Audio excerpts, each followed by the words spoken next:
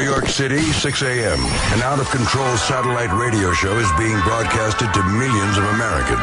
At the controls, Greg Hughes, a father. Oh, this is perfect. This is how it should be. Anthony Cumia, an alcoholic. Hey, hi. And Jim Norton, a comedian. It's me! I work here! Glad I got that one out. Are we on live now? Is it happening? This is it? The three men make up the Opie and Anthony Show, a popular radio program known for its cringe style of entertainment and having very few limits. I like where this is going. I'm seeing a lot of options here. This is like different than any other radio. No telling what we're going to hear in here today. Tits, ass, tons of cuss words. It's just not like radio. It's just like hanging out. In the past, they have been accused of multiple FCC violations and have even gotten their show suspended from satellite radio. This is why. This is American freedom of speech. It's good on every level. Insane. Every second is funny, wildly funny, and philosophically spotless. Everything you are about to hear is real. Real people, real excitement. This is the Opie and Anthony Show. That would be cool. Good morning. Welcome to the Opie and Anthony Show. Hi, everybody. Hi. Man, this end of the world thing's a little weird with Joplin and then this volcano Yeah, erupted again, huh? but if you take out the end of the world thing, we'd be like, oh, there's tornadoes and some Good point. some volcanoes. Yeah, but that head muckety muck guy that was saying that the end of the world was A fraud? last week, yeah. Did he admit it's a fraud? No. He says now it's October 21st. Oh. He recalculated. He said that Jesus did come down and, start his work, but he can't finish everything in a day and stuff. So Why? He's Jesus. he had to spec the job out first. And he looked at it. He's got to get materials, I guess, and maybe get in advance. So, And then on the 21st of October now is the new day for, or the 24th, is it? I have no idea. But it's October something.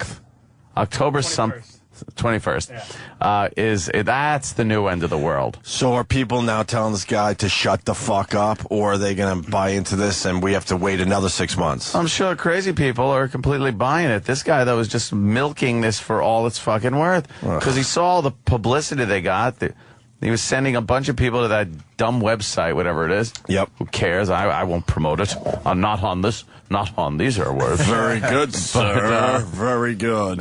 But he saw, probably got a shitload of hits and decided, let me carry this out. He teased the end of the world. And got away with A it. tease And got on away the end with of the it. world. They got away with it. Sounds like a nice radio promotion. Right. You promote, and then it's a bust in the end because it was never a good promotion. Yeah. End of the world, May 21st. End of the world, everybody. May 21st rolls around. It's like, did we get to the end of the world? Ah, shit. We're going to do it next break.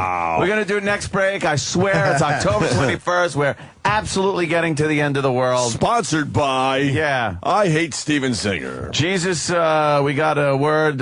He's stuck in traffic, but he will be in on October 21st.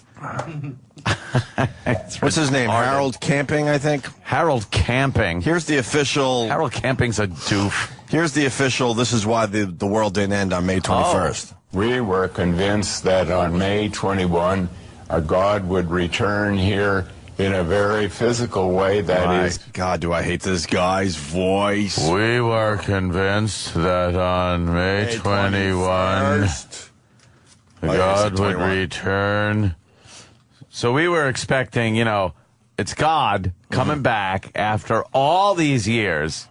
Silly us expecting a little hoopla, a little fucking pandemonium, and nothing happened. But I guess he's got an excuse.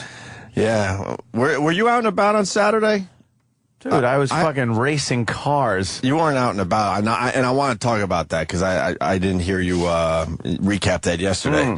But wherever I went on Saturday, everybody was joking about this. Oh, they were joking about it at the track. Okay, they were. Yeah. Joking about this. This guy's a clown. Yeah, total goof. that is that by bringing a great earthquake and by ushering in the final 5 months of the Day of Judgment, and the fact is, when we look at it more spiritually, then we find he did come. He did come. Oh. Now let me back up. The fact is, you're going to find out that I'm going to be saying there's not a new date. There's not a new date. We've already been talking again and again about the end of the world being October 21 in 2011. October 21. But we have not emphasized that because the first down payment, or the beginning of it, was the fact that we would see all of these things happening and usher into a 5-month period of very, very terrible time. You know what this is? What I is get this? it now. Yeah. I get it now. Yeah. It's like when you go to a concert and the band doesn't open with a hit. You're like, why are you opening with this? So everyone sits there and kind of, but this guy's saying, God didn't open big, but that encore is going to be a motherfucker. You think? That's exactly what it is. I think this guy's scrambling. Of course he with is. That voice of his. Dummy. Well, So he said it happened. What about the Joplin thing? That's the finger of God, so that's not all of God. It's just a finger of God. Wait a minute. Finger of God. Fork. I dropped my fork. Shit, finger of God. Plang, plang. So So is maybe there an F5? Yeah, F4 will relocate your house pretty efficiently. Is there an F5? Oh, they all look at each other like, why did she ask that? Why? Oh, see, you're not even supposed to say F5. Shut up. Terrible. I'm embarrassed for that line. It's so bad. But was that a finger of God? Was that an F5 that hit Joplin? What do you think? It looked like it. And from some of the sounds from a video, wow. I didn't hear the sounds yet. Oh, that thing is insane. Really? Does it sound like a train? No, it sounds like Cloverfield. Really? Yeah. It sounds like a soundtrack to a movie. The guy has a video, but I guess, obviously the lights are out in the place, and it's so dark from the clouds. You see some lightning through the window every so often, and some very dark light through the window. They're being safe at first. They're in a store, and there's some kids in there, and they're upset. And they kind of are taking some kind of shelter. They're getting on the floor and stuff. But then, about a minute and 30 in, the shit starts hitting the fan. Uh-oh. And motherfucker, it sounds horrific. They're praying to God. They're telling each other they love each other. They thought they were dead. Who? Now, big flashes of lightning are starting to come through. As we wait for the action, who are the assholes that dislike a video like this? I saw that too. I was thinking the same thing. YouTube's got to wake up, and if you dislike a video like this, just get rid of these people. There's about 1.5 million views on this, 3,059 likes, and 161 people went, oh, real footage and audio during a tornado. Fuck that. I like it. Just a bunch of assholes. The guy didn't even get good video because primarily dark for the whole thing. What is it going to take for those assholes? It's very dark. What is it going to take for those assholes to like a video? Yeah. If you don't like something like this. Like this. This is amazing shit. You can kind of see they're in the store. It's, all the lights are out. The power's out.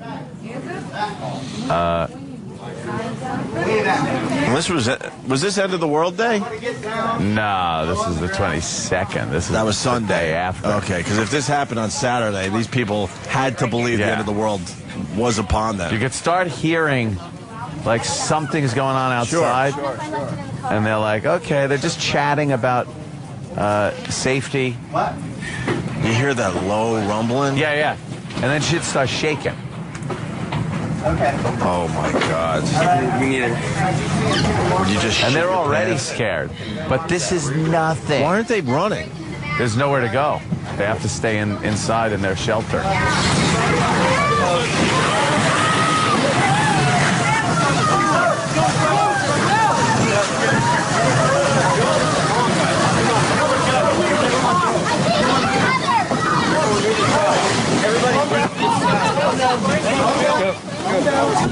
That was nothing. That's nothing? Nothing.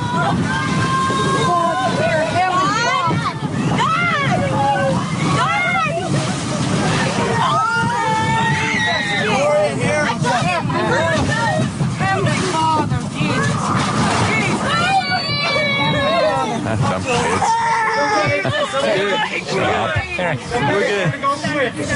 good. No, you're not. Not yet. Here it comes.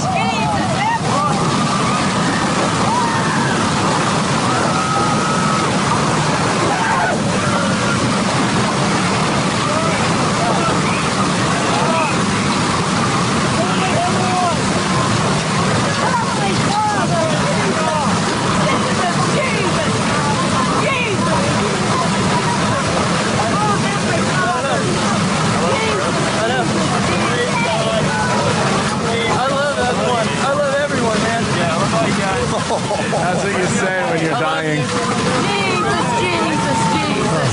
Heavenly Father. Thank you, for what? You're sending this tornado. Yeah. By the way, I can see why you dislike this video. It's black. It's good audio. That's what it is. What are you going to do? Unfortunately, it's hard to videotape in the middle of a tornado. I want clean footage. Okay. All right. I'm trying not to lay on someone. Somebody's on my back. Uncle Paul. Yeah. Tornadoes are good times to cop a feel. The wind blew my hand into them. This is under me. We're okay. We're okay. Did it pass? Yeah, now they're trying to. It's passing. They're trying to get out. They're all tangled up with each other and debris and. Was the place glass. destroyed? No, all the windows burst out. They're not sure if the whole place is fucked up or not. They went into one of the freezers in the. It's a good study store. in human nature because as the thing's coming, everyone's like, Jesus, I love everyone. I love you. And then you hear that lady, hey, something's on my back. Yeah, hey, get off of me, you off my fucking back, you asshole. cunt. Just lived through a tornado. I don't need your shit. Right. What you just said. Oh, shit, the iPhone killer's on TV. There it is. Oh, dude. Another one. The smallest smartphone has entered the marketplace. Wow, that's it. Look at Over there for it Apple. is. It's over for Apple. Look, we're bored with the video already. Yeah, they're like, be careful, there's glass all over. Right. Yeah, but that's... When you hear that thing rumbling in the background... It just sucked the glass out of the building. And just everything just started... What would you do? Would you shit your pants? No, I probably wouldn't shit my pants. Would you fire at it, hoping that would do something? I wouldn't be saying I love you. I love everyone, because then you got to live with that. You never know, though. You say crazy things, I think. It's like George on the plane. right. And the plane is crashing. Wait, I think we're okay. George. Yeah, so you don't want to get into that whole thing. And that one woman, Jesus, Heavenly Father. But then I think she was the one that said, someone's on my back. Yeah. Here's part 2 of Harold Camping explaining what happened on May 21st. Oh. Says he was wrong. I'm willing to publicly apologize for what you said. I would like to publicly What-a-doodly. apologize for scaring half of you. I'm sorry I said it was the end of the world. I'm sorry I did that. It's funny he doesn't have to apologize. No, what the fuck? People wasted their life savings buying advertising for this scumbag. Oh, yeah. How many people bought into it, though? Are there numbers out? I think that... Because like I said, Saturday, wherever I went, people were like, well, 15 minutes before the end of the world. Yeah. Like really fucking joking it up. Yeah. So how many people actually bought into this I think a lot of people bought into it. Yeah, people are crazy. Where are they? People are crazy. Where are those people? I don't know. Hiding in shame. In some form of shame. How many senators? I don't think any, like... You sure? Yeah, I don't think any people that... You saw Religulous, though. Yeah. That one senator believing that... he probably with the dinosaurs, remember but that guy? Probably no comment. No. This was his latest apology. Yes. I'm sorry! Very upset. I did so many bad things! Yeah. 21, the character. For your mistake. I can, if people want me to apologize, I can apologize. Yes, I did not have all of that worked out exactly as I didn't have it right. I wish I could have had it. That doesn't bother me at all because I'm not a genius. And I pray all the time for wisdom, and when I make a Well, we were kind of expecting a genius to come up with the fact that the Earth is ending May 21st, 2011. That you would assume right off the bat, wow, that's got to be a fucking genius. Or at least if you're not a genius, like all your research is going into this for your entire life. This is the moment you've been waiting for. You think he'd get it right. You think he got instruments? He's got instruments that he's constantly checking. Something. Hey, and somebody on the old Twitter says, why aren't they running LOL, Opie, your innocence makes me titter. Now, if you saw a tornado in the distance or started hearing some rumblings, wouldn't you just fucking run? You think you As would. a human being? But it's... I know that would probably not do much. It's Yes, the worst, I understand that. the worst thing to do. So what do? Just You're supposed to seek hunker shelter. down? Hunker down? Yeah. And in that neck of the woods, you're supposed to have some type of place, that you can go and be safe. Would you run? Like, where are you going to run to? I don't know what it looks like outside during Maybe that? you try to find a cellar. It's a cellar door. I need a fruit cellar. Right. It's pitch black in the middle of the daytime when this is happening. Wait, that was the middle of the day. I'm not sure, but when it does happen in the daytime, it's pitch black also. And then the lightning is striking like crazy. You're getting hail. Like, you're going to run outside and play Tornado Pac-Man, just trying to fucking waka, waka, waka, hope the thing doesn't hit you. What if you have a shitty home as far as somewhere to go in a tornado? That's just What if you don't have a basement? Then you're fucked. You got to get into somewhere that is that you think will be secure and hope that the thing zigs and you're on the zag end of the whole thing. Well, you're supposed to go up to the roof, right? Like, just take a ladder and hold on to the gutters. Yes, hold on. The gutters, they say, are the safest part of a house. I think you hold on to the gutter. You go on the roof with your brother with a big sheet. Yes. And you just kind of hold it and make a sail. I would grab a big 4x8 piece of plywood and hold on to it on the roof as tightly as possible. I would fucking run, man. That would be my instinct. I would just be willy-nilly running guy. I think the best thing to do is find some place. If you're in a trailer, you've already resigned your fact to the risk. And if it does hit you, I don't know what you're supposed to do. But if you're in a fortified building, bricks, like the Three Little Pigs say, and there's a basement in there, I think you're supposed to get into that motherfucker. All right. It's that's got to be insane. I've never been through a tornado. All right, fair enough then. I've been through a few. You've been through a few? Yeah, I was zipping around. It blew me one time before town's over. How'd you land so softly as to survive? I was just running. Oh. So you hit the ground running. Just hit me. I was like, boom. Back on the ground running. Yeah. Good for you. Almost wrecked my nightclub. All right. Scandals. And then my other one the first one was Escapades. Escapades and Scandals. Yeah, my nightclub is Scandals here in the city. That's Seashells. Wasn't there an Escapades? There was one on Long Island, wasn't there? It's always a Marriott bar. Yeah. Is named like Scandals or Escapades and things like that. And you go in there and there's just fat house frous and fucking midlife crisis guys just trying to hook up with each other. Trying to hook up, motherfucker. Here's the second half of Harold Camping explaining why the Earth. Boy, he's doing a lot of fucking bobbing and weaving. He should lose his radio gig over this. Yes. I pray all the time for wisdom, and when I make an error, then I say, yes, I was wrong. I have said that already. Error. More than several times tonight. I was wrong. It was to be understood spiritually, not physically, and yet the sense of it is still the same, that judgment has come. Your world is now under judgment where it was not prior to May 21. Wow. So spiritually, there's a big difference in the world that we can't detect it all with our eyes, but we can know from the Bible. Oh, that's wonderful. So it's happening right now as we speak. Judgment is being placed upon What does that mean? Evil. Can we change the evil?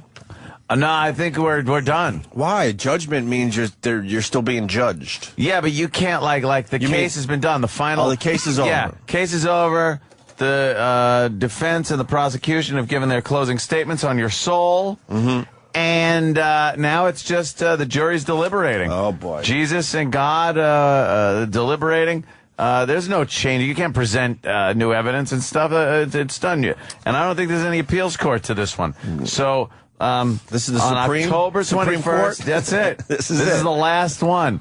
So on October 21st, that's when the jury comes back with their verdict. Right. The jury being, our Lord and Savior. And if it is deemed that you are judged evil, you will be left, I guess, upon this earth to die a horrible death. And the good, you'll just see their clothes laying there in a pile because they will be risen up into the heavens to sit with the Heavenly Father. I don't get that, because wouldn't God allow you to just come up with your clothes so you don't look silly? I don't know. Who the fuck wants to be naked in front of a bunch of strangers? It'll make it look more dramatic to the people that are left in of horror. course, If of there's just piles of clothes, course. you're kind of like, holy shit. Of course, but that seems to be a real pain. Why doesn't he just take you and your clothes, and then you can figure it out when you get up there? Yeah. Maybe then you're in line and then they tell you to take your clothes off and get your heavenly robe at that point. Now, if you know that you're kind of a bad guy, right? Mm-hmm. And you know the 21st of October, it's all over, and you're being judged, and there's no redemption. You're done. Wouldn't you just go on a rape rampage or something? Of course.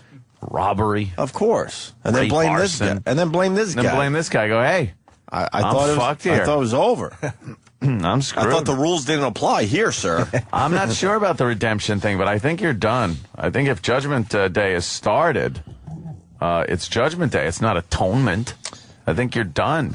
I don't think there's any deathbed confessions left. Tongue punch in Northport goes, this guy's using a magic 8-ball. That's the problem. He's just... signs point to. Try again later. I like when the 8-ball would get all lazy on your ass and tired. Try again later. And what kid would put it down and go, all right, I'll be back in like 2 hours. All right. Later meant one turn, like time it takes to turn it back over. Right. I'm in.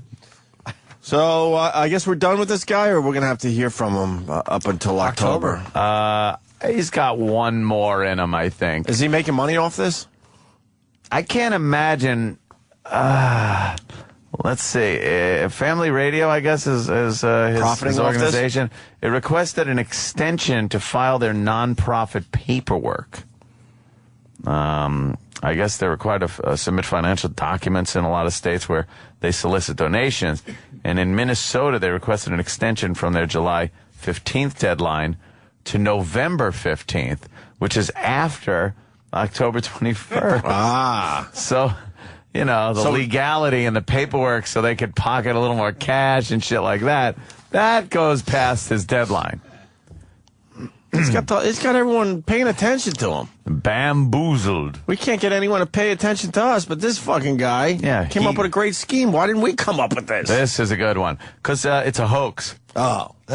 We would have been screwed. Yeah, the hoax rule would have got us, right? Shock jocks Opie and Anthony in trouble again, predicting the end of the world. Meanwhile, they're reporting it like it's real news. Right. If we said it, we're just, oh boy. You might remember these two from the sex at St. Pat's Cathedral scandal. They're now saying the end of the world.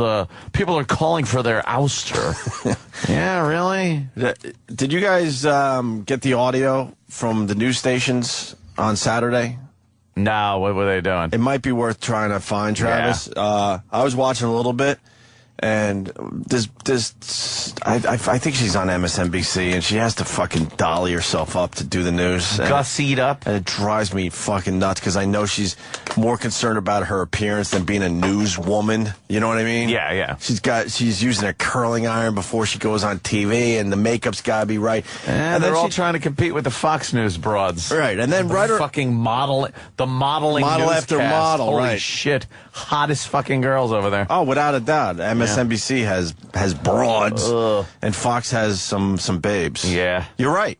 You're right. Rachel Maddow, is she a woman? I don't even know what that is. I really don't know. And it's CNN. You'll have like a couple of nice looking girls, but then they'll bring on some woman who absolutely knows what she's talking about because that's the only fucking reason to put her in front of a camera. She's the pig-faced Like, one? she has got, I you know who her? you're talking about. She's horrid. Her nose even pushes up like a pig's nose a little bit. God, she's disgusting. Horrible. And then you go to Fox News and it's fucking blonde bombshells, big tits. They're all showing leg. Yeah. And it's like, this is the best fucking news. I think I'm being pulled over to the right-wing side. That was their whole fucking thing. I think they're fucking me up a little bit. Because they know these righties are fucking secretly the most perverted motherfuckers out there. You know, I have family values, and I'm a Christian, and I take care. Holy shit, look at the tits on her. And you know what you do with your right hand now, don't you? Jack off? Yeah, that's right. More people jack off with their right hand than their left. It's a fact. Yeah, it's just easier. It's a fact. That's only because the left thumb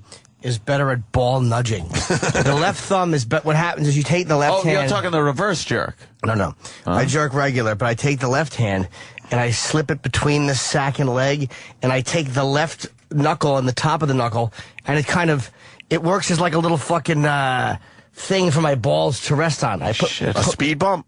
Kind of, yeah. I put I fucking put my thumb under my balls. It's like you're opening a puzzle box. You don't touch your balls when you jerk off? Thumb between the balls. I'll tug them with my left hand. It all depends. If it's going to be a long, fucking romantic jerk, it could take a while. You know, and then you fiddle around.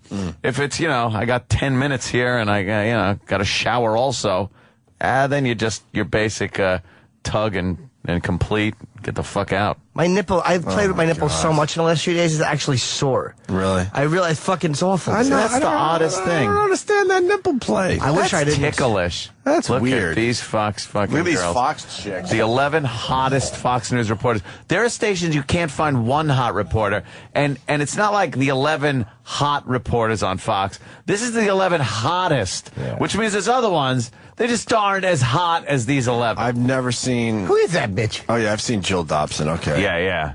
Yeah, I've seen this girl. Oh yeah. Who's this one? Ainsley. Yeah.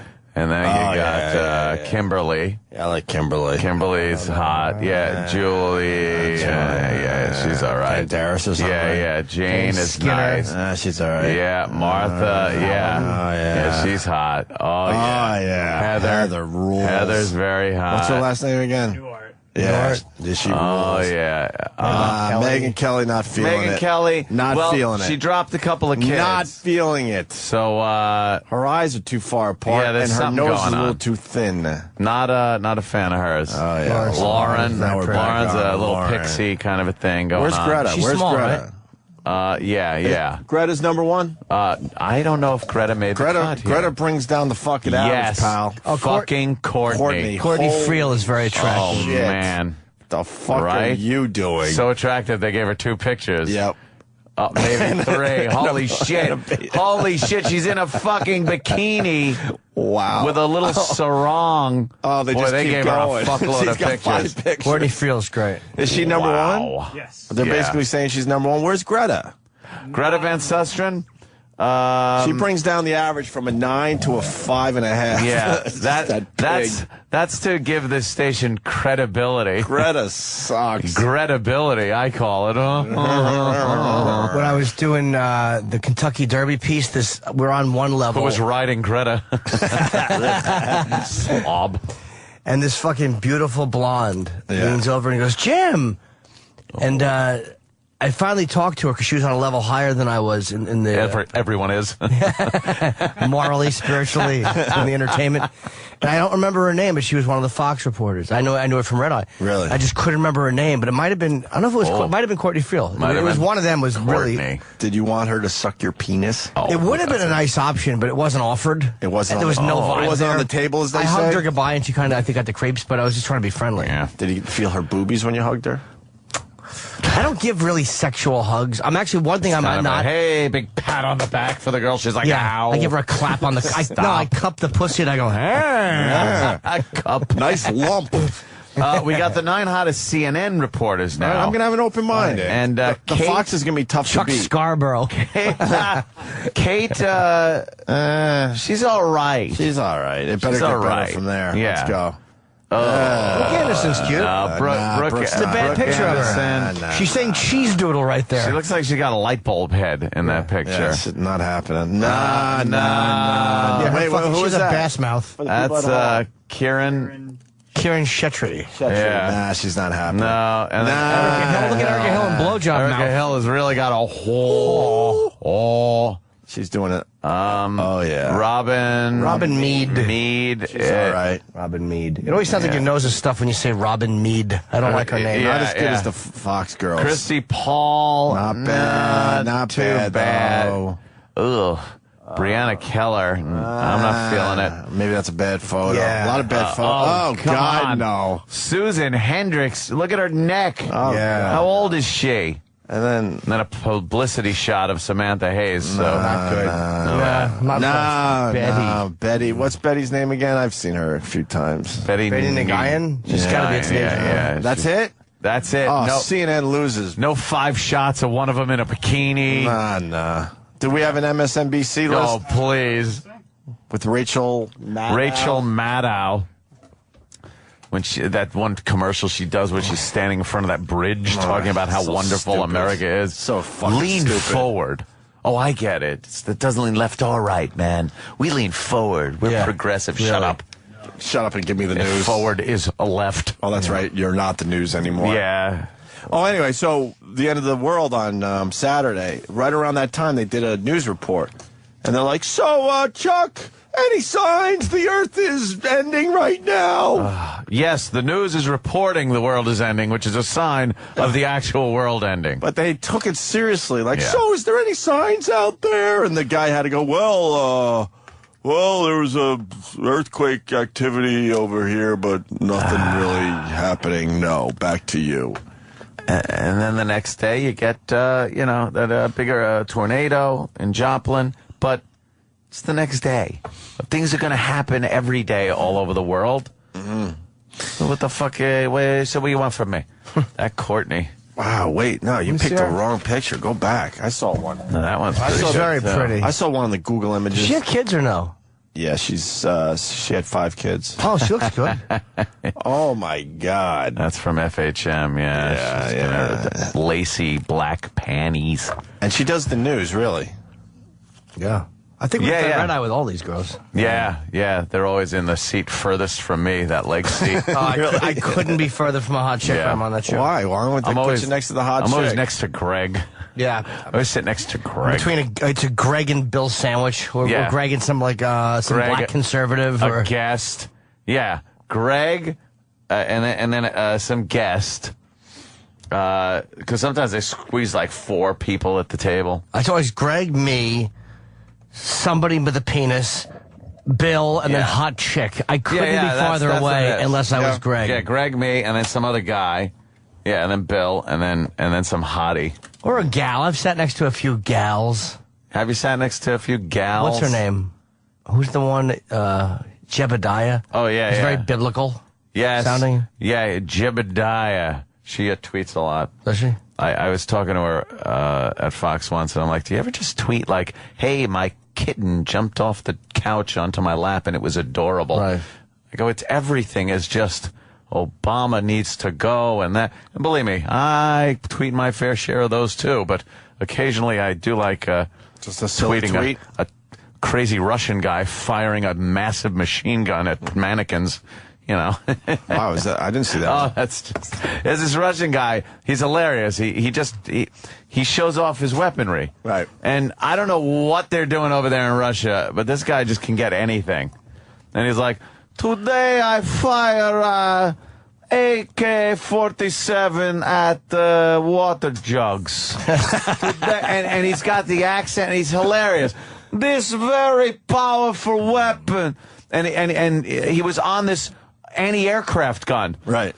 This is the pretty much the biggest automatic gun you can own as civilian. And he's sitting on it like it's one of those boom, boom, like fucking, you take out aircraft with this thing. See, you just need the government to collapse, and then you could go out there And then you could go out and buy whatever you want. buy or just grab whatever you want. It's hilarious. His voice is just great. I'm sitting here. You can run manually or automatically. And he starts it up. Blah, it's like a diesel motor. He's whipping around like he's tracking an airplane. Wow, that's cool. And then he's shooting shit across a river. Really? Yeah. Is that now we go to full automatic rock and roll. Is that better than the 50 cal you have? Oh, yeah. That thing, it's a thing you sit in. It's an army it's a piece of military equipment. Is that where that commie Jane Fonda was sitting on that one time? Yeah, something similar to that. Yeah. Yeah, the shells are this big. They're about 2 feet long. Wow. And he's just How much like, those cost? now for the fun. $10 a piece for those shells? Probably over there. Who knows? Yeah. Some blue jeans and toilet paper. Like the old days. When I was growing up, all you knew about Russia is you could buy anything with toilet paper and American blue jeans. Blue jeans. Hey, go to weatherbabes.com there, Travis, please. Sure. Anthony in New Orleans, you better be onto something here. Yeah. Weatherbabes.com. I am. Nope. No on the weatherbabes.com? You're an idiot. Of course not. .org, possibly. .org.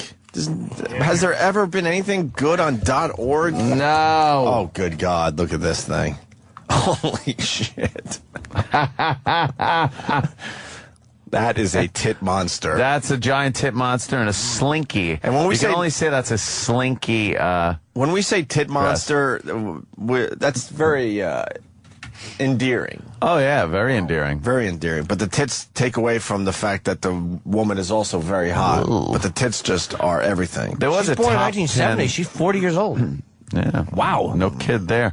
There was some site that had like the top 10 weather girls. Yeah. Because weather girls always have to be a little sexy, or they try to make them a little Who's sexy. this girl? Anyway. We've seen her. Jackie Guerrero. Is she on the one of the Spanish channels? She looks like one of those Spanish. It looks like the weather babes. said like a soy y Oh, ala yeah. Okay, yeah. something. You know how great it would be if you hired a big fat pig to do the weather? Like a really ugly woman? Who wouldn't watch? You might want to just to see something different. Nice 400-pounder. Yeah. Yeah, the rest of these girls are all right. They're like Slob. average. Let me see. Yeah, they're trying to look. Who's this chick? What does she look like? Can you go back a little? Who does her face look like? Oh, fuck. She looks like somebody in the face. Like somebody, Yeah. like bees stung Paris Hilton. I can't remember. Person gets. Yes, I don't gets know. bee stung. Face looks so familiar. Is she from Norway? I see Way. Oh. No, I don't know. Caribou. All right, keep going. Oh, that's got to be Canada. Oh, no. No, she's it's there. that part of the map that you're not used to seeing. It always bothers me when you okay. when you go somewhere Wow. else and they do the weather, and all of a sudden it's that part of the map you don't really usually see. Right. Yeah, it's like, where Get is all that? confused for a second. Is this henna head? That's horrible. All right. Redhead Look at with the a big calves on this rump. bitch. Yeah, she's got some, Why is she a weather babe? She sucks. I don't know, I bet the black guys like her. She's got big eyes. A little wide in the hips. Oh, look at her. She's like, hey, Hey, the weather. look at me. Look at my She's boobs. But she's in the Oops. Detroit code and the day. Shouldn't we have an airlift and get her the fuck out of there? Yeah, she should She's be too hot to be left in taken Detroit. out. Jane, That's awful. that dress is horrible. It's that she's Jackie wearing. Kennedy's I know dress. nothing about that. She Really, looks like she has a glass eye. After the That's not shooting. a weather babe. These weather babes suck. I know. Hire some fat pigs. website stinks. You fucking fraud. Big fat women have no place on the network news. But the guy from with the guns is not Russian. No, he sounds Russision. Your Russian guy is not Russian. Well, what is he? You want to find out? Yeah. All right, let's talk to John. I want to see if this guy. John. Hey, Hey, what's going on, guys? what accent is that? He's a Canadian putting on a Russian accent. His name in the gamer industry is FPS Kyle. He used to be on like a web-hosted TV show years ago. Yeah, no, not actually. Put it on because I want to see. Don't go anywhere because I gotta see if you're actually talking about the same guy. Yeah, no, FPS Russia, FPS Kyle. I have AK-47. I shoot at leg if you do not believe AK-47 is real. That guy. All right, let me see. Here it is. Let's see this guy. Okay. There's a first-person video of. Oh, never mind. I started reading too soon. Joplin. We did the Joplin. It's the computer. I heard "Here we go," so I went right to I just want to hear his voice. AA-12 fully automatic shotgun. Okay. 9 million views. All right, an advertisement. You gotta love the ads. This guy's got 9,780,000 Pushing 10 hits on this. With no dislikes. Oh, wait. Oh, my God. Yeah, but he's got so many. All right, let's hear him. All right.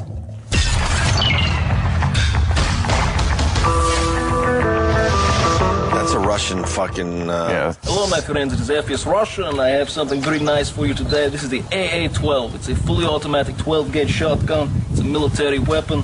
You're getting 300 rounds per minute. And the thing about this gun, it is complete stainless steel construction.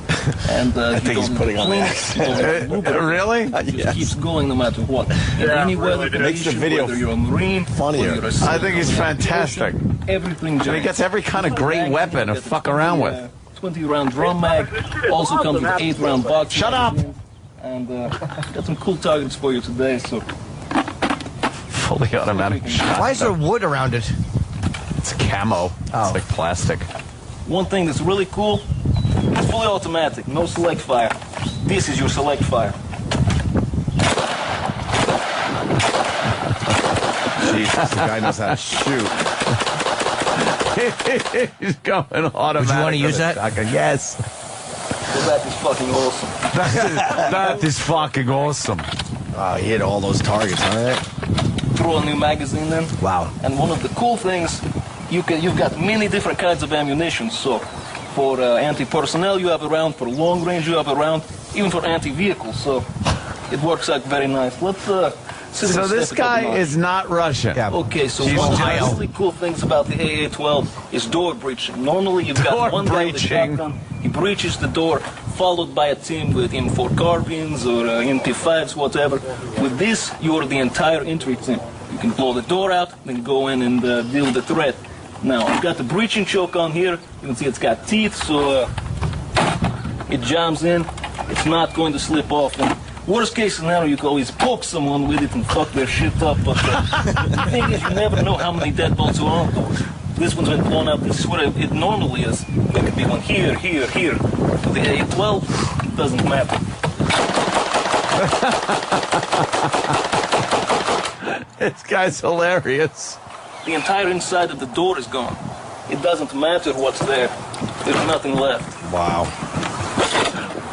Okay, so I got another. Holy shit. Guys, it's a long video. I don't know what his story is, so if he's he's not Russian. I would guess he's putting on the Russian accent after hearing that. It's funny. Which makes it good, though. Yeah. I don't know. Well, I'll have to do some research. Well, how do you know he's not Russian, though, John? All right. Well, he used to do a show. I don't know if you ever watched it, Anthony. It's called Pure Ownage. He's the guy who's directing that. That was FPS Doug and I forget the other guy. It was like 4 or 5 years ago. The show was kind of a big internet hit for WoW nerds and EverQuest nerds and everything. So and he was the director of that. He's one of their brothers, and then he went on to do his own thing. Yeah. I don't. But but it's fake. But in the old video, how do you know he's not Russian? Does he talk normal in his past projects? Yeah, but he was born in Canada, and he says shit like a boot. Okay. Really? But now he's like taking the Russian angle. It's like the fake Russian accent. Look it up. You can just type in "who is FPS Russia" and it just comes up. All right, right on, brother. I'll check it out. It's kind of funny. Thank you. All right, hey Travis, look up Chetta Johnson, Cheta, Chetta. That's a different way to spell cheddar. Is that her? What do you think? She looks pretty generic. Hot weather babe. Pretty generic. Yeah, she's pretty though. Yeah, she's definitely pretty. Yeah. But she's not dripping sex. Mhm. That's what we need in our hot weather babe. Yeah. Where they're just dripping sexuality. like a slug trail down the thigh. Exactly, Jimmy. Her juicy vag just leaking pussy juices. Because She's horny all the time. Oh my guys do that. What? It's like fucking, check this out. And you click and it's like, but everyone has their own taste. Well, that's just it. That's She's why too plain Jane for me. Yeah, that's why you never post You that gotta be shit. dripping sex. You gotta wear like if you're a hot weather girl, you gotta wear like a little top and some kind of like slacks that show off your pussy. That's right. Yep. And a bra that might be a little too tight where it might just burst at any moment. Mushes your bosoms Showing together. her tits. Wow, her big tits. Yeah. And her fat pussy. Yeah, like, no, I just want to kiss your legs, maybe touch your breast and lick your pussy. You have to bark it at her. Of course you do. That's the only way it works. Hey, is the Oprah going away? Oprah's last show's tomorrow. Yes. But they're doing a whole, a couple of days, I guess. It's star-studded. Madonna came out, used her affected voice. Really? Yeah. Dead or alive? The alive list has one name on it. Oprah. And it was like, Oprah Winfrey. Because of you, Beyonce. women everywhere have graduated. No, that's Beyonce. Tara. Motherfucking Beyonce, bitch. That's Beyonce. There's Tara.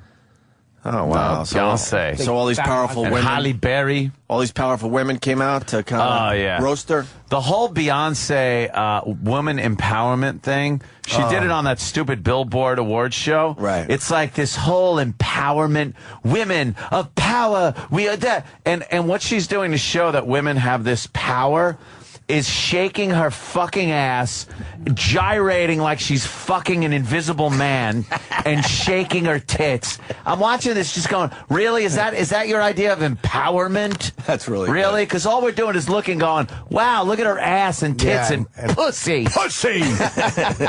Look at her shaking her pussy! And then she also has frills, or what is it called? Like frilly shit around her ass, so when it shakes, it looks even better. Like it's feathers in the wild kingdom. I got to clear this up. And how can you say Megyn Kelly? How can you say Megyn Kelly is fucking sexy? I didn't, you dumb fucking cocksucker. We all just said it's. We like, all went. It's like she's there. I go. She's had too many kids now. She and I didn't say shit about being sexy. I might have said. You fucking asshole. Go back to Megyn Kelly. God. Let's give her another look. Let's give her a look-see. A little look-see. Oh, you're on fucking notice. Damn. You're on notice. Let's see this Megyn Kelly. One more slip up. Oh, she sucks. No. She's kind of. Oh, she's. Give me like a picture that's like even 5 years old. She's weird. She's got a weird, like, it's almost too masculine thing going on with her. And her eyes are too far apart. She was with, or is she still with fucking, who? Dummy? Who? Fucking, who? She used to do his radio show, I think. O'Reilly? O'Reilly? I think she pops up on O'Reilly's show. Was he dating her? No, Jesus, not O'Reilly. He's a happily married man. Yeah. Oh, was he married? We all have to forget about the shenanigans he was involved with for a while there. Sounded like a transcript, didn't it? The way the audio. Oh, right. Yeah, that kind of went away. He made that go away. Speaking of things going away, our little friend from the International Monetary Fund. Wow. That guy, it's right on the cover. The IMF guy? Yeah. First of all, didn't they find semen on the maid's fucking outfit? Semen? Yes. DNA has been found. This guy. They call it DNA, so. And then they took we read that as semen. Yeah, and his blood. And they found, they took pieces of the carpet and found DNA on that. So, like, he's just going around and, like, pre-cum is swinging out of his dick. What's the blood about? She pushed him, and his back hit something, and they found a little bit of blood on that. Oh. But his people are going to get to her family, and she probably won't want to testify, and they think they have enough anyway, but without the victim saying it's tough. They're sending people to Africa, this remote African village, and the cover of the New York Post has her family, the maid's family, in Africa. Why did that one guy get so tall? that guy is giant. Yeah, they have a giant in their family, and then everyone else is kind of normal size. There's old storyteller guy who gets around the fire and tells stories. That guy played with Muddy Waters. Did he play with Muddy Waters at some point? Yes. And then there's the children. 1, 2, 3, 4, 5, 6 children. They're wearing old Crocs. Not the shoes, actual crocodiles on their feet. Is what, Baby crocodiles. There are plastic Crocs, and they're all cracking. And I do see a World Championship Patriots jersey that they're wearing. And there's a little bald alien kid. All the kids have hair except for the one creepy bald alien kid in the front. Yeah. Looks like Nick Van Exel. It's very unpleasant. So if these people know that they can go from this to, It's the Beverly Hillbillies. Beverly Hillbillies of Africa. Look, man. Holy shit. Serengeti Hillbillies. Beverly Savages. Go from Africa, cooking Bwana in a big black pot. I know Bwana. Bwana! I know Bwana. Bwana! If crazy white man. If you're in that situation, yeah. Wouldn't you call up your relative and go, come on, was it really that bad? Yeah, how bad was it? I mean, come on. The women here are being raped constantly. Right. Can't you take one for the team? You know how we live back here. Yeah. You start calling, making some phone calls. Making some calls. Was it really that bad? Making some calls. Hitting a log. Trying to doing smoke America. signals and hope they make it to America in time. His French. His cock couldn't have hurt as bad as the tall one. I mean, come on. Oh, please. How bad could it be? That tall one's drilling for oil. When you used to take an African tribal dick, the Frenchman is not hurting you. If you live that shitty, I think your aunt's got to take one for the team. Absolutely. Yeah, they all got dirty shirts and everything. It's just a mess. Exactly. Get them some whisk. So what? The IMF guy's friends went over there? Yeah, there's some offers? associates and family members, they're saying, that have been contacting her family in Africa. And there's been allegations made that people are trying to pay these people to get to her and say, please drop these charges because I want them good boy phone and they're naughty boy. Oh, him have a good boy phone and him not a boy phone. They can afford both. Yes. Hey, the second half of the song you interrupted, Aunt. Jesus. The naughty boy? Yeah, I don't like that being the only version, though. I love You got a that new version? Oh, what is the version? Because the raga version, the reggae version, my favorite. Well, there's all different. I mean, Which one is there now? Well, in honor of Obama going overseas and getting his limo stuck. Hey, you've got a good buy phone and a naughty buy phone. He's doing a leprechaun dance where he kicks one leg up at a time. Was that a jig? He was doing the jig. Was that a jig for the... Yes, he was doing the jig. I was doing a little Irish dance to commemorate a good buy phone. Oh, he's got a good buy phone and a naughty buy phone. I'll be doing that now all fucking night. Would you have to kick up the leg? You gotta kick your leg up and your arm has to go up. Just picture a tiny little leprechaun dancing around his pot o' gold. Yeah. Pato. The pot o' gold. You think Obama shit his pants when that limo got stuck for a second or two? Was he in it when it happened? They said, did he actually get out of it or not? They're not going to I've tell heard us. yes, I've heard no, They're not I've gonna heard, tell but us. they'll never tell you if he was in a certain limo or not. It was the bulletproof motherfucker limo. They both are. They both are. Yeah, they both are. So it was one of those. It wasn't just one of the other cars. I told Ann before the show, I've seen the motorcade a few times now, and I think Obama's got to be in the second one every single time. They make believe he could possibly be in the first one. No way, because you know whoever wants to do harm to the president, you got to talk about this very carefully because there's ears all over the place. But if you want to do harm to the president, you're going to be a fucking nervous fucking Nelly and do whatever you have planned as soon as you see the first limo. Wait for it. You're not going to have the patience to go and decide if he's not in the first one. So you think you're just going to go for the first one every time? Every time, if you're one of those kooks that want to do harm. If you know that now, you would go for the second one knowing he's in there. Yeah, but I think the odds are they know the type of person that would want to do something like that would just fucking panic and just be the panicky Pete. Like, there it is. I wonder if he's ever not in the limo at all. Like, does he ever ride in one of the SUVs? Maybe they're bullet and bomb proof too. Does he ever like ride like in one of the first cars? He's in a Datsun B210. But where you'd never expect him. Like a horrible van. Like in between a couple of cops with a hat on or something. He's Like in a Chevette. Right, a van. Yeah, exactly. Like riding on the motorcycle cop's back in a cocktail dress. Or the SUV that's fully armed with those guys that look like they're from a video game. Holy shit, with the windows down and they are just staring at everybody. It could be in the middle of that thing. Yeah. Those guys have fully automatic machine guns that they can assemble very quickly. Yep. And I've seen some shots of those guys where they're just carrying those guns with the windows open, the back hatch opened, and they're just looking like, we'll fucking decimate anybody that they will. even comes near us. I want to go to the White House. I want to see like the West Wing, but you need like a 6-week. There's a huge security waiting clearance. list. You got to wait for your security. I think so. Pass. I got my picture back, by the way, with the fucking what's that guy? Secretary of the Army. He's the head of the Army. The head of the Army. Yeah, he's the guy who runs. Can I see your phone? The Army man. Fuck. G.I. Joe? No, he's a civilian. He's the civilian head of the Army. G.I. Joe, fighting man, head to toe. But they said that there's like a white barricade around it. I don't know why there's a white barrier around it. Oh, well, it happens. Hey, can we take a break? Oh, yeah, we got to eat. When we get back, I do have local news coverage of Judgment Day. These fucking assholes. Judgment Day. Also, I wasn't here yesterday, and I'm sure you guys talked about it, but I need to know about the Poconos, and I need to know a little more about Kareem Abdul-Jabbar, motherfucker. Jimmy's meeting of Kareem. I was lazy, man. I could have came back with Jimmy. I'm such an asshole. And that's a huge one.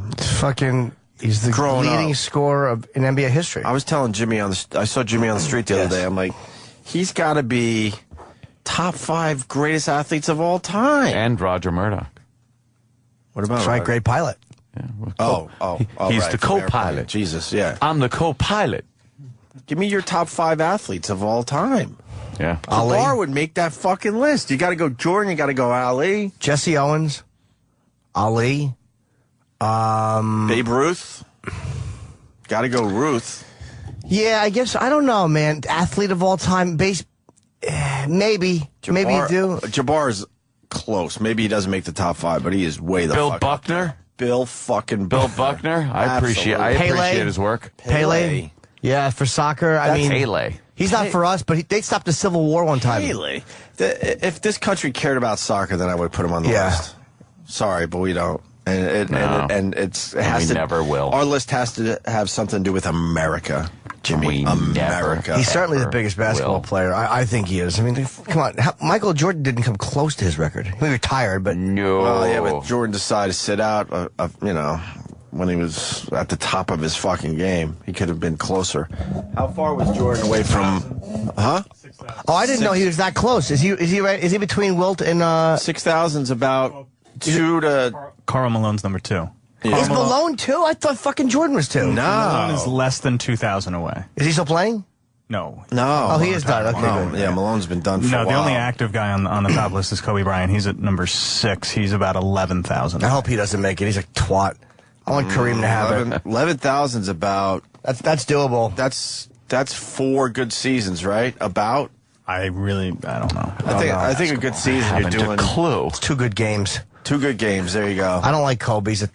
I hope Kareem Jim keeps that Thorpe record. on your athlete list. Get the fuck out of here. Come on. Jim Thorpe. There's no footage. Deion Sanders. You have to have footage of the guy. Bo Jackson.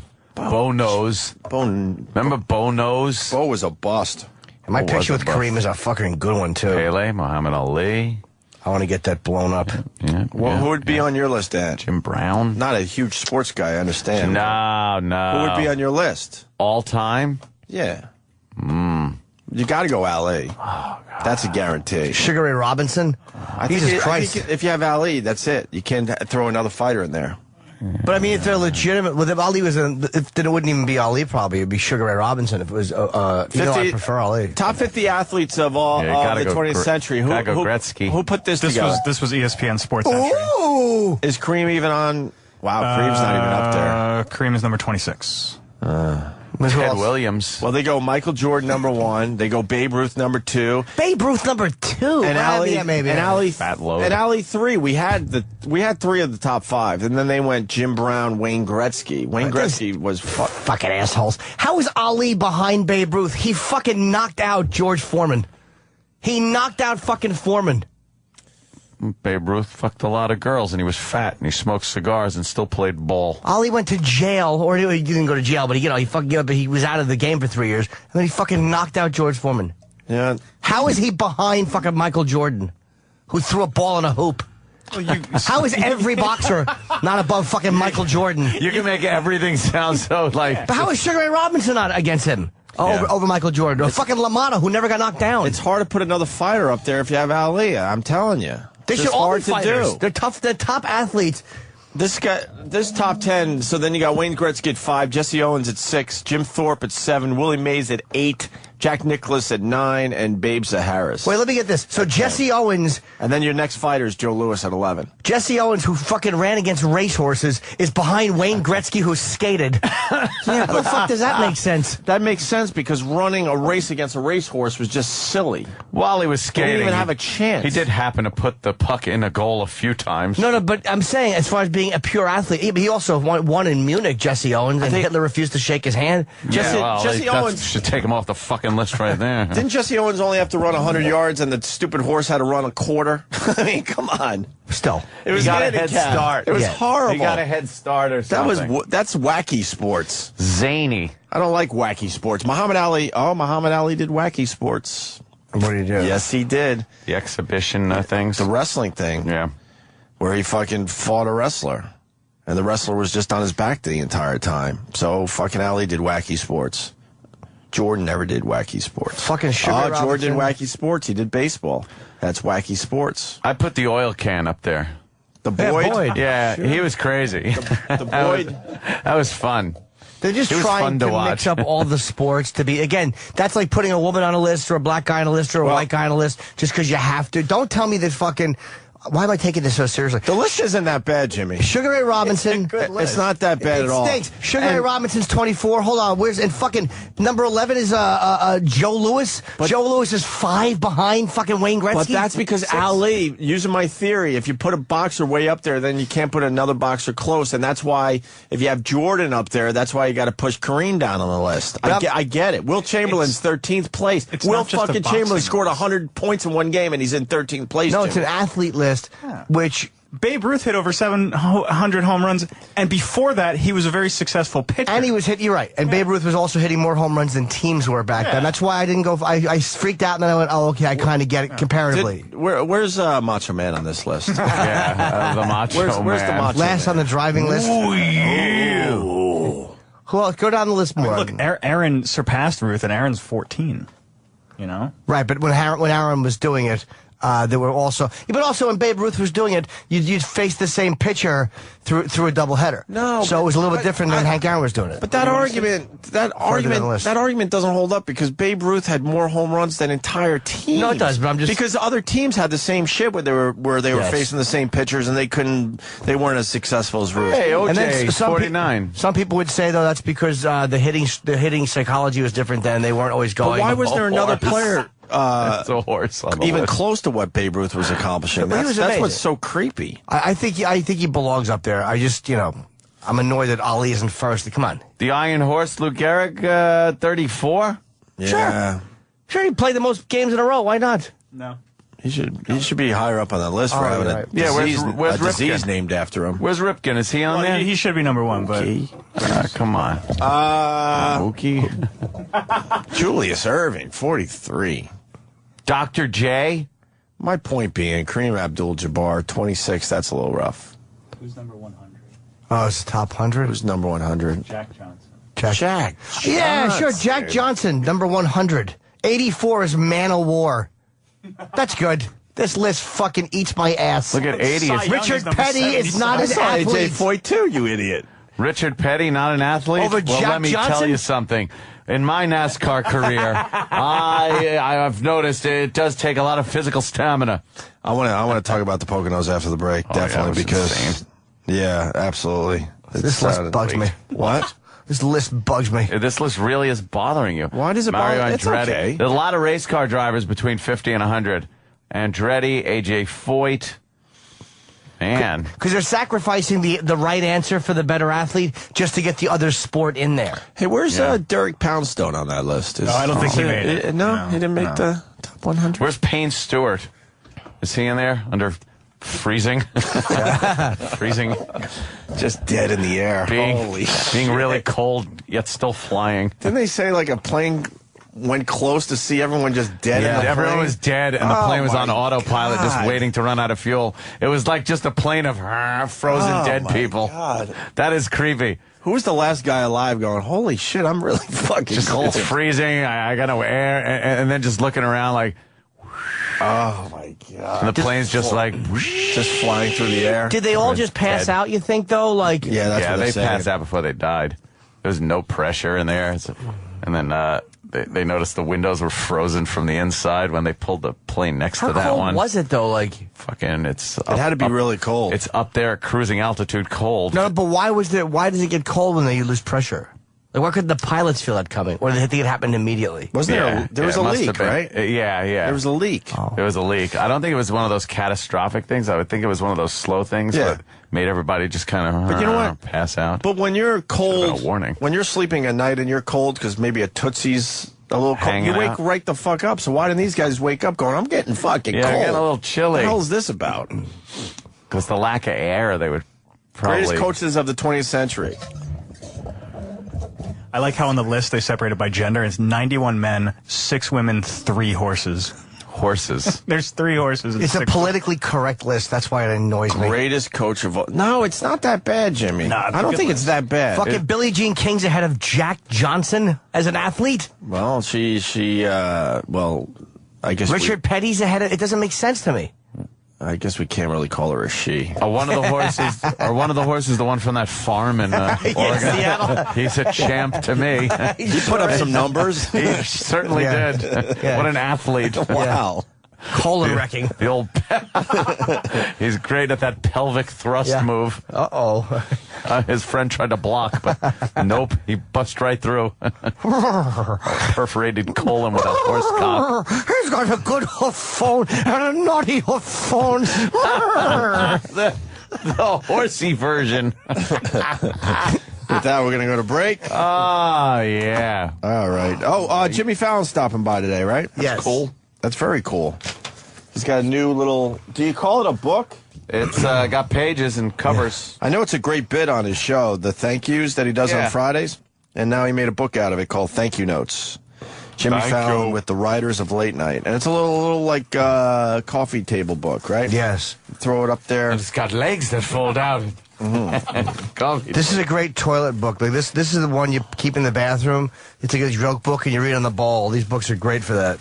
You could read this in probably 2 shits. Depends. I think you could read this in 2 shits. Depends. You got to sit there and let your ass cool off. Yeah. It's going to take a while. All right. Hit that, E. The virus. Get in touch with the Opie and Anthony Show. 866-WOW-1-WOW. Send your feedback to feedback@opieandanthony.com. Opie and Anthony.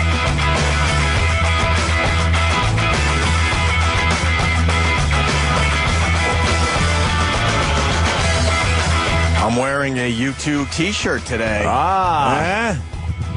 Did you hear? Just wanted to share. Did you hear Bono's profound speech on the Billboard Music Award? No. Wow. I couldn't watch I tried to watch the Billboard Music Awards. Horrid. I saw the Beyonce thing. It so happened that's the part I caught. Was just dancing in front of a screen and it's like what? What did Bono say? Bono babbled for 3 minutes, maybe not even, and then was just removed by one of the other guys in the band. What do you mean? Just kind of pushed to the side and we'd like to thank because what were they getting? Bono was just some kind of fucking You Rule award. Humanitarian, or was it for his music? What was he doing? It was for their tour or some shit, being amazing and everything. Okay. And they went for 15 minutes showing the tour and what goes into putting on putting up that set and everything. Mm-hmm. And they go, and now, ladies and gentlemen, you too. And they just walk out. It's like, they couldn't play a song or something? No, they're at that point in their careers. They don't have to play a song. They don't have to play a song anymore. But and then Bono got on mic and just started rambling about, you can make music in like your living room, and you can make music on a little piece of carpet or whatever. And then, like, it was just like, hey, yeah, okay, Bono, yeah. And thank you for... He was just trying to be profound. He was trying, but it was like, it wasn't about apartheid. It wasn't about fucking starvation. It must suck to try to be profound all the time. He seems to be one of those guys that he thinks he has to be profound every time he's in front of a microphone. Every time. I think he lost it, though. It was like, when he was like, we go to cure AIDS and stuff like that. It's like, all right, whatever. But he's been around long enough to know that it's all bullshit and nothing really changes. Yeah, nothing changes. But when changes. he was young and full of fucking cum and piss and whatever the saying is. He was ready to piss and rock. vinegar. He was going to change the world, but now he's in his late 40s. He might even be in his 50s at this point. He's like, shit, nothing really changes. Yeah, nothing changed. We barely saved any of the rainforest at this point. We've been fighting that cause for 20 years. So instead of donating money to stuff, let's just build an amazing set that costs millions and truck it around. And it's amazing, right? All that money wasted. Why not just do, like, if that's the issue, why not just do a simple set? Why would you spend that much on a fucking worthless show? Their set is crazy. These fucking He's guys, a pompous ass. Well, these guys aren't aging, though. That's kind of creepy. Well, Bono on a close-up they showed during the Billboard Music Award, you could see, The Edge hasn't aged. No, the Edge looks like the But Edge. if you wear a hat like that all the time, he's like a keeps you cartoon. young. The Edge is like a cartoon character. He just has one outfit. There's a lot of medicine in that hair, though, huh? They all got medicine in their hair. Yeah, a little medicine. Well, not all of them, I guess. What's his name doesn't? Yeah. He's like the fucking Charlie Watts of the band. He doesn't care. I don't really know his name. I love this band. Gilbert Godfrey. That's what he looks like. Godfrey. There you go. Really quickly, I was driving home from Philly, and I wanted to check out our channel because we had a lot of excitement on our channel over the weekend. Yes. And I discovered my car is 2 years old now, I guess. And I think we're on Sirius 206. I know we goof about that from time to time because the channel change really fucking got everyone confused. XM 105, Sirius 206. That's it, right? Yeah. So, I'm driving home and I'm thinking to myself, man, there's a lot going on our channel. I want to check it out, see how it's sounding. Long story short, my fucking car does not get Sirius 206. Oh, it doesn't. What the fuck is that about? Without bitching and complaining and yelling and screaming about this stupid company. Why doesn't my car get 206? Could someone explain this to me? What a coincidence, because as I was driving home in the Shelby, which I have a Sirius radio in and a Sirius account, I, too, was searching for the virus. And to no avail. You didn't have it either? To no avail could I... We didn't even talk about truck either. You're kidding. No, I talked to We Gary. didn't even talk about this off air. No, you have to give the number. You have to give your radio Opie, number. Anthony, and Jim Norton, it's We our all channel. can't listen and to we can't our listen to our own channel in our cars. And don't fuck up my XM account with the Escalade, because that ain't the one. It's the Shelby. You have So to get what does the that radio. mean? You have to get the number off the radio. Why? It's just they probably have to. why? I'm guessing they have to reset. But I think that's all they have to do. Reset. Do they? No, I think they have to add the premium maybe they XM do. package, which they pulled from us when they Why would they switched pull it from channels. us? Why? Why? They what do switched channels and went like, fuck them. Let them just go to the basic shit. And then I went through every single channel because I thought I was missing something. Our channel wouldn't even come up on my radio. 206 doesn't even exist. It goes like... So what? It's going to exist after they do what? And what do I have to do? Who do I talk to? Like... This is a pain in the ass. You can't make it such a pain in the ass to get people to listen. No. Because I gave up. I'm like, you know what? I don't need to listen to me. You know how many listeners we lost? Stupid. You know how many listeners we probably lost through this changeover of channels? Well, don't you think the advertising will reflect? Oh, right. That doesn't wait a exist minute. either. That's right. Right. You're right. We probably did because people don't know where it is. or they don't realize that they have to reset their radios or whatever because they're not saying- going to make it easier. They're saying we have to pay for the Best of XM package, but we work here and we had that. But I ain't paying to hear my own fucking show. That's right. No one should. But then because of the channel change, they took away all the Best of XM packages. I guess. Yeah. Why would they do that? That doesn't make sense. I don't fucking get it. Because wouldn't that make people go, yeah, I don't really need it. Yeah, Fuck yeah. it. Now Fuck let it. me not get it. Let me, you know what? I don't need to get it. Whatever. Unbelievable, man. Unbelievable. But give it to us. Oh wow, the phone's just fucking exploded. That means our problem is their problem. Is their problem. They're having the same issue. Of course they are. Motherfucker. Had a Sirius radio, couldn't get you guys, had to buy the XM package. But what if you had the XM package? Did they take the XM package away from everybody? Yeah, what was the And deal? why Did are we- I have the XM package and when I was able to listen on Sure. Sirius? You did have it. I did? And it probably just got fucked up on the computer when it switched. And the channel I bet change. not. I bet it was a fucking calculated move. And I'll say it again, and they got mad at me because I kind of nodded when they told me this off air, but a channel change without us being on the same channel on both is so stupid. I know. Why bother? What without And the then they're name like, of the channel well- being Opie and Anthony? Well, That's always we been gave an up on issue that. for years. So. Yeah, we gave up on that. What are you going to do? You're going to make yourself fucking sick. What is Martha Stewart's channel called? The cake. Is it called? It's called The Cake. The Cake? Because she bakes. But don't other name people have their fucking name on the channel? The Collage. Her channel is called "We Spend The Millions Felon. on This Horse Shit." I think it's something like that. Is the name of? Do you ever listen to the channels, Travis? Her channel. Perjury to the grand jury. Yeah, Tanner Boyle hair, 115. Give her a little tussling. It's called "No One Gives a Shit About Your Treats." So wait, Stewart baskets. So Martha Stewart, is that her channel name? Yes. What is Martha it? Stewart Living Radio. Yeah. She not this argument, by the way, that Opie and Anthony are not the only show on the platform. I get that. But is Martha Stewart on 24 hours a day? No, she's not. Unfortunately, no. But why is her name? Why is Oprah Radio when fucking Oprah is not always on? So that fucking argument we've been given is shit. And we've been given it since XM. This is not new with Sirius. Well, you also have Ron and Fez, and there's no disrespect to them, or other shows on the weekend. Right. Fine. But people who are looking for Opie and Anthony should be able to see the Opie and Anthony thing instead of the virus. If the company does not want the name of this show associated with it. And I'm not being paranoid and crazy. It'll be fun to see who's on the virus after we're long gone. XM 105. virus. This guy's telling me we're on XM 105. I have a Sirius radio because I bought a car that has Sirius. Shut up. I looked at XM 105, dummy, on my fucking radio. It wasn't there. There isn't a 105. Wait, you have an XM car? I have an XM Escalade, So which it's I working- get everything. Wait a minute. I have a Sirius. What are you talking about? In my Escalade, I have XM. Because this could be a bigger problem then. In my Escalade, I have XM. Right. So I go to 105 and I get the virus. Right. In my Shelby, I have a Sirius account. Right.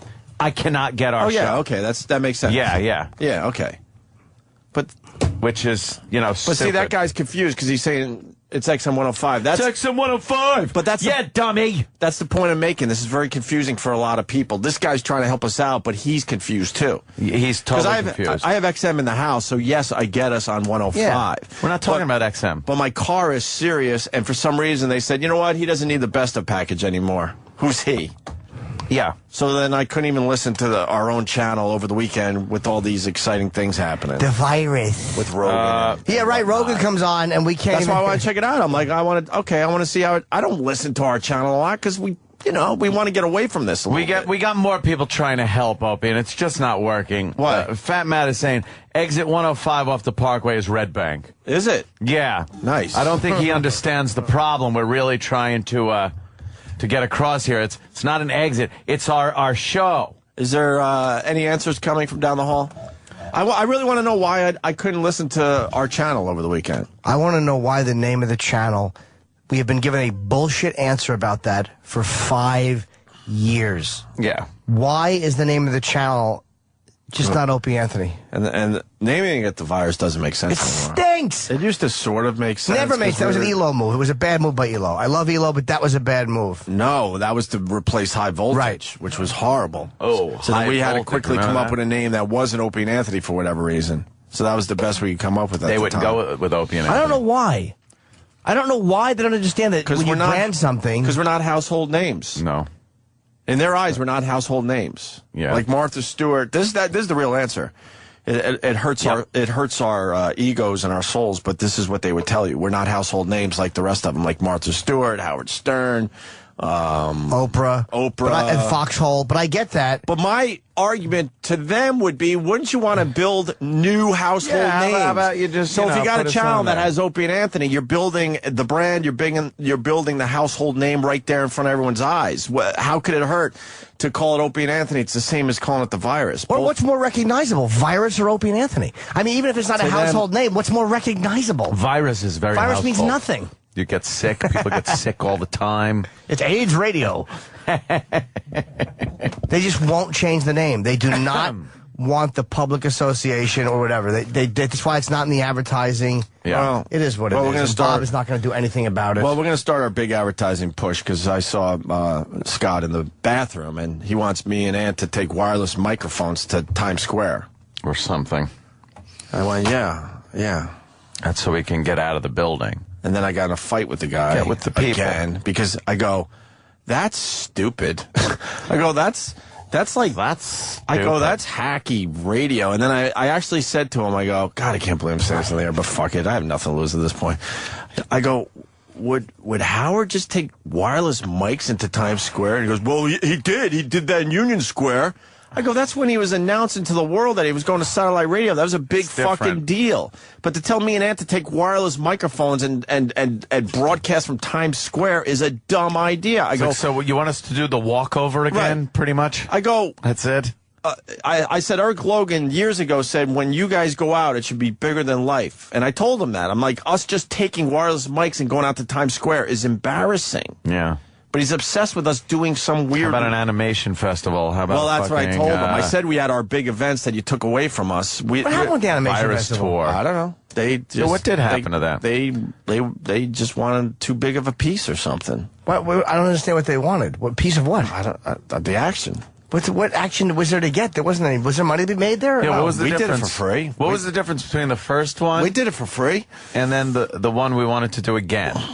Like what changed from the first one to the one we wanted to do again? Because the first one was very successful. Yeah. Let's just carbon copy it and do it again. Bob needs to be all over this stuff. I don't understand what changed I forgot. in that period of time. I forgot. It was something that didn't make sense. Yeah, obviously. Oh, God. Yeah, but he got in my face. Howard did that. I'm like, no, that's different. He did it because he was announcing that he's going to satellite. That was huge at the time. Me and Ant taking wireless mics to Times Square is not. That's not a huge event. That's not huge. We look like idiots. But that's what they think of us. That's why. Look like assholes, man. That's what they think of us. They think we're still like just a hacky fucking, radio show that should be broadcasting from gas stations and such. Yeah, why don't we do that? We'll give away some. That's too bad. $1.05 gas, unless you have a Sirius radio, and then you don't get gas. Right. Yeah, or it's $2.68 to match the channel. It's two different prices. Two different prices. Hey, what kind of car you roll Other up people with? can't get it at all. Leave. You can't get it. Exactly. Have some fucking diesel, shithead. They should just put us on the same channel on both. Like, why are they making everything so complicated all the time? And the point, without like continuing with this, I just want to know why I can't get our channel in my car. Yeah. And what do I have to do now that's more of a hassle? And just fix it, because I don't want to talk to anyone after the show about this. Or couldn't they put them 100 apart? Like, if the technology wouldn't allow them to do that. I understand that, but couldn't they go 107, 207? No, you can't say I understand that ever with these guys. Everything's They could have figured it out programmable. if they wanted to. Technologically? No, I don't know if they could've. decide they wanted to. All right, then make us 206 on both. We don't need to be on 105. They could Who gives switch. a They fuck? could put us on It's more any important to be channel. on the same fucking channel on both platforms. So they could have figured it They out. could put us on any channel. They own the on company. any They could have platform. figured it out. Yeah. Logistically, they could put us on any channel on either platform. I think everyone on the XM side had that, though. I think Oprah's on different channels. Anybody who was best of XM had to deal with that. So if they were going to do it, they could have done it smart, 110, 210. Like something that people could wrap their head around instead of 105 and 206, which is horrendous. To them, they think moving down to 105 is good channel placement, but they couldn't do that on Sirius. My point would be, then why don't you just put us way up in the dial on both? That would make more sense in the end. Right. Because, until this weekend, I didn't know what channel we were on. And I finally said, oh, wait, it is 206. Because we goofed on it so much, I didn't know. And and when I went to 206 and we weren't there, I'm like, wow, I don't think we're on 206. Okay, let me check every channel, which I did. If we're confused and we work I had a long here. ride, so I said, fuck it. So, what do I need to do to get our channel? I'm sure customer service is helping people. No, someone called me and someone wrote me and said they were on hold for 3 hours trying to get our our channel. Where the fuck did I read that? Someone close to us. Oh, it was Otto. Oh, Otto. Yeah. Otto and George on Twitter. Otto said that, and I didn't even discuss this with him. He wrote me out of frustration. He said, since the channel change, I don't get you guys. So I'm up to 3 hours on waiting on customer service to figure out what I need to do. That's right. I swear to God. Where is that? You believe me, right? Yeah. No, I read that one. Oh, you did read that? Like, can't get a cocksucker. Was that a tweet? Or I believe it was a direct message. I believe it was a twittage. Oh, he was tweeting that. Yes. So he said tweeted it. He said he was up to 3 hours on customer service. He just had the phone in his hand all fucking day. Trying to get the shit straightened out, but you don't get it. Need your radio ID number. Do we have an answer? We just need to give them ID numbers? Oh, is it coming through now? Is the answer coming through? I was watching a program on the satellite that went to the moon of Saturn, Titan. Nice. And what they had to do, because there were some problems, and how they reprogrammed certain things on a fucking satellite that was near Saturn. Wow. Yet there's a logistics problem that they can't put us on a certain channel because of technical issues. Stop it! Yeah, they lack logic. They really do. Please. They lack logic. Dude, this satellite around Saturn was fucked. Yeah. They were like, oh my God, we spent all this time and money. There's no way to fix this problem. It's fucked up. The little probe won't talk to the big satellite to send the signal back to Earth because the wavelength is too narrow. Right. And then they figured out, well, if we slow the satellite down while it's transmitting to the other satellite, it'll slow the rate that the waves hit the other satellite. Like, you know when you're beeping a car horn and you pass someone, it goes, the Doppler effect? Yeah. They're like, we'll use the Doppler effect by slowing the satellite down, and then it'll make the waveform wider until it equaled out with the little probe thing. It's like, what genius is thinking of this shit? And they're like, nope, 105, 206 is all we can do. We can't fucking that. Like, do you understand what they fucking do? But the guys that have any self-worth, they left this company a long time ago. I know. So you're left with dummies that think that's logical. Those satellites are spinning up there. I think the whole company has their fingers crossed. Like, I hope nothing goes wrong with those satellites because we don't even know what to do with them anymore. They're just spinning around up there going, I hope they continue to work because we fired everyone that runs them. And you notice Howard's on the same on both. See? Yeah. Says it all right there. It can be done. That's their guy. I understand that. That's their logic. So they figured out for him. But for us, it's all over the fucking place. Yeah. Doesn't make sense. Because they had in their head that better channel placement was really good, but they couldn't do it for both, so they decided to separate like this. It's just dumb. Mars is looking at a screen at Mission Control going, I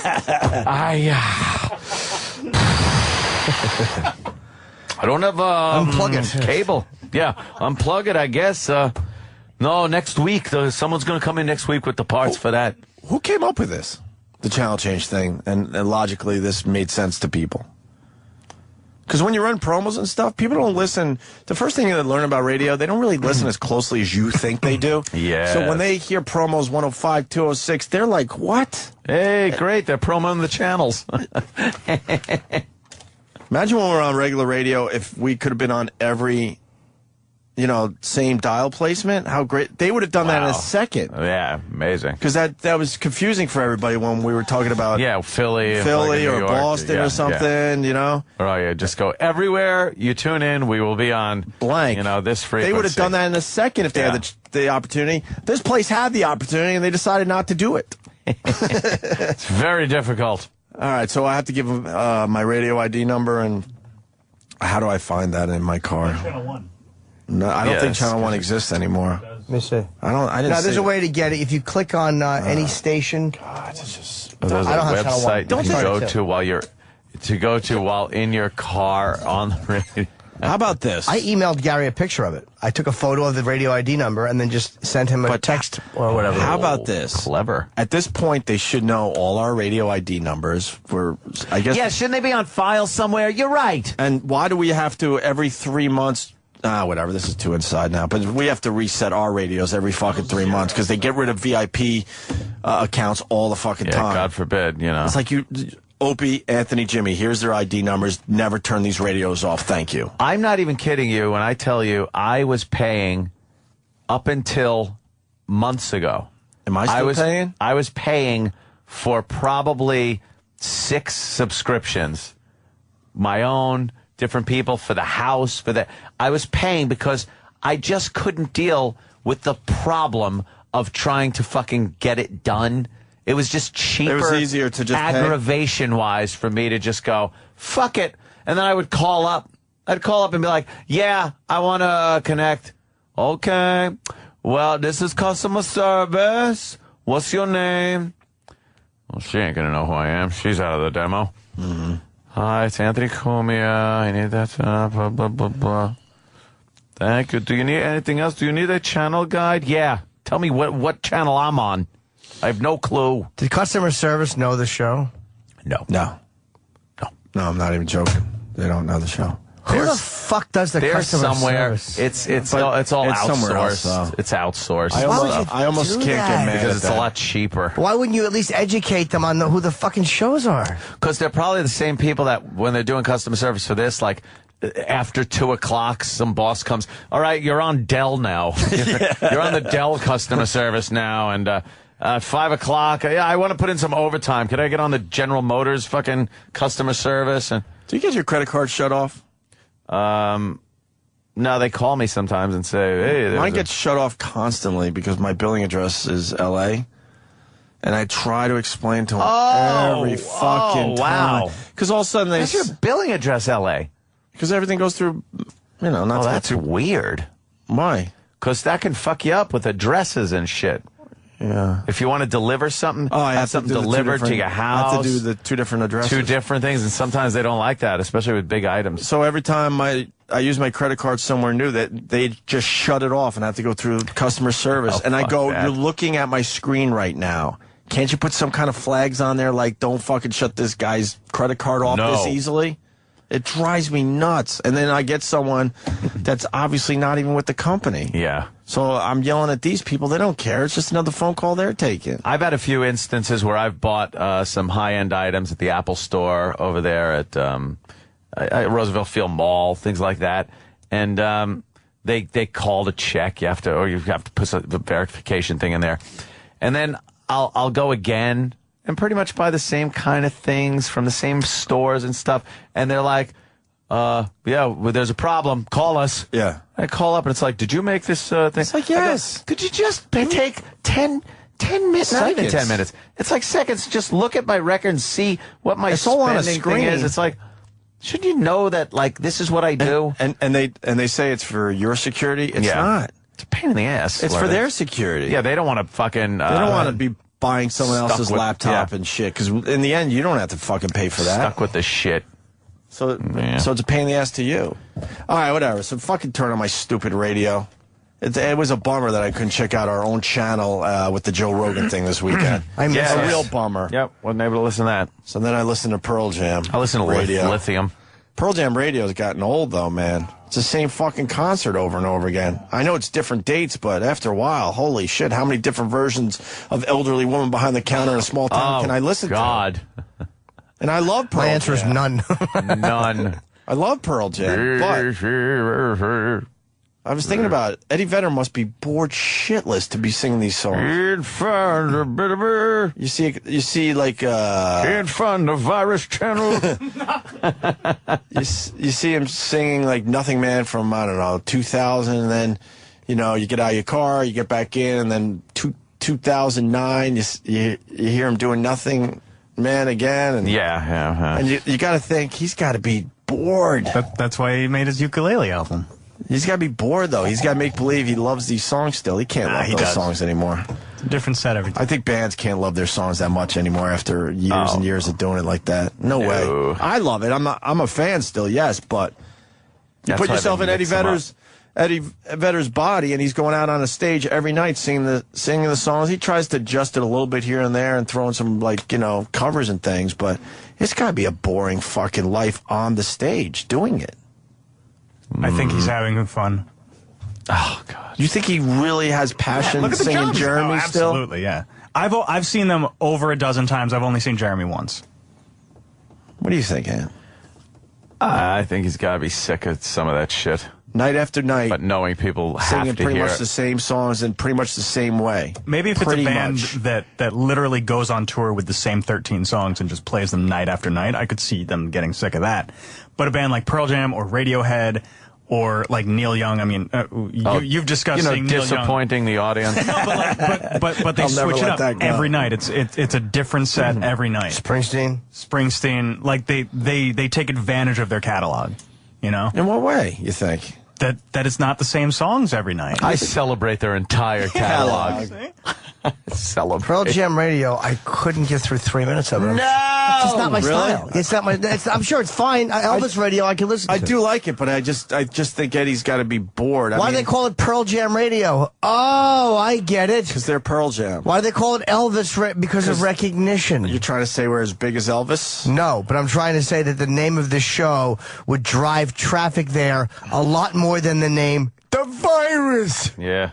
Well, my point. And they won't do it. I can't argue the fact that we're not household names. I'm not going to be cocky about it. No, but, it's not being cocky. But now that we've been with the company for 7 years, they had a 7-year opportunity to make it the Opie and Anthony channel, and at this point we would have been more of a household name. Yeah. You got to build your product, right? You got to build it up. I was listening. Calling it The Virus doesn't build up anything.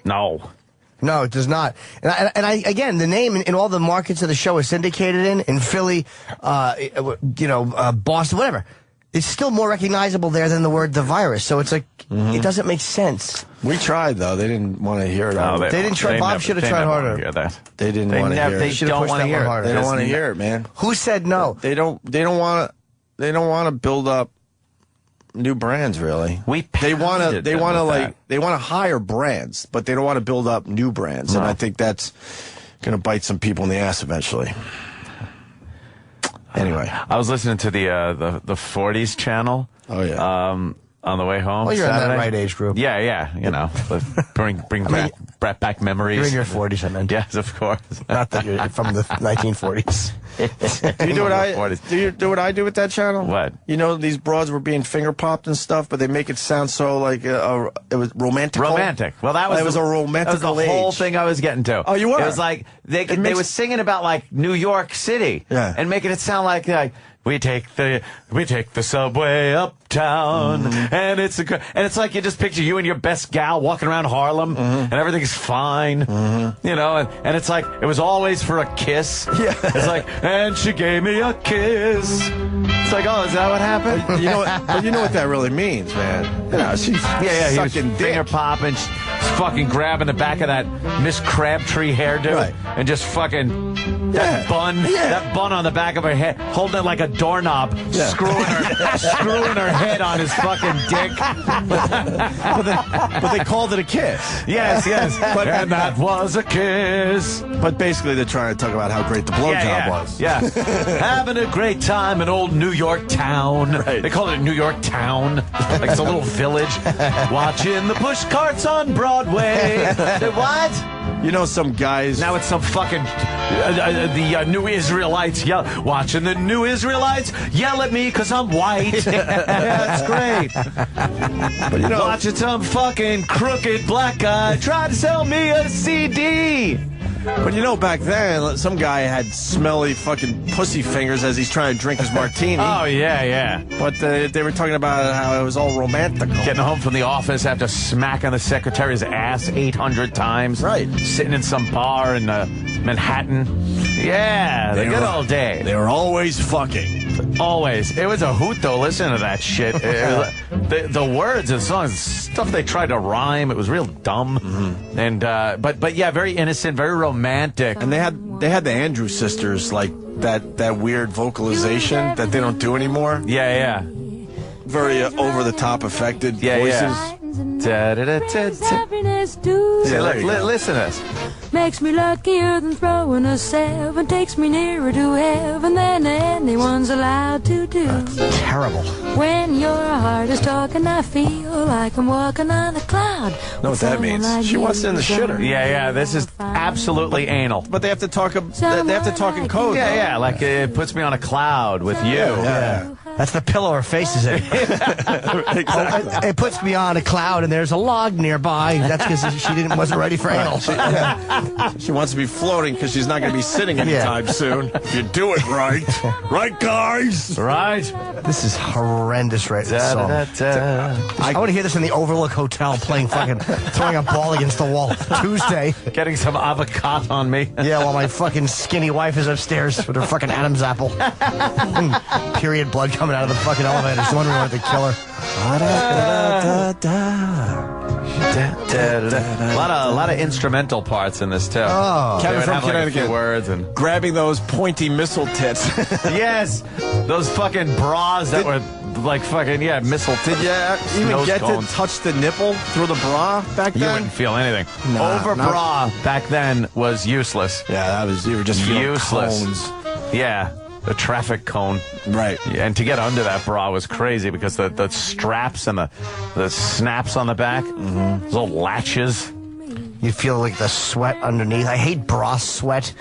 When you lift a bra and there's a fucking coating of sweat, it's like I hate underarm tits. You want to dab this with a tissue before I lick it? Holy smell your fucking awful dirty cloth tits. Yeah, I listen to the 40s every once in a while just to change it up. Because it's so different. No, I was listening just as a goof because the words are so stupid. Oh, yeah, because you just got a picture. They were doing the same shit we're doing today, but you just didn't talk about it.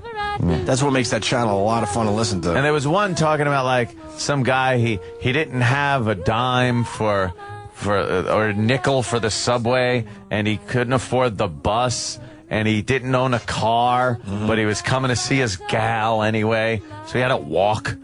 That's like, who's this bum? So I had to make a chink take me in his rickshaw. La la la la la la. Racism just completely fine. So I drank at the white person fountain and I punched a colored guy in the face. I said, "Hey Negro, give me your hat. The sun's shining down in my gal's eyes.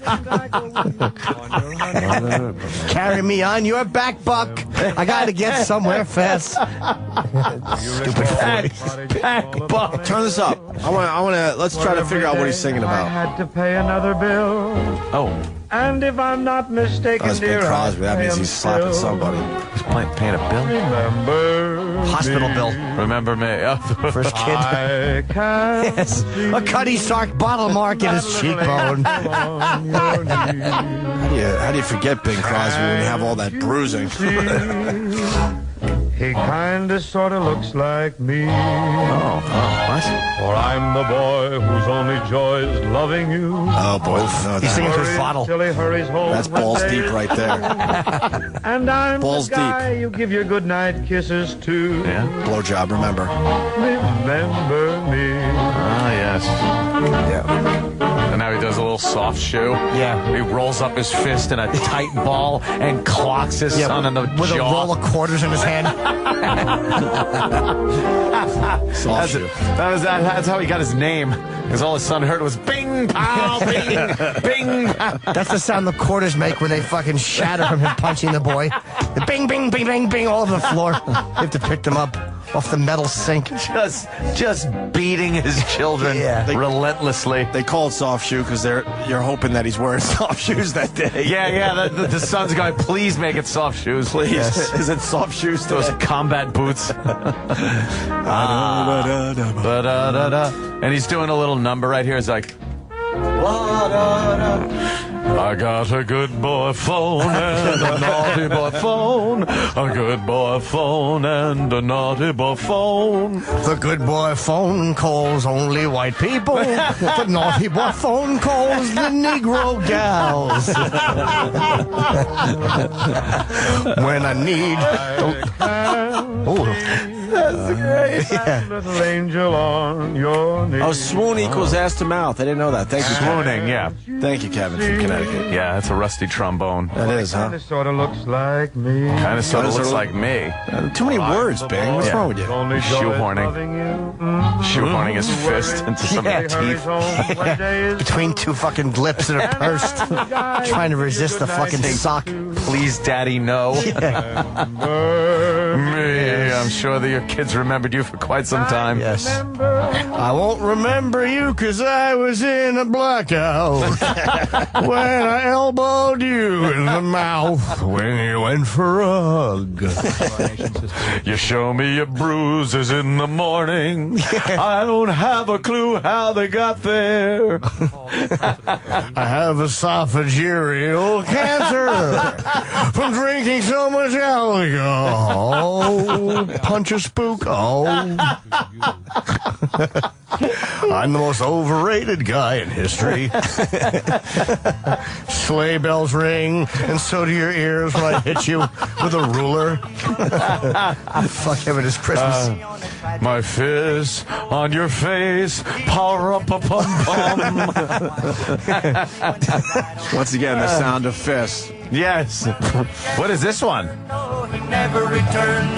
trying to find that MTA song you were listening to. Oh, yeah. Crosby? No, this is Kingston Trio. Kingston Trio. We can't find the original one. This isn't the 40s, is it? This is 1950. Yeah, man. Charlie handed in his diamond. All right, enough of this shit. And he changed for We should take a break. Jimmy Fallon's going to be here soon. That's great. Good stuff. Good stuff. And the local news covered Judgment Day. We should play a little of that because they teased it all. Why wouldn't they? All day long to get you watching the end of the world, which never happened. So it's never happened. We'll check that out. By the way, your radio has to be on when the number ID is entered. Really? See, that's what has to happen. Really? So what am I supposed to do? Sit in the truck. That's what you have to do. Oh, really? In Manhattan? That's easy. No, but it has to stay on for a little while. My car's 100 feet under the ground right now. What the fuck am I supposed to do? Take it for a ride? For how long? I don't know, but it takes 20 minutes. 15 to 20 minutes. Yeah, that's true. That's hilarious. I'm dreaming of a white-only neighborhood, just like the one I used to know. I think that's what they were really singing Very about funny. back then. Yeah, it was either sex or the blacks, and their hatred thereof. My son, the black-eyed child, shouldn't have talked while Daddy had a headache. Daddy's liver hurts from drinking, so he'll beat his family a lot. It doesn't even rhyme. But who gives a turkey? All right. Great, man. Break time. All right. Chop, chop. The virus. Sirius XM. You're listening to Opie and Anthony. Opie and Anthony. So I want to know about the Poconos, Ant. I wasn't here yesterday. I was celebrating my birthday. Your birthday. I don't feel like working on my birthday anymore. No, that's a good day to take off. Yeah, you just kind of chill out and do your own thing. But so I was kind of bummed because I wanted to hear about the Poconos experience from you. Yeah. And I wanted to talk to Jimmy about his Kareem Abdul-Jabbar picture as well. Cream. Lots went on. Yeah, it was. I saw your videos from Poconos Speedway, is it called officially? Pocono Raceway. Pocono Raceway. I popped up 2 videos so far. I got a lot of like in-car footage and outside. Guy was really cool. Everybody down there was cool. They took my Canon camera and went on top of the score tower. Oh, no kidding. And videoed from there. And oh wow, we're gonna see that soon. Get the entire track. Yeah. Oh, right on. So I'll keep editing and popping videos up. Right. But I put one together of one of the in-car cameras. And one of the cameras that are on me. And they were really cool with that, too. Like, yeah, we'll hook you up. They're getting clamps and shit and clamping my cameras to the roll bar. They were just really nice to you up there, huh? Really, really cool. And, at first you go there and you start thinking to yourself, this can't be allowed somehow. I'm kind of confused by that, and it's crazy. And I know we're lucky enough to probably get to do things that other people don't get to do because of our wealth and fame. Our wealth and fame. There you go, Jimmy. Wealth and fame. We do downplay it, but sometimes we get to do some things that maybe other people aren't allowed to do. So you know why? Was that one of those situations? Because you're rich and famous. And the anyone could do this. No, anyone can do this. Amazing. It's fucking amazing stock car racing experience at Pocono Raceway, and you take a class. You take a quick class, about a half hour, 40 minutes, and they let you in on what the various signals mean, the flags, the shape of the track, the different degrees of bank on the turn, and things like that. And then they take you all out in these two big vans where you slowly drive the track, and they'll show you some of the markers on the course and how to cut the turns. But doesn't the track look like one big circle? No. It's you so actually big. see shit that Let me is tell you different. something. The track is so big that you can't see it from any other part of the track. Like when you're driving on part of the track, you can't look and say, "Oh, the rest of the track's over there." Right. It's huge. It's 2.5 miles. Wow. Okay. It's like a tri-oval. But none of the straightaways are the same length, and none of the curves are the same radius or the same banking. Okay. So everything you do is a little different as you're driving it, and it's giant. It's just fucking huge. So you get taken around. They take you around in the van, and then you get in a car with one of the pros. And you're sitting in the passenger seat. They got pros just hanging out up there? They're just drivers. They're just sitting there like, hey, how you doing? What's up? Blah, blah. By the way, listen closely. This is not like a commercial or an infomercial. No, this is I really wanted to know about the experience. So yeah. They're lucking out here and getting a nice commercial out of the deal. But I really need to know this. Because it was so fucking cool. So they just got race car drivers just hanging out there. Yeah. For this experience for people. Yep. So you hop in the passenger seat with one of these guys and go around the track 3 times. And during that 3 times, this guy's talking. He's driving like a maniac, but it's all safe. He knows what he's doing, but he's talking to you. He's like, and when you come up on this corner, you're going to want to dip down, and you see the apex marker over there? That's where you can hit it and come back out of the wall. Bah! Bah! And he's just talking and giving hand signals during this whole time, because a lot of times you can't even hear what he's fucking saying. And then after the 3 laps, you get out and you get into your own car. Get the fuck out of here. You take off with one of the pros, the instructor, in the lead car, and then you have you behind him, right, and another person behind you, or vice versa. Someone could be in front of you, behind you, whatever. The 3 of you take off. They do it in groups of 3. And then you follow the instructor around the track, and every lap he goes a little faster. You gotta hold your line better in the corners, come out. You're like right against the wall when you come out of the turns. And then by the last couple of laps, you are fucking flying. And if the person in front of you isn't holding position and starts like getting scared or falling back, they'll hold a flag out for him that he's supposed to dip down on the track, and now you could shoot past them. Holy and then he gets shit. behind you, so that you're not being held up, so you're having a good time being able to drive as fast as you possibly can. Were you worried you were going to hit the wall or anything like that? No, and that's where the driving with the driver comes in handy, the first 3 laps you take as a passenger. Right. Because I think if you just hop in the car, you're not sure, because you're used to driving like you drive your regular car. And everything you've been taught and every instinct you have from driving your regular car gets thrown out the fucking window. When you're gassing it toward a fucking curve, what do you normally do? You let off, you hit the brake, you're like, no, you stay in this fucking thing. You roll down into the corner, and then you shoot out of the corner and right against the wall, and then just pound the pedal back down, and you're flying down one of the straightaways. But until you're in a car with the instructor doing that, you gotta think you're gonna hit the wall. But when you see that he's going really fast and not hitting the wall, and I know he's a pro and stuff, but at least the car can do it. You know that the ass end isn't going to come out on you if you're driving the right way. Wow. And hugging the line. So when you get in alone and you start driving, yeah, when you hit that first curve, you're kind of like, oh, a little tentative. But then by the last few laps, you're screaming into the corners. The G-forces are pushing you. You're literally getting beat up in your seat. Like you're constantly bam, bam, just what happens if you let go of the around. steering wheel or something? Oh, you can't do that. No, you got to hold on to that fucking thing. I would be the guy that hits the wall. You got to hold on to that thing. Jimmy, would you be able to do this? No. I mean, slower.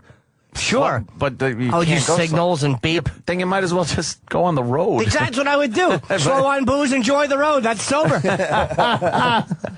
But when you're there, it's I'd have coffee. Coffee in one hand. I was telling Danny how fucked up it would be if you got a picture of you texting. You're like, hey, guess what I'm doing now? Oh, that'd be You're great. just texting as you're driving 170 miles an hour. In the videos you've posted so far, I see the concentration. You're not fucking around. Totally focused on what you're doing, where you're going. You got to constantly watch your turns. There are a few markers that are out there that let you know, like, and the professional was saying, back off or catch up to the guy in front of you. Right. Keep about 4 car lengths between the cars. And when you go into the corner, he goes, okay, here's the red cone. This is where you're going to dip way down and hit some of these markers that are on the course. And then the apex marker is a green cone at the apex of the turn where you're in as low as possible on the track. And then you come out of that, punch the fucking gas, and now come back up and then right against the wall for the straightaway. How is this legal? That's what I was saying when I drove in. I'm driving in, and I'm sure watching you signed these your cars life away go and all around. that crap, but how is this legal? I'm driving into the course, and I'm looking, going, I can't believe, because as you look at the cars from the outside, they're going like so fast. You're just looking, going, I am not going to be doing that. Wow. And then you realize you once you're in the car, that's what you're doing. You're the guy now on the track going faster than a How does it sound? Can you do that sound again?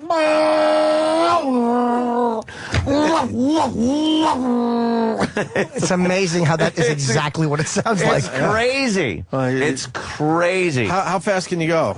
The stock cars, you could do about 170 if you're taking the corners right, you're coming out of them right, you're punching the fucking gas. Is that fast? That feels fucking fast. I was doing 170 in the Shelby. I didn't get up to 170 in the stock car. Mine wouldn't go to 100. I think I got a slower car.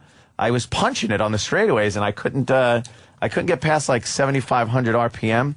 And other people were getting 79, 108, 8,000. Which is, you're hitting nice. You're hitting in the 160s, something like that. When you hit the gas for the first time, how does that feel? It just shoots. It's cool as fuck. Forward. When you have the clutch down and you just give it a couple of shots, the car kind of rolls a little bit over, and you just hear like, it's an explosion. There's no muffler on this fucking thing, Right. And then you put it in gear. You don't want to be the guy that conks it out on pit road. You don't want to be that guy. So you give it a little gas, ease the clutch out, and you have to be in 4th gear. They tell you be in 4th gear by the time you hit the track. Be in 4th fucking gear. So you're going through the gears, and the first turn I was very tentative, just kind of feeling the car out, feeling the steering, the gas, shit like that. You don't touch the brake. You never touch the brake until you're rolling back into the pit. At the end of this thing, and you're hitting 170 miles an hour at times, but you never touch the brake. I can't even. You never hit the fucking brakes. I can't even pretend. It's amazing. I can't do that. Sometimes I do 65. The window's open, the breeze in my face. That's all I need. There you go. That's all I need. Sober, slow on booze, enjoy the road. But you won't do it.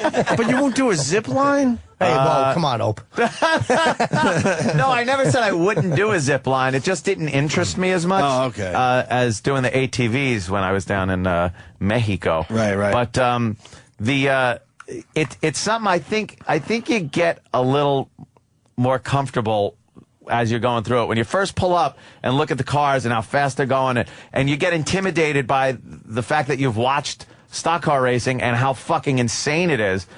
But when you go through the course and then you sit there with the guy, you even go around the track in the van, you kind of get the feel of how steep the banks are or how steep they're not. And then once you're in the car, you really, at that point, have no fucking choice. You have to keep up. They'll hold a fucking sign out. If you're not keeping up with your pace car, they pull a sign out that goes, close it up. Close it up, like the flag stand. You got to look at the flag stand every time you go by. And the guy will hold a sign out saying, close it up, close it up.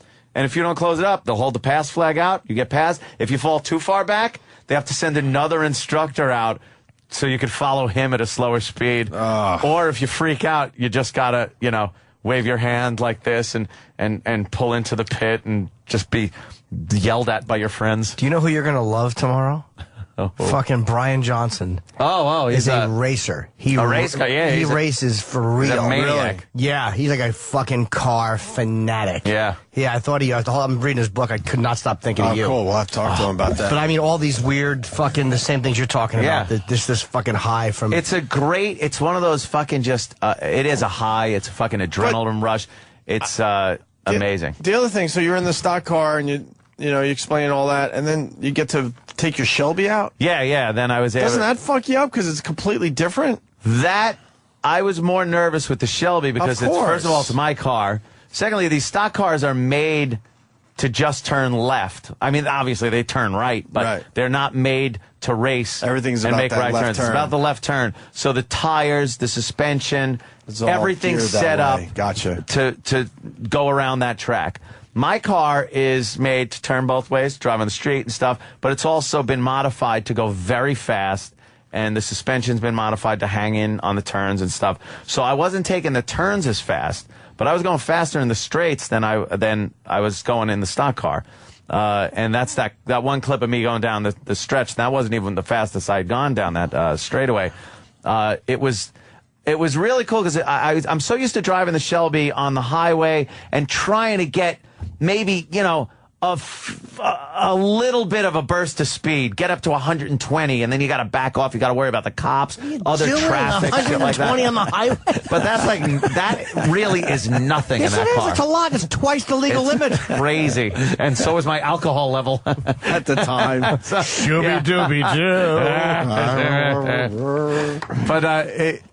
But there's too much shit to worry about. So when you get on the track, to have the supercharger just humming the entire time you're driving down the straightaways is different than just punching it on the highway, hearing it go, and then it's done. So when you come out of turn 3, come down to the straightaway, and it's like one of the longest straightaways in any NASCAR track is Pocono. And you come out of that and you're screaming down there. Turn up the volume just so you hear the supercharger because the whine is great.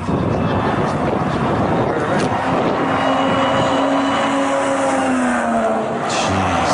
That's like the coolest fucking thing. That was my mortgage going by. It just, to hear that fucking thing and to watch the turbo boost gauge just go fucking flying up to like 25 pounds, and the fuel pressure gauge goes up, and you're just dumping valuable gasoline into nothingness, into going around in a circle. People are actually mad you're repeating this. I'm sure you added some new shit. Yeah, fuck it. Who cares? I was curious about this. Damn, there's new people listening too. Sorry, man. I just and people calling me a pussy. I'm not gonna fucking fake it. I don't think I could do that. Yeah, there are plenty of things I wouldn't do. I wouldn't parachute. I wouldn't bungee jump. Would you fight a Frenchman underwater? I wouldn't fight a Frenchman underwater. All right, I don't like fucking roller coasters. I don't go on fucking roller coasters that go upside down and shit. You ain't getting me on one of those. But I'll hop in a fucking car and do 180 miles an hour. I absolutely would do it, but I would be slow guy. Yeah. Oh yeah. I definitely would be slow guy. You'd be slow guy. I wouldn't have an interest in hitting those turns that fast. Right now. Nah. It's maybe the straightaway. I would kind of give it a little juice. You get a little more balls the more you go around the track. You start thinking, I can do this. I'll stick to the lines and shit like that. Is it hard to run into the wall? I know that's a dumb fucking childish question. The but handling is really good on these things, so when you come out of the turns, it's a natural feel. You're not feeling like, if you didn't go up to that wall, it would feel weird. You'd feel like you were pushing too much toward the infield. And if you were going into the wall, how close to the you'd wall were feel you? like about a half a car length. Half a car length 4 as you're feet. going over 100 miles an hour? Yeah. And the shit flying by on that side is horrific. Yeah. It's just, there's the big fence. So if you hit the wall, your car doesn't go over into the woods. And then there's these trees that they planted that go by like those Wow. trees on the side are just God bless them up there, but how is this legal? It's, you know what it is? You took a half-hour course? They are really safe. Like, they make sure, they tell you more shit could happen to you in the pit area than on the track. Like, if you start sliding, your rear end starts sliding out on you, he goes, don't try to save it. He goes, because if you try, he goes, what's the normal reaction you have when you skid out, turn into the skid? He goes, if this happens, because you're only turning left, so your ass end is going to fly out to the right. Right. So it's like your instinct would be to turn right. Oh, boy. He goes, don't do that because you're going to hit the fucking wall. That's what Dale did. Instead, he goes, just let it go, spin out, spin into the grass in the infield, and someone will come and get you. Spin out. Yeah, if that happens, he goes they haven't had many spin outs at all. That's people that aren't holding the line right. Wow. But they're very safety conscious. They've logged over I think it's a couple of million miles doing this and never had any Did you get a good night's serious injuries. You get a good night's sleep before you did this? Or was it your regular well, we weekend decided self? to stay. We decided to stay in the Poconos, so they put us up. They, put us up at after this. Yeah, so they put us up. No, I mean took us out going to into dinner, this. and then the night before. Yeah, I think I had a normal kind of night's sleep. Yeah. Yeah, but you got to be alert. I knew not to fucking be pounding the night before. Guys are cool up there, Hungover. huh? Yeah, they were really cool, and they want to have us because in the infield that track is it's the big kind of tri-oval, and then in the middle of the tri-oval is a shitload of different road courses where lefts and rights and shit like that, and they have these go-karts that do like 50 miles an hour, and they want to have like all of us go down there and get on these go-karts and race the go-karts. Which I think would be hysterically fun. Would you do that, Jimmy? The go-karts? Yes. Yeah, that would be but fun. I don't speed. So you would do it's like the my speed bumper limit? sticker says, sober, slow on booze, enjoy the road. Yeah, I would do it. You'd be doing hand signals around the turns? You don't think that I'd get on that track and do 60? Of course I would. Of course you would. Waving slowly at people. I would yell, hi, and you'd hear me. Fucking Brewers. Fucking naked the whole way. Brewers walking down. His ass is against the window. He's smearing it. He can walk down the hallway with his pants around his ankles. He's pointing, saying "fuck you" to everybody. He's doing a show for himself outside. Fucking Brewers showing his dick now. He's fucking. There's cameras everywhere. I know. I want HR. Call HR. I'm offended. Oh boy. Let's say hi to Mark in Arkansas. Mark. Hey, Mark. How you doing today? Hey, man. You guys were talking about an adrenaline rush.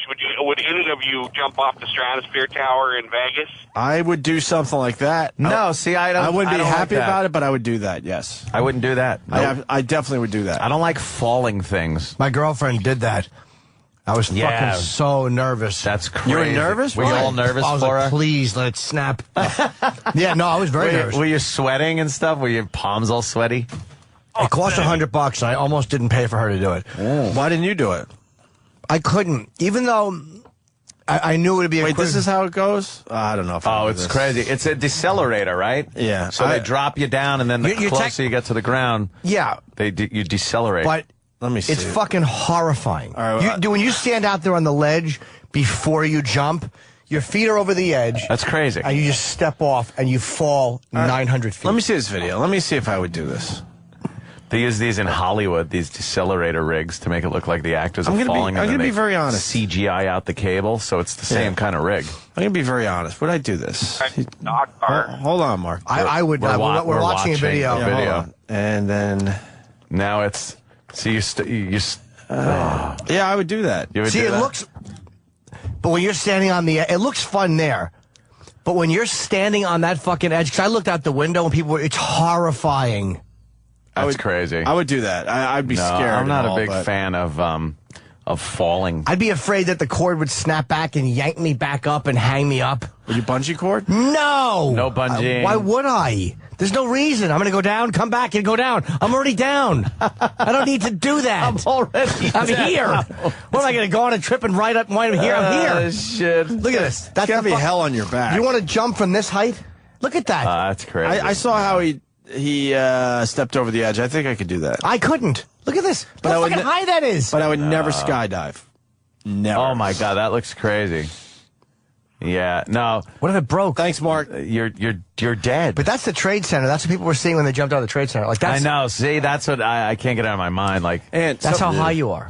Someone is saying that you finally realize that NASCAR is actually a sport and has respect for what they do. I always had respect for I what had they respect do. What for are you NASCAR kidding? I'm the one guys. who didn't. And it's easy to joke about it, but Let me tell you, I did 20 miles on that track. Wow. 20 miles, and those motherfuckers do 500 miles, and they don't get to fucking, stop. And I could do, I guess the most you could do down there is 80 miles at 20-mile increments, and then you get out of you stop in the pits for a little while, and then you go back out. But 500 fucking miles in that car, I don't know how they're not walking out a shaky fucking mess. Sure. Because going into those turns, like I was grinding my teeth and like trying to hold that wheel and keep it steady. Your teeth hurt? Yeah, like my jaw was hurt. I was like, because it's one of those things where you're like, come on, hold It's like you drive home. Yeah, exactly. Except I'm not yelling the N-word. I know it's real. I don't want to come off like a doubting Thomas. A doubting Thomas. We got Jimmy Fallon coming down the hall. Doubting Thomas. He's not for us yet. I think we're after. He's got No, he just Roland just popped his head in. I said, bring him in. Well, you can't miss Roland popping his head in. That's for sure. A big thing. I thought it was an eclipse. A Looney Tunes. Because his head's big, right? Yeah, it's a big head. Big head. It's like an engorged tick. Oh, yeah. I say all this while he's out and can't listen. God, I don't know if I could do that.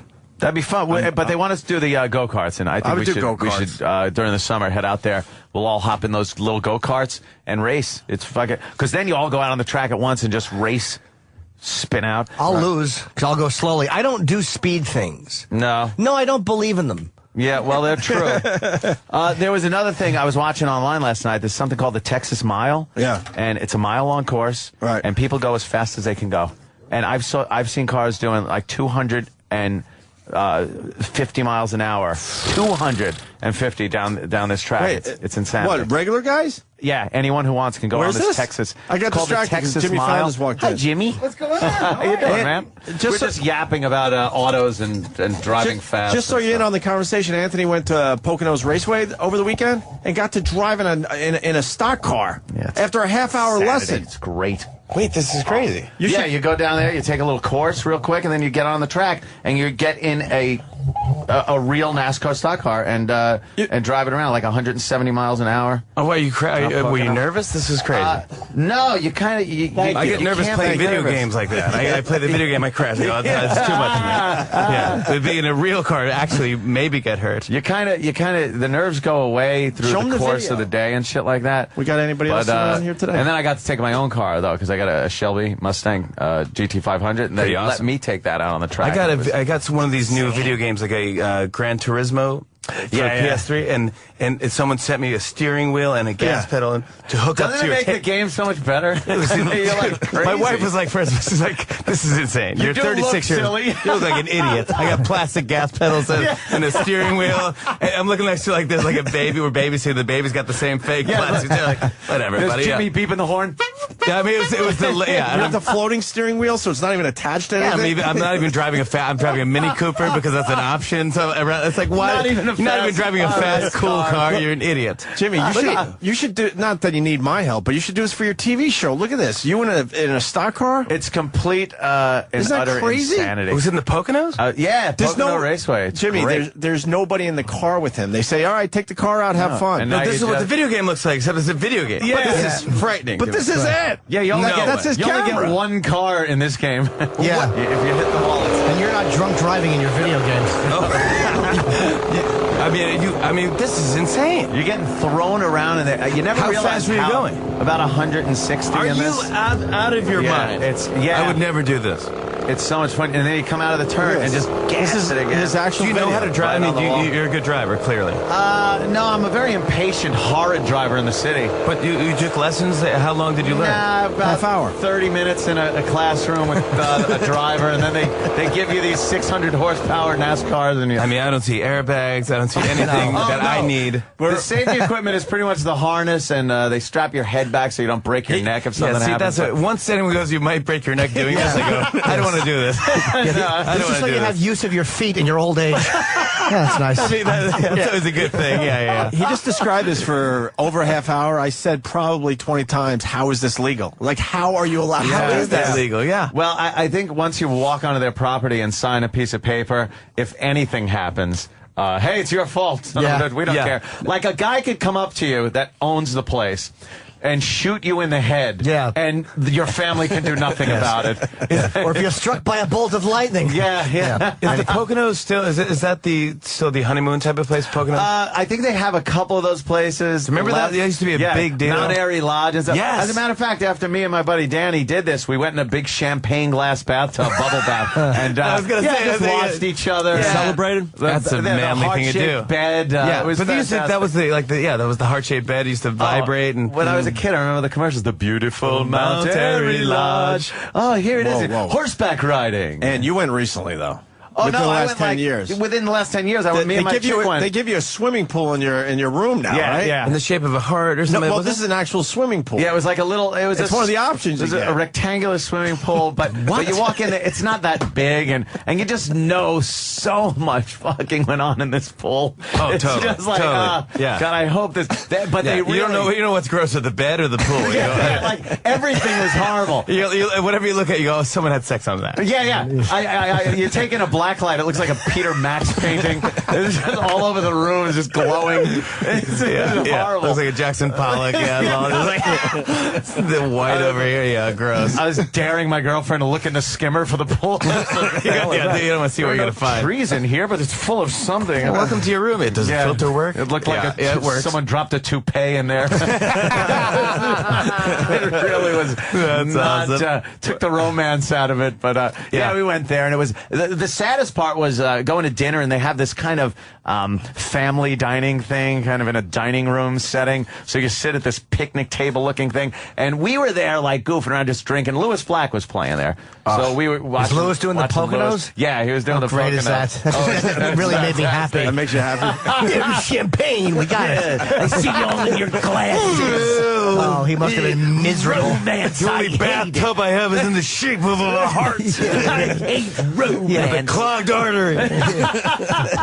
You having fun until your face, you know, Mr. Saturday Night Live. Tell your face. He's the greatest. There was a couple there that was all like big wide-eyed and stuff. So my girl leans over. She goes, "So where are you from?" And they were from Iowa. They had driven from Iowa to Poconos Mount Airy Lodge, wherever it was, for their honeymoon. It was it was like, yeah, we just got married and we're here. You chose to do this. To do this and we're gonna do some horseback riding. And you couldn't do that in Iowa. Seriously, I would think you could probably do some horseback riding in Iowa. Travel's not the most fun thing in the world, but you can kind of go anywhere now. Yeah. They're not that expensive. Good drive to get that William Shatner website, whatever he has, and you get like some good deals. Yes, of course. Priceline. Priceline. Yeah. Well, how are you, Jimmy? You'll have to leave a thank you note. Oh, well, look at that? Nice Jim segue. Norton is amazing. Jim Norton is the master. He is the best. We just saw you on TV with this this sweater thing you got. Yeah, I made a prediction. I was we figured Jimmy out- Fallon will come in here with a white shirt with black or brownish stripes, and everyone was amazed until they saw you you were go on TV, and and it wasn't that I bad. knew it wasn't taped. That's pretty Would've good. been Yeah, embarrassing. like a mime. I mean, almost like a French mime. It is very French of you. You should have a beret. Very and a little pencil Warhol-y. mustache. Yeah. I was trying to be very artsy this morning. You have to be in shape to pull that off, too. You have to be in shape to pull that off. You can't have a It's gut. stripes and Yeah, the white. stripes are supposed to be going up and down. I disagree. Really? No, you're in shape, is what he's saying. You can pull it off. I know, Jimmy but can't pull that off. I'm telling you right now, I'm not in Really? shape. No? No, it's that rule that makes you think I'm in shape. I'm totally not in shape. Oh. Is it an XL? Yeah. Oh, there you go. I'm looking Absolutely, I'm treating him like it's a medium. All right, my fault.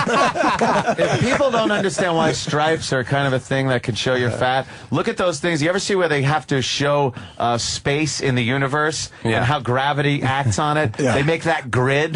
So, That's exactly what happens with three-dimensional. stripes. You look like, I see where the where the gravity the concave. is. Yes, I see where the beer belly I can see if I released a marble where it would spin right around your belly. Release the marble. Yeah. I see what's going on there. Yeah, no, yeah. I'm going around.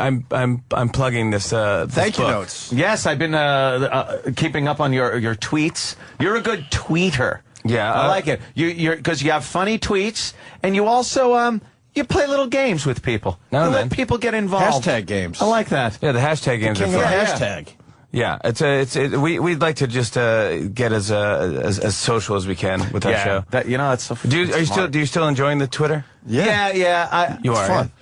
My problem is after and I don't even have to be drunk. Half a beer, and my inhibition level goes down 90%, and I'll be like, "Yeah, you son of a..." Oh, you gotta hide it. And you gotta, you really have Hide to your phone. think twice. Hide before your you- kids. Hide your wife. Hide your phone. Hide the phone. Hide the phone. Lock up the phone. You could really pop in some career enders if Oh, totally. You should have to blow into a tube before your Twitter. Right? I mean, John Mayer, right, was told by his people, said, you can't have Twitter anymore. You're not allowed to really? have Twitter. You're not allowed to be on Twitter anymore. Is that why Miley Cyrus dumped hers, too? I wonder if they were afraid of what they were going to say was I too... think she was just on salvia at the time. She didn't even know what was going on. She ate her phone. She didn't know what it was. She thought it was melting in her hand. And actually logged out of her Twitter account by mistake. But it is a very dangerous thing. I mean, it's hard. It was hard enough in the past just texting a friend and the next morning going, "Dude, I'm sorry, I texted that." But now you're texting. You're texting the world. Oh yeah, that you're an asshole. Yeah. You have to watch it out. I remember, I got out of. I got thrown out of a pizzeria in New York. And I just got so mad, and I tweeted about it. I went off. How did you get thrown out? Why'd they throw you out? Yeah. It's You can't the just casually silliest say that. story. You're a very nice man. You're too nice to be It's the thrown out silliest thing anywhere. I've never in my life. I went out with my friends, and they were doing a pizza tasting thing. So I went on a pizza tasting thing. So I went, and I didn't realize that my quotes or whatever will be. They write for New York Magazine. Oh shit. Okay. So I went out and we had this pizza, and they go, "No, I don't like this pizza." And I was actually sticking up for it. I go, "It's not fair to compare this pizza to another pizza because this is it's almost like a Ritz cracker with sauce and cheese on it." Which by the way, it sounds pretty good. I like English muffin pizzas. That's not I'm not bad. a snob, Right. But anyways, they wrote that, and I guess the owner didn't like it or something like that, and read that I wrote this review. And I walk in. My brother-in-law was there when he had his baby with him. The baby's sleeping in the stroller. So I walk in, I sit down. Yeah, I sit down, and the girl comes over and she goes, I can't serve you. You have to leave. And she's smiling, which makes me even more mad. So I go, man. So I go, They were just waiting for you to come in she again. loved it. Couldn't wait to do this. And I was like, so I start joking. So I go, okay, good, I'll leave too. I mean, let's leave together. Let's go somewhere else. Let's go to a different pizzeria or whatever. She goes, no, I'm serious. You gotta leave. And I was like, and I was my wife came, my wife was there, and I'm like, and this baby's sleeping. And I go, are you serious? Like, what are you talking? She goes, you know what you did. You know what you did. And I go, I don't know what's going on. And Could you explain to my wife this isn't sexual? Yeah, totally. It's like I had nothing. I'd never met you before. I don't care about the pizza, but you really screwed up my marriage. It shows the review in New York Magazine. Wow. And I go, I didn't even know. So I was so mad, and I went and I just tweeted out like, screw this place. That's brutal. Good for you. Don't ever go. But then, it's more advertising for this dumb place. Nah, that's bad advertising. All press is not good press. When you're trashing it, good for you. But they want to go to the place that Fallon thought sucked. They just showed him. Yeah, on exactly. TV. Yeah, I was so mad. Yeah, I was like, but you're here. Did you ever go back in? I never went back in. Good. But you know what's fun is that I could get delivery. You could. And I guess if I really wanted that Ritz cracker crap pizza. But you don't want them to ever be on to you that it's you because, Hakalugi, yeah, exactly. There's a Grimaldi's now in the Limelight Marketplace. You remember the Limelight? Used to be a dance club? Yeah, of course. Yeah. Now it's a mall. A mall. It's a shopping mall. It used to be, you could probably still find ecstasy underneath, like, produce. You see people walking in like, dude, I threw up over there. Now they're selling, Hunter boots. Wait, with the Limelights, where is that? That's on 6th and, is it like an old church? Old church. Yeah, the old church. That is the Limelight. Yeah, That's a mall? That's not a mall. The 20th and 6th, I think. Oh, yeah. I should go Where in is there. that? There were a few complaints. But they have from the Grimaldi's residents pizza, like Brooklyn. Good. Yeah. Grimaldi's is really Grimaldi's good. really good. So that's there now. I'm like so excited. John's Pizza. I used to go there in Village Pop is Lock. really good. John's is phenomenal too. Isn't that There's a place in Brooklyn called Motorino. Is that number one? It's so John's good. is like number 2, I believe. Motorino, this place, like the secret to the pizza, which is what these guys were talking about, is it's how hot is the oven.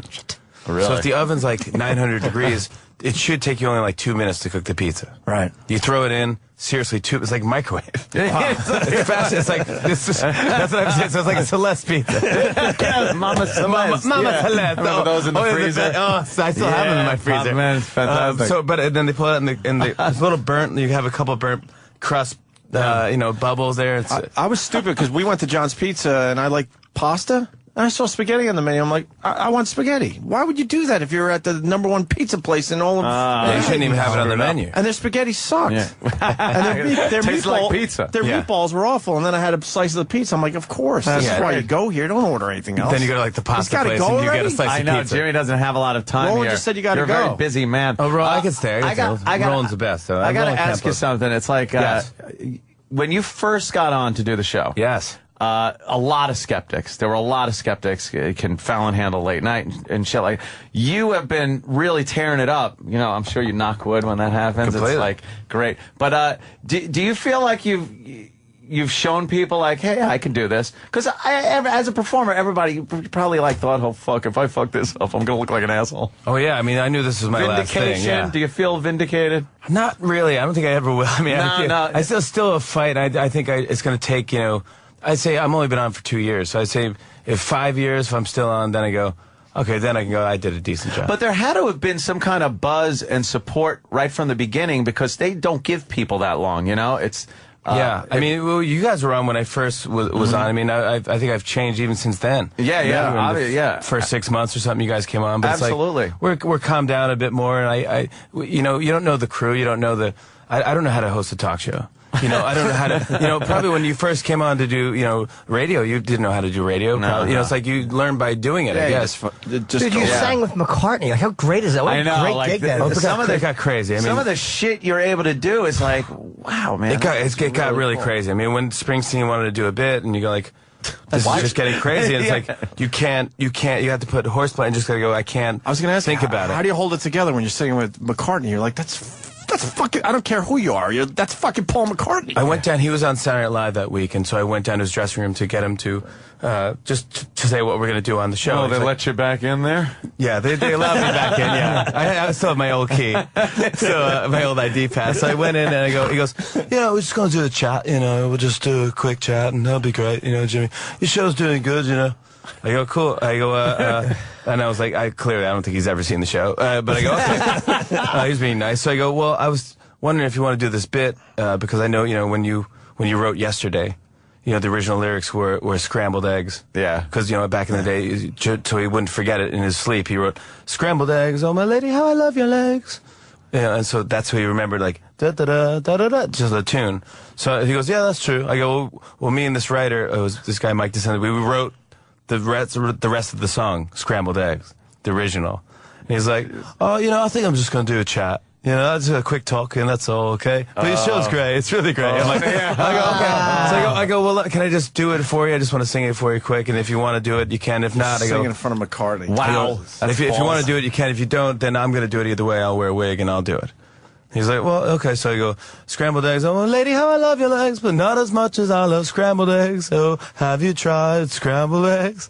Waffle fries. Oh, my baby, how I love your thighs, but not as much as I love waffle fries. Yeah. So then people in the room start laughing, and next thing you know, his head's right over my shoulder. Shit. Reading off the paper. He's like, they are so damn good.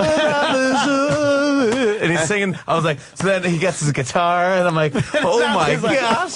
So now it's like, so he's like, so I go, Let oh me my call gosh. up Ringo. So then he goes, yeah. He goes, I said, all right, so would you want to do it? He goes, oh, don't worry, you're doing it with me. And I'm like, you don't have to fight me on this. I mean, I'd be honored to do it with you. So, and then I didn't stop there, of course, because I'm just ridiculous. But it was the anniversary of John Lennon's death. And I said, this is the anniversary. He goes, yeah, I know, of course. And I go, you have that great song called Here Today, because I'm a giant McCartney fan. He was on the Tug of War album. It's a beautiful song about, like, what would you say if you were around today? Would you say we're friends? Would you say that we're enemies? It's a beautiful song, and he... Wait, is it about Lennon? It's about John Lennon. Oh, it is, okay. Oh, it's beautiful. So I said, I love if you just did that. Like, let me get the other guitar, let me try. So he got it out. Holy shit. He goes, all right, yeah, I could do that. And he came on the show, and he sang, he did Scrambled Eggs, and he sang Here Today. Oh. Dude, we can't get a stripper to show her tits. Times are getting tough for us, Jimmy. Well, I'll help you out. Next time I'm in, I'll get somebody to help you guys out. God. Wow, that is a great story. By the way, also on SNL, the friggin' Bee Gees thing. It's the silliest thing. Was so goddamn funny. For years, like, me and my brother had always done that. The Bee Gees talk like the Bee Gees and shit like that. And to see you guys doing that was classic, dead on. It's so silly. What do you think? Good evening, ladies and gentlemen. Like, imagine if Barry and by the way, he's apparently the nicest human being. He doesn't have a temper at all. But we made him like totally like a maniac. Yeah. Oh, he's nuts. He's like, don't you ever talk to me! I am Barry effing Gibb! I survived the rapture! I will put an air hose up your butt and blow you up like a Macy's Day balloon and ride you in front of children! What are you talking it's so about? funny to have him that angry. He should have never. He's the nicest Australian man on earth. He's Barry. Yeah, he sings like that. Now they're pounding on the window. I know, they're really... they really want you out get of him here, Jimmy. out. Jimmy, I love you guys. We didn't really promote it, but it's thank you notes. The bit you do on your show, of course. Yeah. And it's a quick read, we were saying. This is nice. It's great for the bathroom. Honestly, I'm not even. That's perfect. You put it by the bathroom. You Love read bathroom it. books. That's what they're perfect for. Yeah, it's a good if graduation gift. You gotta get something for your kids. Like it's under $10, whatever. Well, I don't know what it is. $37.95. Oh, never mind. Never mind. Well, that one's autographed. The normal ones are cheap. You get a Kindle version for them. You gotta find it in his Amazon account. But it's a good gift, and it's like I think it'd be a fun thing to just pass around the table. Everyone gets to read a joke and get it. Yeah, sure. Give grandma a laugh. It's a fun thing. Okay, good. $12, just $12. I can't believe you a got dozen go, of them. Yeah. He's got to go, huh? He's so busy. He's a promotion I want to machine. come back. I mean, yeah. I wanted at one point. I wanted to come back and do a whole week with you guys. That would be awesome. Friggin' roll. I mean, that was just hang. and just do stuff. Well, let's work on that. Let's do that and you guys got to come back on the show. I'd love to, man. We want to do a bit, though. Definitely. All right, a bit. You want to do a bit? I'd rather do a bit. Really? Than just sit there and talk about nonsense. Get us to do something love stupid. Talking nonsense. All right. I'm always bothering people on the streets of Manhattan. I'll figure something out. Bit. Yeah. Let's do a bit. Hey, whatever happened to that one thing? Remember you did a bit with $1? They never found it. Interesting. Jimmy, he liked that one. That was a really cool The company idea. didn't want us talking about that on your show. I'm like, come on. That would have been the cool. best thing if you just let it go and someone picked it right up and went, here, I want my money. Yeah. Oh, that was genius. I think I'm going to, when I hit 100,000 followers, which is going to, I'll throw another $1 out there. Fuck it. I actually want to give the money away. I want to give the $10,000 away. Well, how many followers do you have now? Oh, you want to blow up my Twitter tonight? Yeah. OP Radio, let's do this. Let's do it. At OP Radio? I'm only at 87,000, but if you do me, you got to do Anthony. It's only fair. Yeah, all right, so... Fine by me. I'll write it down if you want to blow write it down. Twitter. I'm going to tweet you out right now. I don't need the help. You're good already? Jimmy's kicking ass. Yeah. All right, we'll write it down as you leave. Yeah. But let's all go with... You guys are awesome. I appreciate always Thank the you, support. Notes. Please get this. You guys are awesome. Great, man. I want to talk about Pop My Balloon with Tracy Morgan. It's one of the biggest laughs I've ever had watching fucking TV. It's the weirdest fucking bit. Dude. I don't get... it's so weird. Dude, I don't know why. We're all just in the writers' room. Have you seen Pop My Balloon with Tracy Morgan? No. I can't even explain how weird this fucking It's a thing weird is. thing, Pop yeah. it up and watch. Have you done more than one of those? No, only that one. That with was Tracy. it. Are you going to bring it back? I think I might do. I want to see if maybe Beyonce wants to do it. That would be Tracy's awesome. fucking You got out to of see his this mind. bit. It is the weirdest, and the song is kind of cool. It's very 60s. Like, right. I was just, we were just pitching ideas back and forth, and I was just like, and I was like, wouldn't it be fun if there was a guy, like a 60s type of guy with a hot dog cart just coming like, won't you pop my balloon? I won't you pop my balloon? He's got a bunch of balloons or something. Yeah. And then, and Tracy comes down and he has a balloon on his crotch. Yeah. It's just, he's wearing a white spandex outfit and he has blonde hair and a Fu Manchu. And he's just dancing around with this balloon, and then, I pop his balloon and he gets all bummed out. But it takes forever. It's so silly. It's like, there's no real point to it. It's a real weird sketch. But he loved it. And then at the end, I put another balloon on his crotch. It's one of the hardest So it is a laughs I've happy ever ending. had. It's a happy ending. Yeah. All right. You guys are the best. Now they're dragging you out of here. Thank you, Notes. Jimmy Fallon You guys with the rock. writers Thanks of for having Late me. Night. Check it out. We're going to take a break. Opie and Anthony. This is the Opie and Anthony Show. Sirius XM. Podcast Smodcast with Kevin Smith and Scott Mosier. Smodcast. How about this? Here's a show. This is the future, man. This is future now. Podcast is pretty much just kind of sit around and tackle the big issues. It's such a cool experience. We'll do it the dramatic way. Please, sir. Please, may I have sir. some more? May I have it? Right all over my face and titties. You know, that's a bad example. Smodcast with Kevin Smith and Scott Mosier. Saturday at 10 a.m. Eastern and throughout the weekend on The Virus. What if you never had the chance to meet one of your favorite comedians? The escalator can never break. It can only become stairs. What if somehow you could go back, get inside his mind? Man, I don't know how I get away with it. SiriusXM's Raw Dog Comedy presents Storytime, Mitch Hedberg. Mitch's wife Lynn and his friends, comedians Doug Stanhope, Mike Birbiglia, and Rob Cantrell open up Mitch's personal notebook and open up themselves about their friend, the late, great Mitch Hedberg. Monday at 5 p.m. East to West. Another comedy exclusive from Raw Dog Comedy Uncensored. SiriusXM 99. Rates, policy forms, and availability vary by state. Why spend more than you have to on your life insurance? Our free service can save you a fortune on your life insurance in just one short phone call. I'm Byron Udell, founder of AccuQuote. At AccuQuote, we monitor hundreds of top-rated life insurance products to find you the lowest prices. For example, a healthy 40-year-old can protect his family with $500,000 of 10-year level term for less than $21 a month. Rates for women are even lower. We even have term life policies that guarantee your money back even if you don't die. AccuQuote makes it easy to find the best values. Just call 800-913-2141. Since 1986, we've helped hundreds of thousands of people save a fortune on their life insurance. How much can you save? Just call AccuQuote at 800-913-2141. Call now for your free quote. 800-913-2141. That's 800-913-2141. Did you know that tap water in your home may be hazardous? Not to your health, but to your appliances and your wallet. Your home's hard water creates pipe-clogging limescale, and that can shorten the life of your water heater, ruin your dishwasher, and break down your washing machine. Limescale deposits block your appliance's heating element, costing you as much as $1,200 a year in energy and wear. But you can remove limescale without chemicals, magnets, or salts. It's easy with HydroCare, the patented device used worldwide. You simply clip HydroCare to your main water pipe. HydroCare removes and prevents limescale buildup in your entire plumbing system, guaranteed. If your home has hard water, extend the life of your appliances and lower your energy costs with HydroCare. Log on to softwater123.com. That's softwater123.com, or call now for free information. 1-866-339-5533. 1-866-339-5533. Are you an inventor? Or do you know an inventor who would like to attempt to have an invention or idea patented and submitted to industry? InventHelp, America's largest invention company, has inventors' information you can have free. Record your invention's date of origination.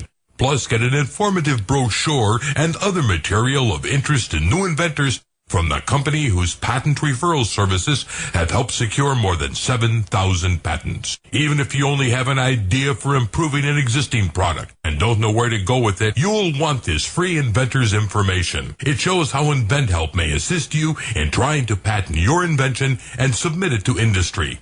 It's a free call, so call now. 1-800-220-9562. That's 1-800-220-9562. Call toll free at 1-800-220-9562. That's 1-800-220-9562.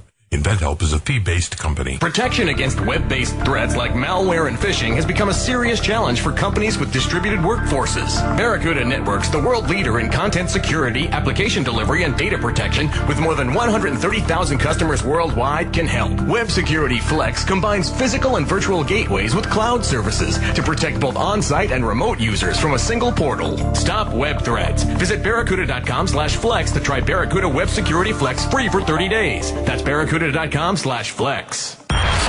while you're sitting around waiting for Opie and Anthony to return from break, check us out on Facebook. Just go to facebook.com/Opie and Anthony. Opie and Anthony. And of course, Twitter. Twitter.com/Opie Radio. Twitter.com/Anthony Cumia. And Twitter.com/Jim Norton. You're listening to Opie and Anthony on the virus.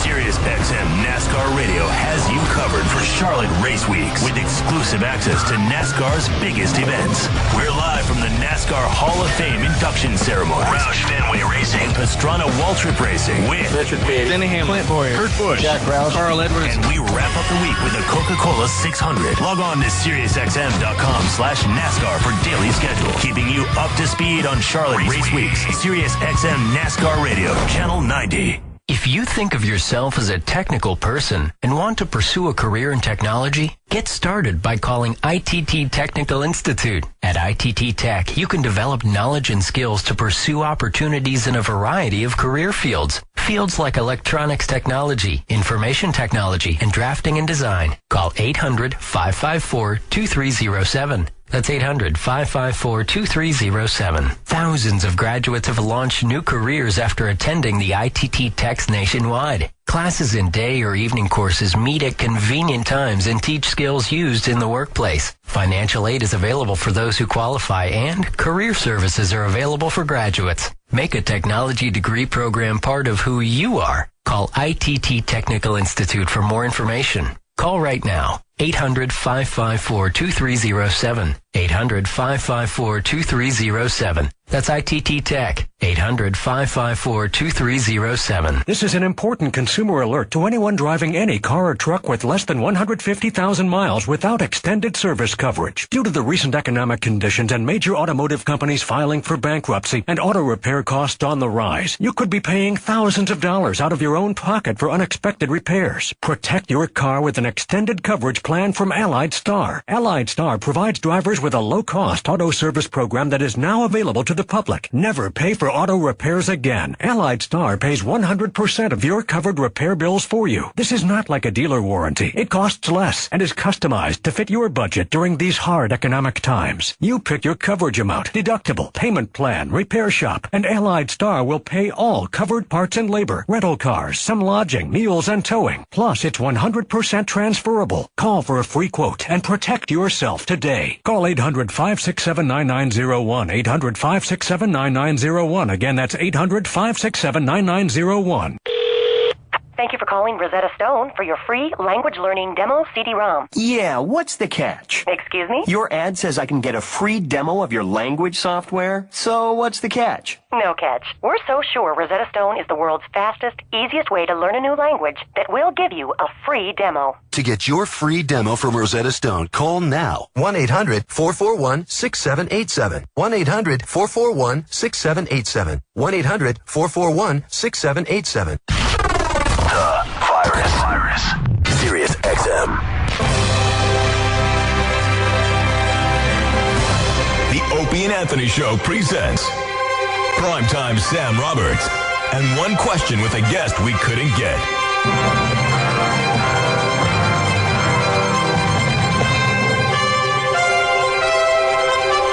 Reality show and porno tape vixen, Kim Kardashian. Primetime Sam Roberts with Kim Kardashian. Kim, how often do you have to get groceries? Once a week. Thank you so much for your time. Oh, you are so welcome. This has been Primetime Sam Roberts and one question with a guest we couldn't get on the Opie and Anthony Show. Sirius XM. The virus. This was the Opie Opie and Anthony Show. The Opie and Anthony Show. Gotta say, Jimmy Fallon is such a nice guy, man. Jimmy Fallon is just a always solid, been the shit. Nice guy. Always been very cool to us. And first time he did his show was when he really kind of needed, to publicize he was going to late night. Yeah. So he was making the rounds big time, Yeah. And he never forgot about us. He comes back all the time. Yeah, he's very. I think that's the third or fourth time he's been on our show. He remembers things we've done. He swears he wants to come back and do a whole week when his show is dark. In hiatus, as they say. In hiatus, he wants to come back and do a whole week with us. How great would that be? That'd be fun. He's a fun guy. Just really cool, down to earth, and funny guy. When guys like that succeed, you're really happy for him. He's the new hip late night guy that they let him do what he wants to do. Right. In late night, and well, he was smart to pulling it off. He was smart to embrace social networking right off the bat. That's and these other guys important too. I don't want to mention names, but these other guys have been around a long time. They're still not really embracing it. And Fallon's coming up with hashtag games and all sorts of stuff. I think a lot of these guys, they don't even do their own tweets and shit like that. No, of course just not. their name. Most celebrities don't. Or it'll be like, we need your tweet in by 3 o'clock. Right. And it's like, all right, just write something about this or that. And No, he's on there. He's very hands-on. Yeah. Really hard-working guy, too, because I want to ask him about Hardest working man in show business? What He's do up you say? there. Hardest working man in show business? He is up there. Yeah, he's always doing Because something. on the weekends, I don't know if he's still, but he was still doing stand-up all over the country. Look at us just lapping Jimmy Fallon's asshole. You know what, though? We're just lapping it. You know what, though? We know he could do something for our career, so why not do that? Exactly. It's not without motive. But he's so cool and just fucking down to earth. No, he is. Yeah, he is like a. You could tell like he still hangs out with his dopey friends and shit, and just like. How cool is Fallon? Jimmy's great. I was just talking to Troy about how cool his. Jimmy just walked back in. He's just so nice and down to earth, He's his fucking McCartney story. Well, I told you years ago. It was right around we were on NEW, and Jimmy came up to me in the airport. And he goes, hey, man. Carry my bags. Yeah. And he goes, hey, scumbag, I'm going to be a lot more famous than you really soon. And I went, I know. No, he was already on SNL for a while at that point. But he goes, hey, man, I'm Jimmy Fallon. We had worked together when he first got on SNL in the Park. We did some fucking Park gig. I'd never heard of him, and he killed headlining it. Like you and Voss did a Park gig with that black not chick? quite that good. Oh. This was like in the Park on 6th Avenue where HBO is on 6th and 42nd. Whatever that park, it was like an outdoor lunch gig they used to do. It was not good. And I forget who else was on the show. It was myself and a bunch of other people, and Jimmy was closing. And so anyway, a couple years later, he comes up to me in the airport. He goes, hey, I'm Jimmy Fallon. You're on Opie and Anthony. You do like a really good job. Like, he knew me from the show back then on NEW. But he's always been a cool guy. Yeah, he's always been good. He's not to us. putting on a front trying to be Mr. Nice Guy. Like, he's always been that guy. Yeah, I don't think he's just a nice dude. And he's like, yeah, you guys got to come back on the show. That's just kind of nice. Yeah, but you see, he didn't say, Jim, you should come on once. There's a whole thing with me and him. Oh, He's scared of your talent. And my looks. And your looks. Yes! And your naughty boy phone. That's right. Oh, that's true. I think he knows what I'm going to do. What? You have a Jay Leno phone and a Jimmy Fallon phone. Oh, no. Both NBC. I can do them both. That's true. You certainly no can. problem there. I just showed Anthony conflict. the Tracy Morgan "Won't You Pop My Balloon" skit. How It's weird like- is that? You don't even know how to describe that to people. Yeah, you can't. You got to see it, and I just don't even know how they would know that works. The stupid song is catchy, and then there is a big punchline at the end. It's just one of those quirky things that Very quirky. They leave him alone. They let him do what he wants to do in late night, and it seems to be working for him.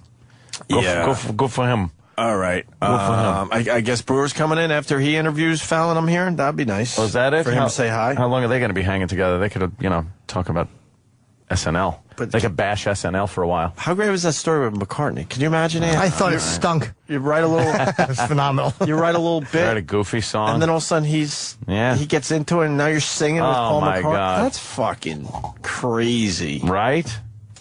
I couldn't even imagine. That would be like me, doing one of my wacky song parodies and having the actual guy there. Although they're all dead. What did you once? They're old songs. You sang with, who'd you sing with? Kid Rock was your biggest? That time at NEW? Nah, I think it was, yeah. I think the late Bradley Delp from Boston. Oh, that was kind of cool. Kid Rock's bigger. Yeah. I think. Well, Boston was bigger. I think Brad Delp is bigger. They were huge back in what I call when it's all said and done and the earth, ends in October, I think Boston will be known as a bigger band than Kid Rock. Sorry. When it's all said and done, a lot more is said than done. Ah. Huh? I want to sing tomorrow with a good friend. Brian Johnson. Johnson? No. Brian Johnson's coming in. Malcolm? Yes, he is. Malcolm? Yes, Malcolm. Malcolm McDowell tomorrow and Brian Johnson. And Paris Hilton next week? What the fuck's going on with this show? I know, we're getting... I want Roland fired! See how much fucking material I have to go over now to prepare for interviews? Yeah. I'm fucking barreling through Sugar Ray Leonard's book. I watched the DVD extras, almost everything on Clockwork. I'm 100 pages into Brian Johnson's book. I'll be done with it. Who are you singing with tomorrow? Fucking what do you mean? Malcolm? Who? Yes! What are you going to sing? Singing in the Rain? Of course. What else is there? Yes. What if he doesn't want to? Then we won't. You're going to try to get him to do it? I can't. Now we're going to have to try to... Oh, no, that would be embarrassing. We're going to have to try now. I would do it with him if he wanted to. I would never sing with anybody but him because he raped to that song. Any Starbucks guys here? Yes. We're talking about music, so I'm just going to, throw this out there. The Cars? Remember the Cars? Yeah. Rick Ocasek in the Of course. gang, right? You know they have a new album out they're selling in Starbucks? Really? And it's not their greatest hits? It's a new album. I picked up this thing, because usually at Starbucks they get those collection things, and some of them are pretty damn good. I pick up this thing thinking I'm going to see some kind of Cars Greatest Hits CD, and maybe they'll throw a dumb new song on the end, right, when no one gives a shit, you know? Yeah. It's a new album, all new material. When did they put that out, and does anyone care? That's what I'm getting at. Do you care about a new Cars album? No. Were you a Cars fan growing up a little bit? Early 80s. Cars song comes on the radio. Are you finding something else? Good question. Bye Bye Love. They stink, I think. Or Good Times Roll. We'll keep it safe. Good Times Roll, I would keep that on. Oh, yeah. Anthony. What's the matter? You like the Good Times Roll? I hated that song. I like the Good Times This is cool. Roll. It's very 80s. I like not moving good. in stereo because of Fast Time like everyone else. Come on. Good stuff. Fucking stinks. I didn't mind this growing up. Do we have the new Cars song? How about Candio? I liked Candio. Candio was good. Play some Candio. Candio? Yes, and Steve Martineau. Candio! How can you not? He keeps eating the song. E-Rock, because he's chunky. He's a healthy boy. Can he hear us? He's husky. Oh, yeah, he can hear you. Oh, He's so fast. He slides. but where's Candio? In his belly-o. Is he looking for I'm it? sorry, you're Jimmy, you didn't like any Car songs? Just What I Needed. What's that song? How's it go? Just What I Needed. No. Oh, you know what? That's not as bad. That stinks less. But it still stinks. Dio? I hate the What about Cars. moving in Greasy stereo? fingers. I don't know that one. You don't like this one? Who's this? There's Candio. I'll tell you in a second. Candio. No? Hold on. So far, no. Makes you want to do a Devo dance. Yeah. But it was the early 80s. What do you expect? It's great. No, I don't like this. Are they in the Rock and Roll Hall of Fame? Not a big fan of the Candio. I like Candio. It's fucking awful. I want to put on like a single colored jumpsuit and fucking do a wacky straight dance. Fucking sucks. All right. What about what about Substitution Mass Confusion? Inside My Brain? Bye Bye Love? Are they in the Rock and Roll Hall of Fame? They should be. They should not be. The Cars should be in the Rock and Roll Hall of Fame. No. And I bet you they are. were really one of the first mainstream new wave pop bands. Right. Like the ones that were like considered weird at the time because it was coming off of the heels of the 70s like arena rock sound. And these guys were like the weird. And then the other like new wave punk guys were too rough. But these guys put it right in the middle where it was like they're new wave but pop rock. And it worked. And listen to that guitar, they're rocking a little bit. Jimmy's annoyed. Wait, you were saying they were what? They were the what? And they were the first? The first like new wave kind of... Were they? Yes, they were, Jimmy. Look, I'm making a bowl hat. Oh, that looks very 80s. Putting that blue, that almost looked like deep exactly. on your head. Fucking idiots they are. Hey, and another band from that era, because this came up the last couple of days. Elvis Costello.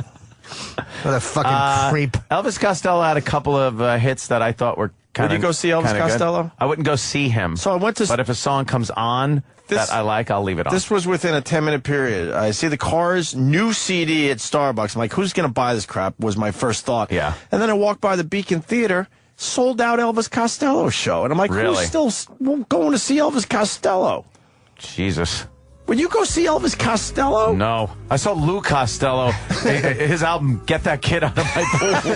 I thought we all knew where it was going, but I didn't realize you would take a beeline to it. Oh, I couldn't get there fast enough. Costello no subtlety. Costello dead kid pull. I thought you'd say something like, floaters or just... No, the floaters. Get the dead kid out of my pool. Not only sold out, scalpers working it hard outside the Beacon Theater. For Elvis Costello. Native Americans. This is Every Day I Write the Book. I like Allison.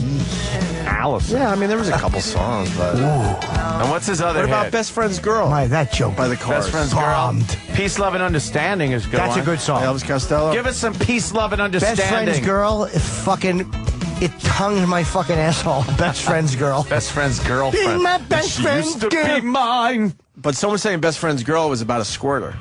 Really? Does that make the song better? No, not at all. All right. This is good. Fair enough, sir.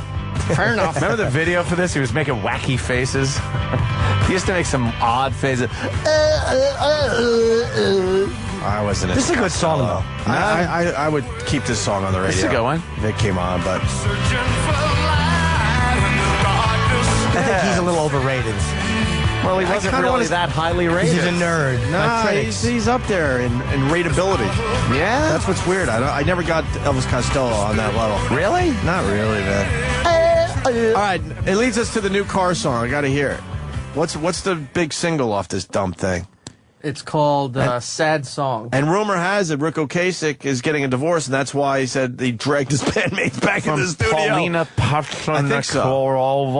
I think Roland was telling me that. I'm like, really? And now it all makes sense. He had to fucking go and make new songs. Really? Why else would he do it? What's his chick's name? What was it? Here it is, Sad Song. This is the new song by the Cars. Sounds like the old stuff. It does, so far. Oh, my God. Too many screamers wearing a mask. Too many dreamers looking for the ones that last. Oh, they really are just kind of doing Just rehashing, yeah. Looking for hope. It's like Ozzy's new song, Nutty Bus.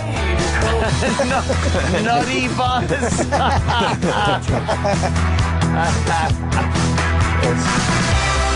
Candy-O. Yep. It's just a sad song. It goes along again. It's just a sad song and it won't take long. It definitely sounds like the His Cars. voice sounds, but it's probably the effects. You wouldn't. The voice sounds exactly the same. You wouldn't be confused. Almost sounds like a lost track, but this sound is kind of coming back in music a little bit. Is it? So I don't know. Maybe it'll work. What do I know? You wouldn't be confused thinking this was somebody else. But why? Yeah. Why would you put out a new album with 12 brand new songs on it? You could have put this on, maybe another new song with a greatest hits album. It would have done fine. Right. But maybe he's done that already. I don't know. Do you know that song Whip It by Devo? Oh, yes, I do. Boom, boom, boom, boom, boom. Whip it good. Boom. I like to make that noise with my mouth while I'm eating a girl's pussy. Boom, boom, boom, boom, boom. Boom, boom, boom, boom. They love that. Dude. All right, we don't need to do this anymore. Sorry. This is a great fucking tune. And I don't want to like this song. The Whip It comes on, and I just have to finger my own ass. And again, this was one of the 10 original videos that they used to play on MTV when it first started. And you just fucking watch this like 1,000 times. Remember Hey, look, they're wacky. They got whips and they got wacky hats. And then they went with I Can't Get No Satisfaction. Yeah. Their version of And I Can't Get No Satisfaction. That's when they lost me. A little weird. Song 2. And Marta Quinn. Yes, Marta Quinn. She's still doing it on the 80s channel. She's on the 80s channel here. They all are, aren't they? Except for JJ. Need a black what? Yeah. But you're not going to hit me, are you, Ramrod? What? I don't know. His face is... He's so odd. It's Keenan Cahill. Yeah. Who is he? Whatever. He's like a... He lip syncs everything. He lip syncs. Is that the one that's... I interviewed him in the... Oh, that's the kid? I interviewed him during the shit hour Let me one see day. that again. He's You guys actually went pretty home, good and all of a there. sudden he showed up. He said, fuck this, I'm interviewing this little creep. I listened to that because I wasn't in that day. I videotaped him, and first time one of his videos didn't do well. Yeah. Every other video he does millions of views. Mine, 20,000. And it was Sam's fault, right? I think so. It was Sam's fault for talking during the time. Yeah, but it was the shit hour. We didn't have to worry about having the quality up, so you just play the song. Again, I say, if you want the video without my talking, just download the song. Yeah, but that's a It's lot of Kesha, work. it's not a lot of work. It was right there for It's everybody. literally the top 10 of iTunes. It's a lot of work, Sam. This is actually kind of entertaining. He makes the really wacky faces Yeah, but and for a movements. kid, it's not bad. He's actually, he's probably going to be a very funny guy. Look, He'll get a gig on some show. Look, for having an incurable liver disease, I think he does Jesus. very well. Yeah, What do there's you some kind of think? medical difficulty there. He looks like a weird dwarf kid. He's fucking... he's 35 years old. I think he has the Gary Coleman. Jimmy was looking like, wait a That's a minute. bunch of bullshit. Oh, Get your sorry. fucking names and numbers right. That's what my mother would always say. He was like 16 or something, right? That's what I hear. But when people are questioning that, they wonder if that's true. And he comes up to your knee about. He's really Perfect. Really? That short? Yeah. Well, maybe that's maybe a little taller. What? 3 feet? Maybe 3.5 feet? Yeah, he's really short. I would bully him. You'd bully the little guy? What the fuck you say, man? Oh, Bully. and this is where 50 Cent walks in with him. Yeah, he's. 50 just kind of walks right in. How many views does this have? This one has 32 million. And my video with him has 22,000. What's he singing? Thanks, Sam. This one has 50 Cent in it, and Thanks, yours has Sam. Sam talking on it. Thank you. But all right, so somewhere in the middle would be nice. It's because you fucked it up. I didn't family. fuck it up. I didn't do the video. I did the radio show. Yeah, but then you made it hard for me. Then I had to go find the song. It's not hard I had to the find. audio right there. I said, fuck. I had to bring the audio to your house. It wasn't easy. I know. The whole thing was Oh, a yeah. problem. Couldn't you just, insert the music later That's what on? I've been saying. So Sam would be out of it? Oh, that's a good idea. Thanks for coming up with that. Oh, yeah, okay. It's not complicated. No problem. Well, why didn't you tell me this earlier? it's Ann not had to hard. tell me this. Yeah. I've told you it many times. Fuck, Ann. I'm going to do that today and give this video another shot. Yeah, It's not go ahead. gonna work. It's not it's over yet. Why? It is over. That It's- song's still hot. Yeah, but he probably did it himself already. There's no 50 Cent, and this is a lie. What's fitting? Wait for it. Where's the motherfucker? Just impatient. I don't see him. This is bullshit. It's just the boy. Myself. Just a small boy. He did the boy. Yeah. Fitty. There's the Fitty. Fitty comes out. But is he really in the room with him? Oh, the kid's probably standing out there. So sexual, incredible, she beautiful, she edible. I got her, I won't let her go. I ain't seen nothing better, yo. Look how she twerk it, do it. He's a gangster, that Fitty. Actually, and the kid's a gangster too. Oh, yeah. Yeah, I used to rap with 50 in the streets. You know what's weird about this video? No one's talking over it.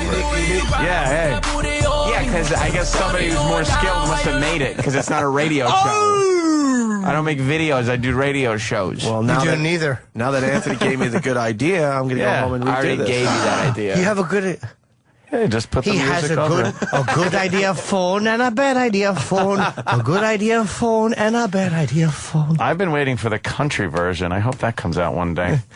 Oh, it's got to be twangy. Yeah, I think that did pop out already. Did Not it? here. Oh, damn it. Believe me, if you knew the redundant thoughts. Do you know I walked around my apartment thinking Bill Tetley for 6 hours the other He's day? got a good ball phone and a naughty ball phone. Yeah, country. Wait, you have to tell Ant the Bill cover- Tetley. It was hysterical. Oh, sorry. Where he goes, my friend Bill T is showing up. I texted him, I'm like, Billy T wants to come in Monday. Whatever, that's cool. And then it's like, Bill Tetley.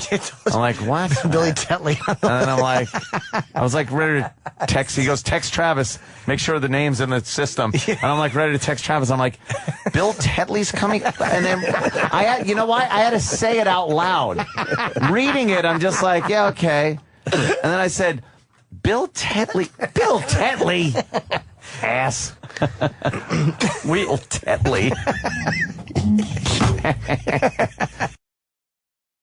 Pyle, one episode they decided to be like, let's show that he can really sing. Right. That was his agent worked on that. Yeah. And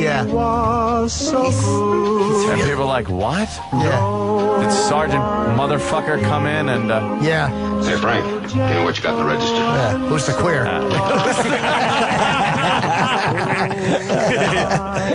Send him out to the Navy. This guy hears it, then he realizes he's going to the restroom and drill a hole.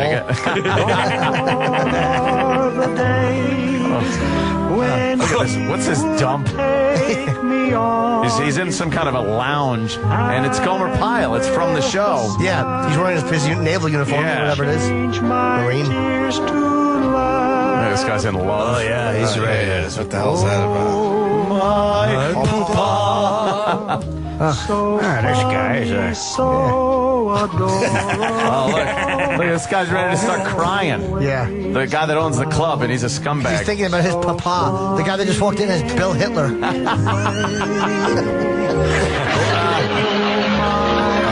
tearing up.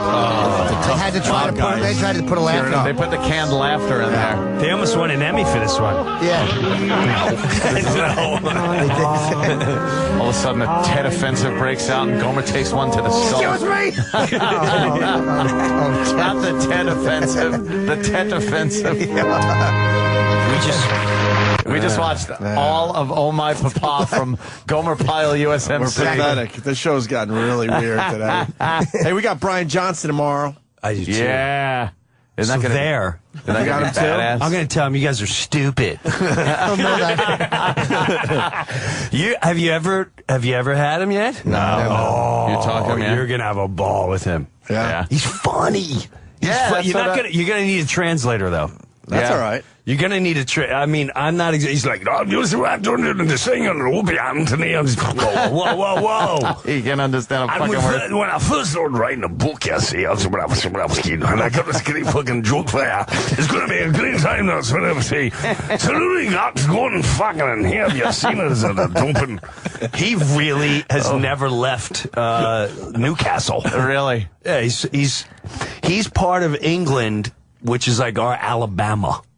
Oh, okay. Wow, that makes perfect sense. So you don't think of it that way. Dude, did I ever tell you when I went to dinner with him with my wife? Oh no. Dude, this is the funniest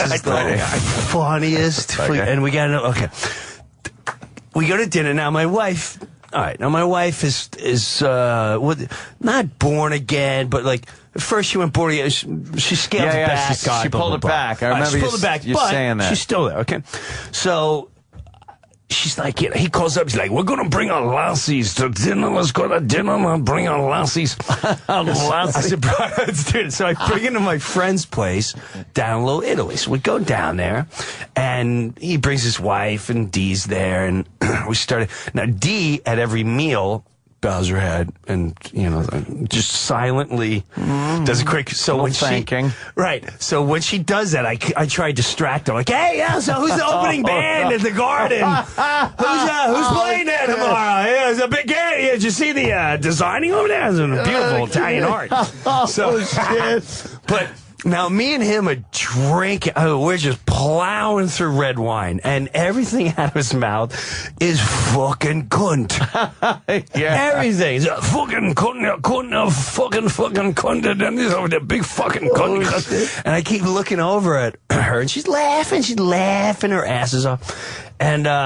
And he starts going, I go to this great place in fucking France, and we're a big yacht, and we wave, and we go along the canal, and we waved all the fucks and the cunts and the fucking cunt.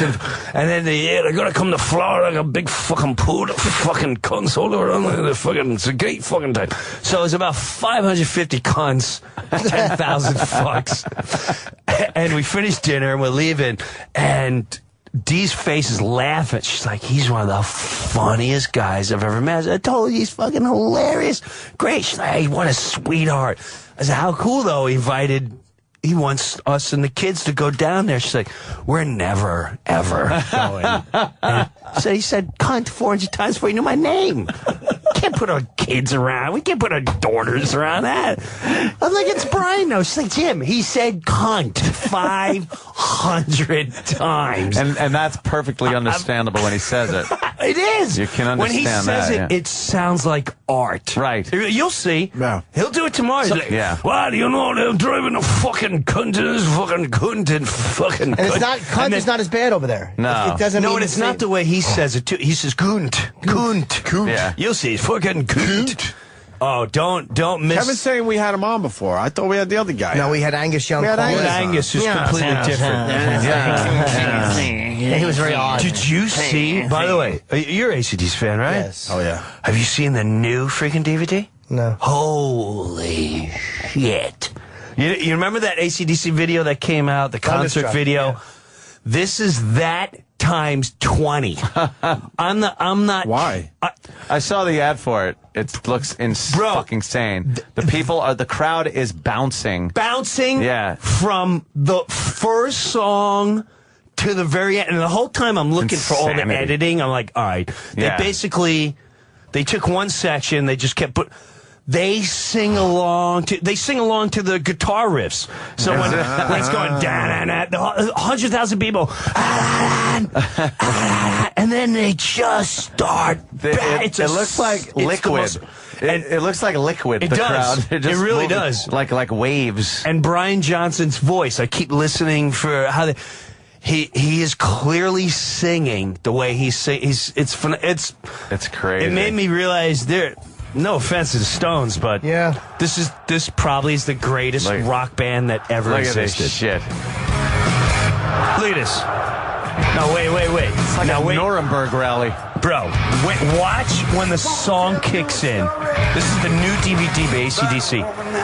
Watch when it kicks in.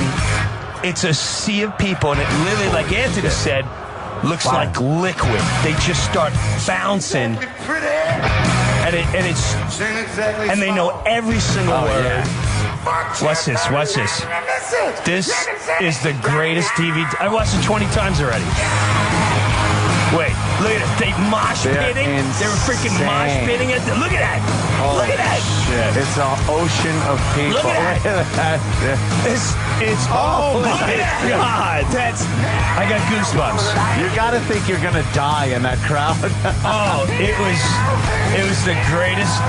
This is by far the greatest rock DVD concert I've ever seen in my life. River Plate. Where are they? Was it out now? No, is it Buenos? I don't know. Is that what he's promoting tomorrow? No, he's promoting a book tomorrow. Which Buenos is very Aires. funny. They did it in Buenos Aires. Yeah, what'd you get? I gotta get. You think they'd give me a book to know what I'm interviewing tomorrow? Yeah, it's all about his relationship with cars, but it's not about cars. He talks about them, but very, very funny. And then he tells a story about how he fucking tried to get laid in one. Or he has great stories about all of them. It's a great book. A phenomenal. He should go on tour just as a storyteller. I was wondering if he wrote this. I'm like, this is too funny for a rock guy, but I'm guessing he must have. Oh, I guarantee you he wrote it, and he probably just had a guy sitting there transcribe it. Struck. He should. Oh, forget it. The thing's out of control. Yeah, out of control. That's crazy. You're gonna have a ball with him. Yeah, we're looking forward to it. I just don't like the language. That's funny. Oh yeah, can we? Yeah, whatever you want to do. Yeah, whatever you say. It's weird going to every show, the Antisocial Network, and everybody comes up to me and goes, "Pizza guy, pizza guy, pizza guy, pizza guy, pizza guy, pizza guy, pizza guy, pizza guy." I've never seen anything like it. We requested on behalf of. I had a great conversation with Jimmy, and because I don't want to give him any more fuel, but he's a little off. He's a little off, and I actually asked the listeners if they can take down the YouTube piece just to cool his because we had a run-in. We had a couple run-ins, and I don't like the tone of the run-ins. Really? I'm not worried. For me, I don't like how my family was approached when I wasn't around. Oh. And I don't want to give him too much credit But both sides have made their point. Both sides have made their point. You've made your point. He's made his point. Right. It is what it is. Right. It's like Jim said what he had to say. The other guy said what he had to say. You move on. Right. That's all. And it's over, and like to move along. I'd like to move along. Well, you don't have to torture. It's like when it's over, you made your point. It's almost like you don't have to torture a guy with it. You made your point, and then you go forward, and that's the end of it. He goes forward with his thing. You go forward with your thing. Right. It's good. And I thought we were all moving along, but there was a bizarre little incident. And it alarmed me a little. And then when I had to run in, I seen that a lot of his fuel is from the YouTube piece. So I'm like, you know what? He don't need that in his life. It's just like Jimmy said, we came to a fight. I came to swing hard. I swang hard. Yeah. And that's it. I'll take my robe off. And I'll let it be. I'll reflect back in the day. Remember that fight you had? Yeah, I remember that. Was a good time. That was a good time. Good fight. Good fight. So, if any of your listeners are kind enough, it would help me out tremendously if you're just like, you know what? We'll take it down for you. Yeah. Yeah, hopefully they'll listen. That's a request. It's the right thing. Just a simple. No, but I do really, the right thing, man. And it's more do the right of a thing for Brewer. family thing, man. Right. It's really. Yeah, you want to, if you were just alone, fuck it. Correct. If you're a single guy. If it was guy, just me, I would be worse. You'd probably be in prison. Or someone else would be. Yeah, true. But everyone thinks about their family. Jim thinks about his family. I'm sure that guy thinks about the way his family reacts. It's like everyone's got their family at stake. So it's like you don't want your family hearing bad stuff about you. Jim doesn't want his family. You know what I mean? It's like, move on. It's done. Right. He had little kids. He still has little kids. Great little kids. Yeah. And we'll get into a better side of it. As time goes on and off. Sure. If time, oh man, boy, I'd like to unleash. But just can't. All I'm going to say is like it would help the cause if that was just taken out. Fair enough, That's all. man. That's not a bad request at all. No. So. No. I've requested certain things be taken down. Brewer's been. And usually they're cool about it. Yeah, well, I've been never a had trooper over the years. Problems. It's time to call in a favor. Yeah. That's all. It's calling in a favor. Call in Pooh. a favor. Yeah. After the years of enterfuckingtainment. He'll perform at your pool party this summer for me. I got great. Well, off the air, I'll tell you some great stories. Oh, great. Hey, how's the antisocial going, Jim? Very good. Oh my God! You guys having a blast, huh? Yeah. This Attell on the last show Killed. He was, his feathers were pretty darn. He was like a cockatoo, just with his fucking, or a peacock. You know the peacocks? Yeah, He got his yeah. feathers all out, and he wasn't done. He was like a prize fighter, wasn't done. We were out there, and he's like, I'm doing another 20. This is mine. It's fun. It's fun to watch him when he crushes. Yeah. That was. I mean, he crushes every show, but that was clearly. It was special. I thought was his night. I mean, he was just bang, bang, bow, whoa, bang, Ping, pow, boom, ping, pow. stop. We got June 15th and the Chicago Comedy Festival, the opening night, and also... I'm excited about that one. Yeah, it's a Wednesday night, but it's the only show that night of the festival. It's the first show. But I'm excited about that night, too, only because it's a festival and comedians size each other up, and you get that whole nonsense going on. And it'd be nice to go in there, sell out, crush the place, start a buzz, and leave. And people like, hey, did you see the new Jake Lamalu? Lamalu is he's this English guy. Yeah. Oh, well. And everyone's like, no, you should have seen Antisocial. That was a monster. So that would be good. And we got Seattle July 2nd and Vegas July 4th at the Palms. 4th of July. I'm sorry, the 3rd. Oh. July 3rd. The 1st in Seattle, the 3rd in Vegas. It's the night after UFC. Bill Burr's been tremendous. Steady Tremendous. 350 batter. Really? Bill's all you great. guys. Tremendous. It's ridiculous. 350 batter, 40 homers, just non-stop. It's been It's a great been lineup. pretty consistent. It's a solid fucking show. Yeah. It's been very consistent. And there's been a lot And the best part about it is, well, I don't need to mention what the You go unspoken, but you know what I'm talking about. How's Pops doing there, Brewer? He's good. He's got a 24-hour aid, changing his diapers. Jesus. Well, it is what it is. You can only change ass so much. Yeah. I can't take him on the road. It costs a lot. I ain't paying for it. My mom's going broke. She did not want to give that up. And I kind of think it's sort of a circle of life. She took his money. At the end of the day, she would say, "Don't think any of your children are taking any of my goddamn money." And he was the one that made all the bread, especially when they retired. And so he never saw a nickel of it. So it's payback time. So now she's got to pay it all for someone to clean his ass. Wow.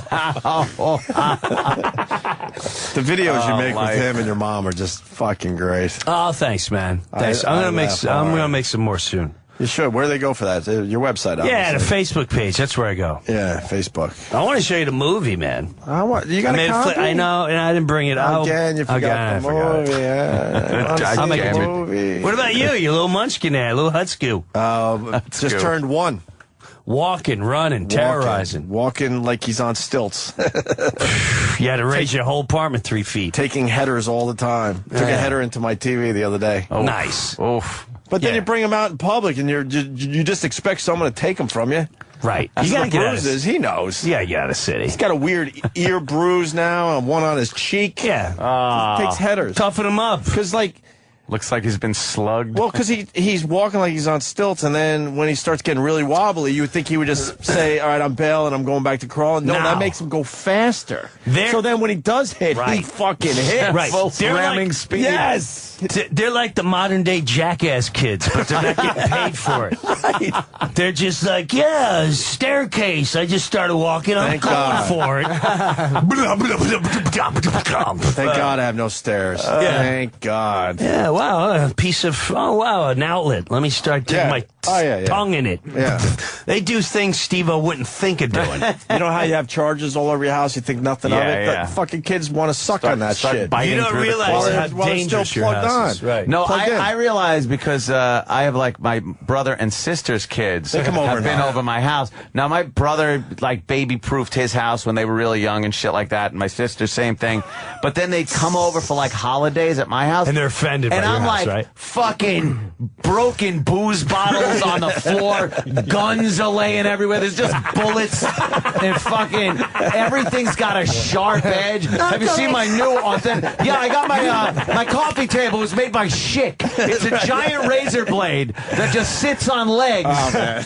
It's the most dangerous house in the world. My fucking house. I had to get rid of my glass coffee table. Right. The first thing. I'm like, right, I didn't want to. I love this stupid little thing, and now it's a nice soft What do you little sit under to look at cushion. shits now? You gotta love that old gag. Now I got one of those coffee tables. It's a big piece of furniture, basically. You know what I mean? So it's just soft. I'm like, oh, Everything's got to be man. cushy. This thing had edges on it where it bubble wrapped. Oh, not good. And you realize diamonds. Everything you invested with your furniture was it's like the New York Mets. You wasted all your freaking money on all these unvaluable things. Because when you have kids, you should get rid of all your get shit furniture. Go to Salvation Army. Get peed on, puked on, bitten, salivated on. You nailed it. Markers. Yeah, and markers. fucking- We just finished painting. Painting. Came home. I left my sister with the 2-year-old for 10 minutes.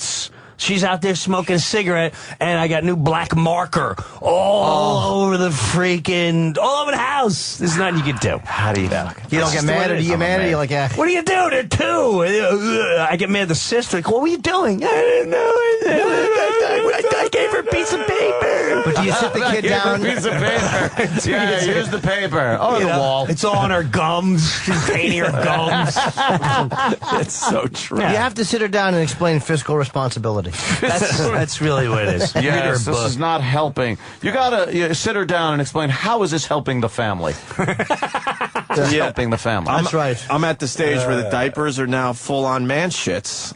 Those are good hearty the ones. first 8 or 9 months, you laugh. And your fingernails. You laugh at changing diapers. It's nothing. Right. And then, man, I don't know. I think around 10 and a half months, it's man shit. And you do dry heave and you want to fucking puke. I'll trade you your 1-year-old for my 88-year-old. Oh, God. You want to talk about man shit? Oh, Jesus. This is like old man diarrhea. It's good times. It's not like opening up at 8 in the morning, just a spring door and that cool breeze of, I've been laying in my own shit for the last 9 hours. Good times. Good times. Good times. Good times. I didn't mean it. I know, Dad. I didn't mean it. I didn't mean it. Now, that one was on purpose. You're a saint. I didn't mean it. I don't know if I can handle that. My dad lost it in my car once when he was alive, and I was just like, wow.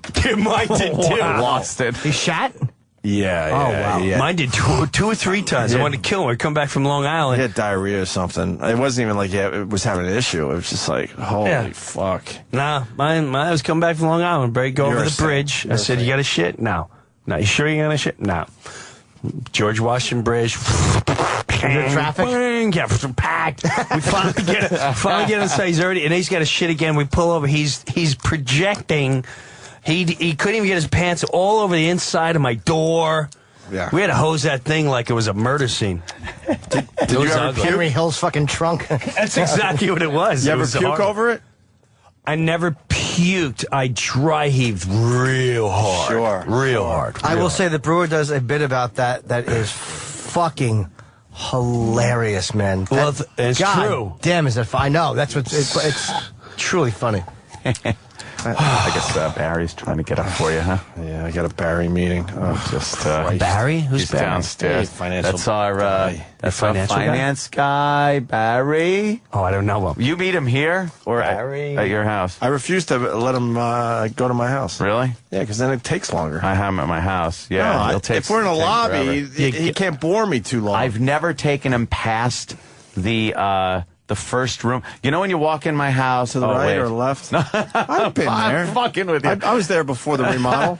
And and the room to the left is like it's like a sitting It's room. Victorian. Yeah. And he's never been past that point because I let him in the door. We sit on the couch in there, conduct business. There's nothing to see in there. There's nothing to talk about other than business. Yeah. And then you get out the front door. Right. I don't want to sit there and listen to fucking horror stories about insurance. I have my guy come wills. over. I leave men's magazines out. the economy. And I take a Viagra and I fucking put on my spandex and I fucking make him look at my hard cock through my spandex. There you go. Give me numbers. Give me numbers, you know what? you know what? You go over my head, I'll fucking kill you, Ace. Motherfucker.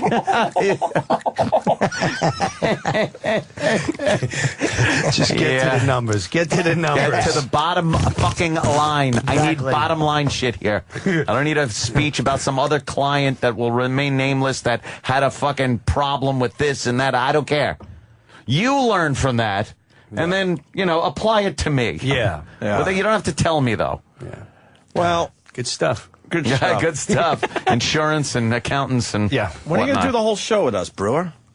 Yeah, you got to do that again. Soon, man. Let's do this. Let's do it maybe next week sometime before I leave let's do it. before I leave for the whole summer. Where you Gone for going? the whole, oh my God, it's freaking. Oh, my God. Out of here. Are you doing the with the kids, the family, that whole Taking thing? the family, the whole thing. I'm not RVing, but we're going out west. I'm going to freaking Europe. Going to Amsterdam. Are you Holy shit, you're Is all it a over work the place. vacation? all work. World But in tour. between the work, you're going to be doing stuff with the family. You're filming this, hopefully? Yeah, I'll be filming everything. Nice. So all over Germany, out west. It's a Europe? Bro, Jimbo, I did that heavy metal thing the other night. It was a monster. Oh, you know what? Someone called me for tickets for that. How was it? It was a monster. It was great, right? It was a monster. At the Starlight? It was a monster. I'm pretty hopped up. Oh, good. Oh my God! They're saying old man diaper mustache. I don't know, man. What are you talking God. about? What are you talking about? Oh, no. I got caught really bad. Did you guys talk about this yesterday? Because people started tweeting me. Played it right after you did? we left. Brewer, these Yeah. guys set me up so bad. I was being my cocky self, going, if someone brings in a baby diaper today, I'll fucking make a mustache out of the pool. Ew. And Yes. What's wrong with you, man? Everyone's reaction. they said, Ew. Please, can you please replay that reaction? You gave- Dude, that was such a natural child's reaction. Yeah. Oh, that's like my daughter bringing home a you-know-what. Ew. Why would you do that? So Richard Voss had a diaper, and he was close by, and I was like, you got to be fucking kidding. I did it. It was horrendous. Wait, whoa. I actually puked. Come on. I did a Bob Kelly puke. Ew. Here's Brewer's reaction. This is great. Oh, yeah, let's hear this. Baby diaper today, I'll fucking make a mustache out of the poo. Ew. What a fucking dick. That's great. That was such a natural. What a dick. Ew. A kid says that.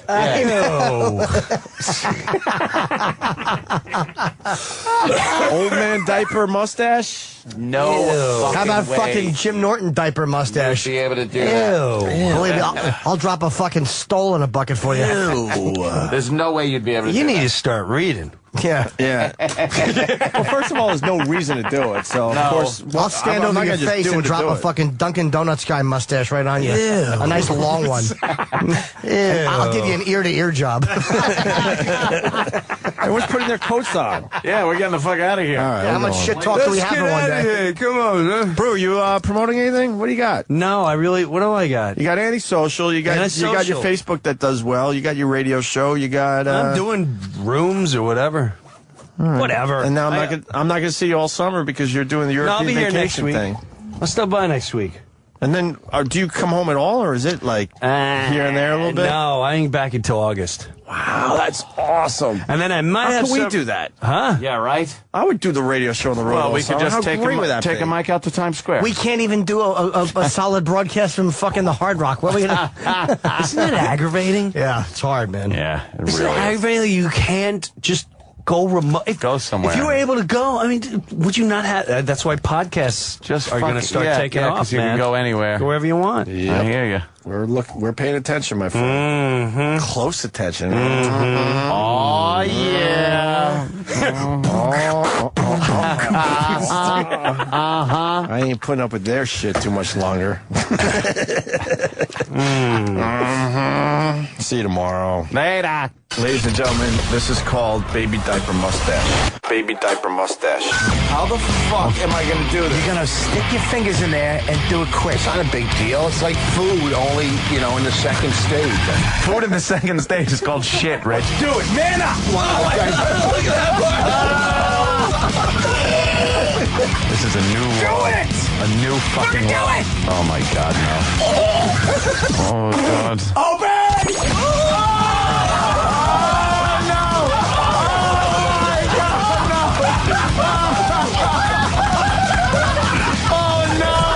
That is fucking disgusting.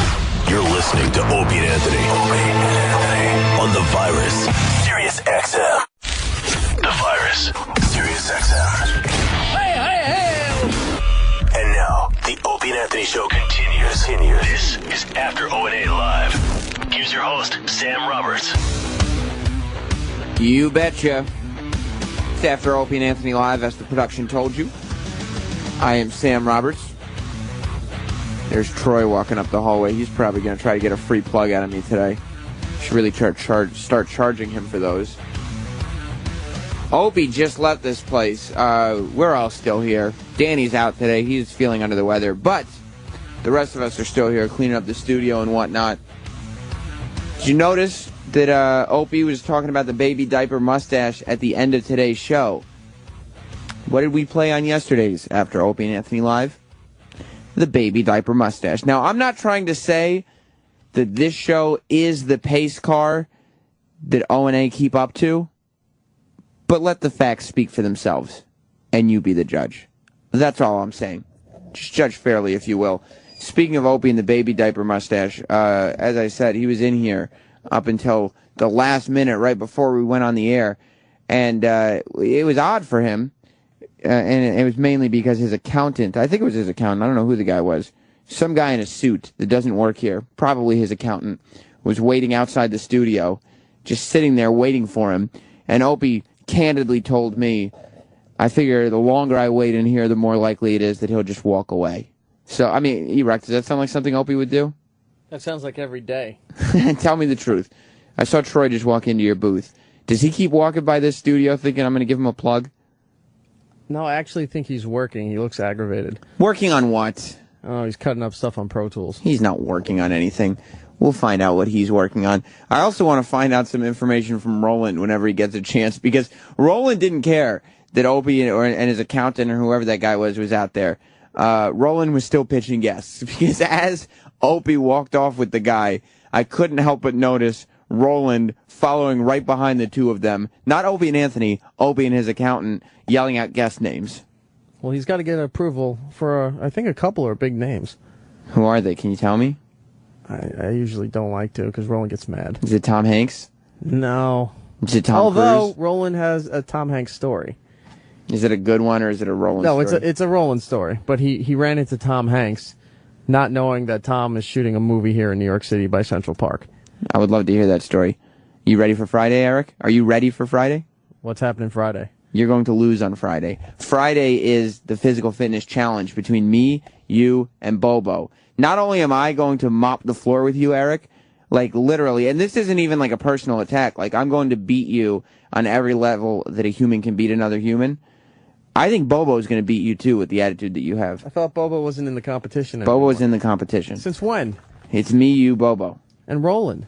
I don't know if Roland's in the competition. Roland said he was in. That's why I came in. Roland, I think Bobo's in the physical fitness competition. Yeah, Bobo's in the physical. The whole thing now is between you and E-Rock. Right. That's the whole show. What happened? I thought... That sits okay with you, right? Do you know what? I came for in the because show. you were. That's the beauty of it.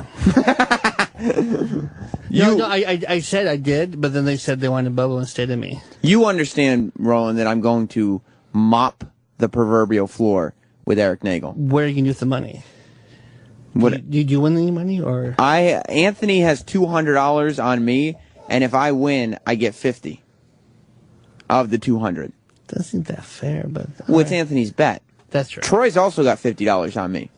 Also, I was just back there in the other room, and he said he was going to call out sick on Friday. He did. I just heard him say it. You better not do it, because then Jim, if he calls out sick, that's forfeit. Jim's not going to pay the money. Not only is that forfeit and he'll lose, but he should actually, if Eric calls out on sick on Friday. This Friday or next Friday? This coming Friday. Is the physical fitness? Yes. Oh, Flavor Flav is this Friday. That's all right. I mean, 9:30. 9:30. We can do it before then. But if Eric calls out sick on Friday, legitimately, and I'm saying this without jest, he should be fired from the company. Because this is a sales promotion that he committed to do last week. I didn't commit to shit. You did. You said you would do it. How is that not a commitment? We're going to have to go back and pull it. He said he will do it. You said, yes, I will do it. On What air. is not committing about that? Roland said he was going to do it. No. Now he's not doing it. I didn't ask if Roland was going to do it. Roland did it? No, you. I just said I would do it, but then they said they didn't want me. They wanted Bobo. They wanted Bobo instead. I'm on standby, so if Bobo doesn't show up, I'm in. Yeah, Roland's willing to do it regardless. Roland is not the issue here. Eric, you said you would take me on. Now, if you're going to call out sick, you're going against your word. This is a sales promotion, and I don't think it's out of line for me to say that if you ruin this for not only sales, but for this show, you should be fired. I mean, it's not like it's the first thing you've screwed up, let's be honest. I don't think fired, though. That's severe, though. You don't think he should be fired? There needs to be some sort of penalty. What type of penalty? Maybe a kick somewhere. You think he should be physically assaulted? Not physically, just kind of like a tickle rape.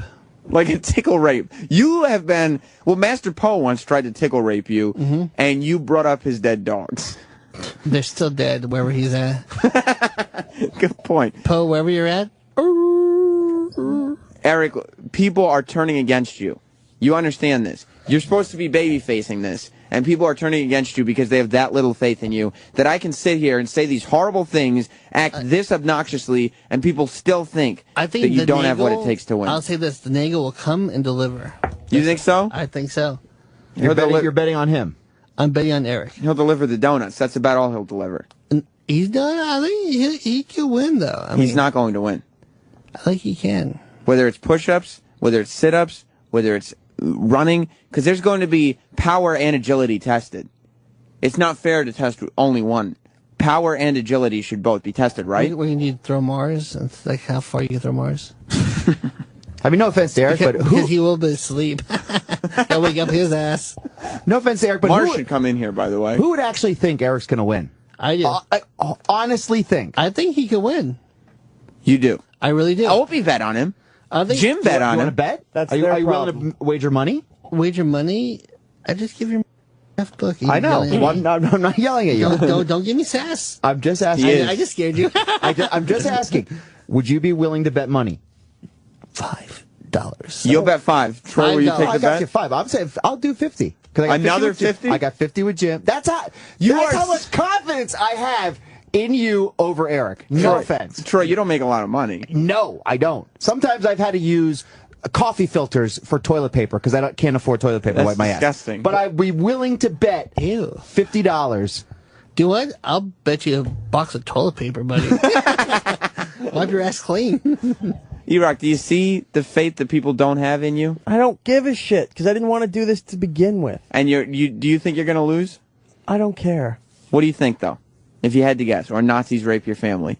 Well, because some people had to bet on it, yes, I will lose this competition. What type of attitude? And by the way... Hey, Sam. I'm betting on Sammy Sweetheart. Eric is going to try, by the way. I want everybody at home to realize this. I'm betting on Sam, too, off the books. No, he's not betting on anybody. Eric is going to try. Yeah. He's going to, and he's going home, and he is practicing sit-ups, by the way. I know this to be a fact. He is practicing. He is going to try. He is going to come here on Friday. He is going to lose, and then he's going to use this as an excuse as to why he lost. Because he doesn't have the balls to just say, yes, I happen to be a guy who was a born loser, not good at much, and that's who I am. And it's not an attack. It's not an attack. He's going to use this as an excuse. And he's just sitting there sucking it up. I'll pay you $50, Troy, just to go away. Yeah. $50? Give me Maybe. $50. Let me think about it. Oh, maybe. Exactly. Yeah, see? Goes back on his word again. Yeah. All right, well, good luck. Good luck to you both. Somebody is saying the government puts mind-control substances on toilet paper, and that's why you use coffee filters That is true. to wipe your ass. That was is true. Yeah. Jordan in Scranton, Pennsylvania. Did you hear about the war of words Kenny and me were getting into on Facebook? Yeah, it's all silly. But he takes that Facebook so seriously. He's so stupid, that Club Soda Kenny. It's a big deal to him. He monitors everything that goes on with his Facebook page.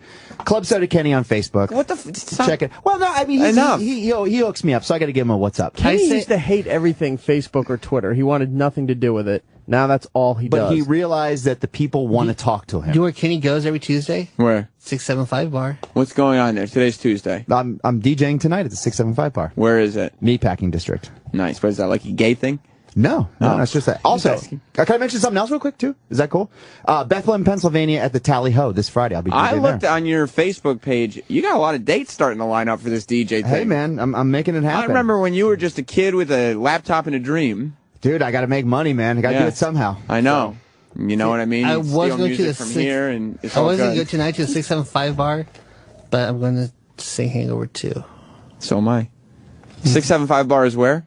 The Meatpacking District here in New York City. Come out. We're having a party. They have Cool. delicious food. And Troy Kwan is on Facebook. You get all his DJ dates there. Go and check him out. And he likes it when people yell out, "Conspiracy!" while he's DJing. You know, bring up the show reference. Maybe find some toilet paper. If you're going to go see Troy at the 675 bar tonight, bring a roll of toilet paper and give it to him. He needs it. He's using coffee filters. Yeah, I have. And also, someone can bring wipes than the moist towelettes.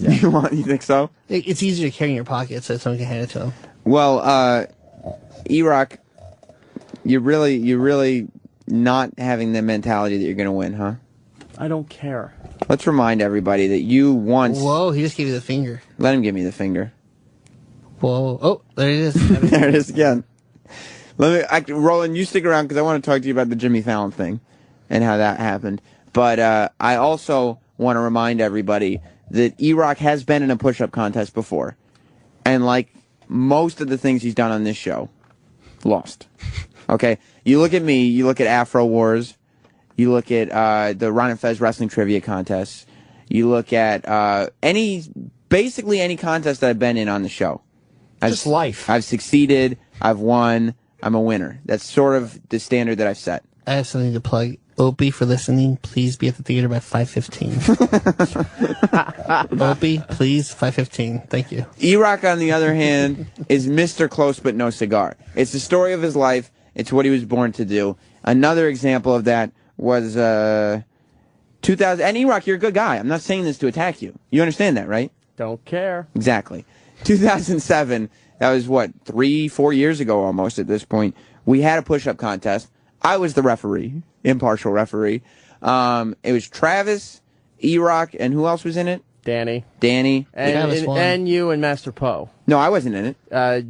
Poe tried forcing you to get into the contest. Yeah, and Poe realized that Poe is another one who's a born loser. I mean, where is he now? Dead. So he's in Florida.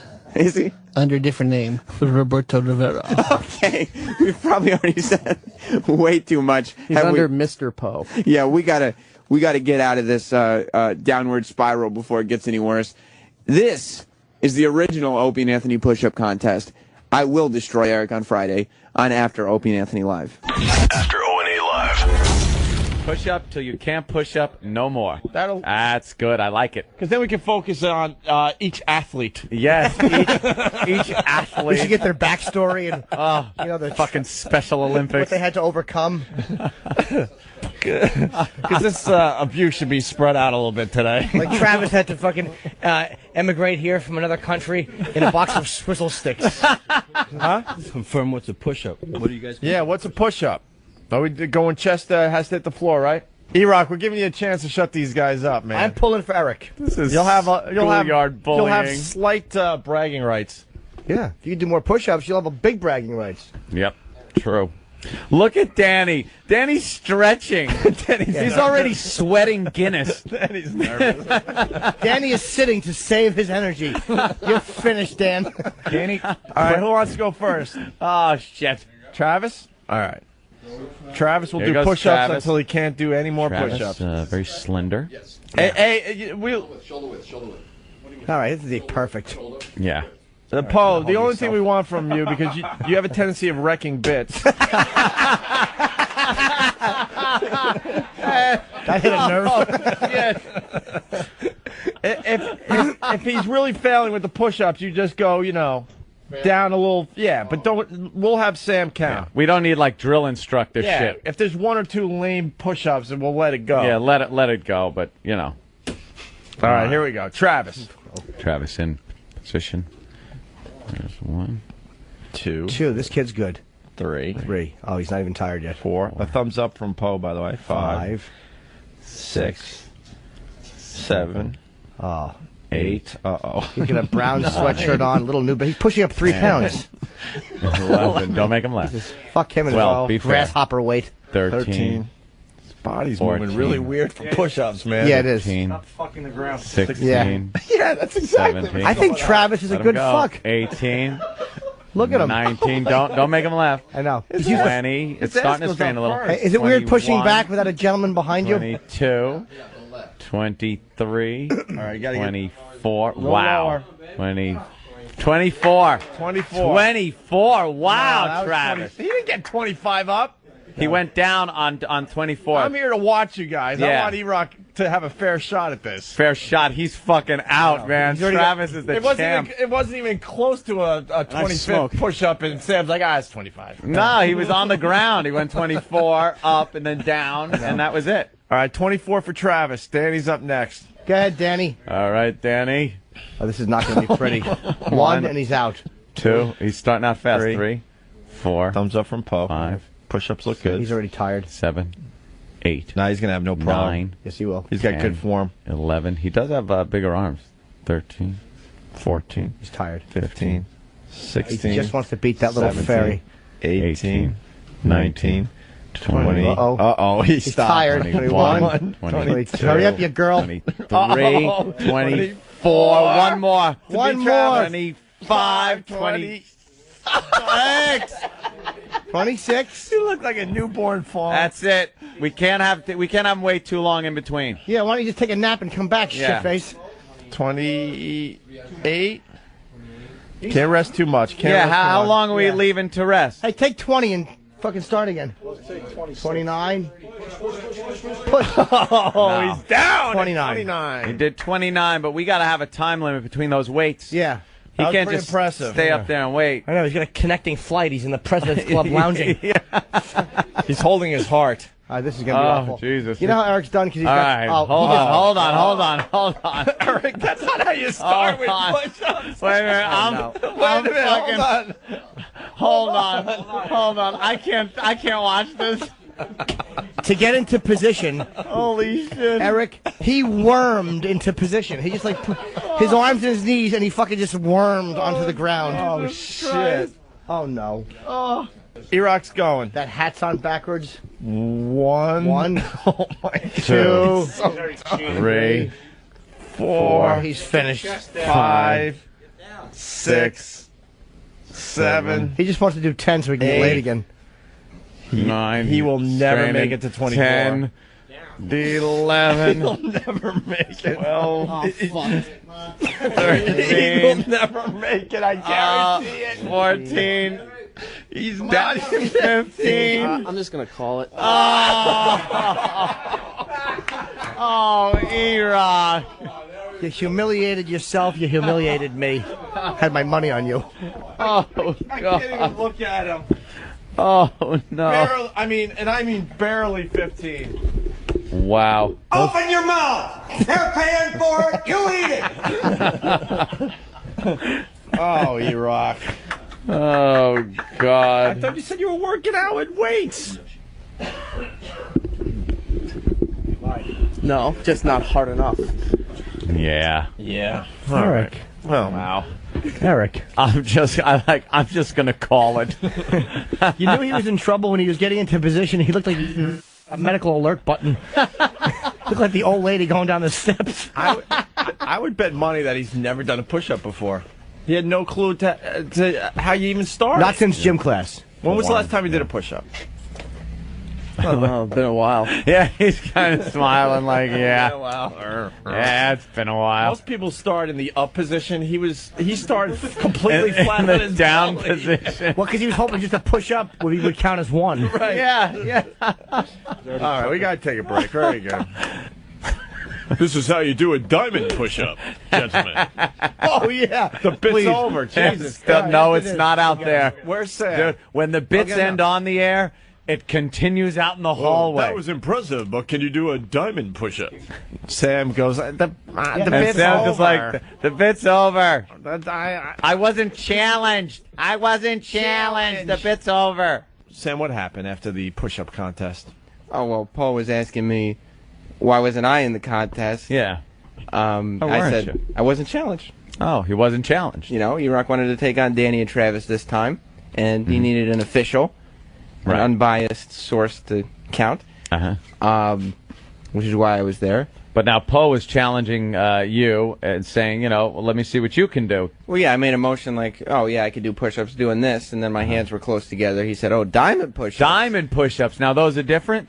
Yes, they are. And it's when your that's hands are when you shaped put like your two pointer fingers and your thumbs together. That's right. And it makes a diamond. The push-ups of the Jews.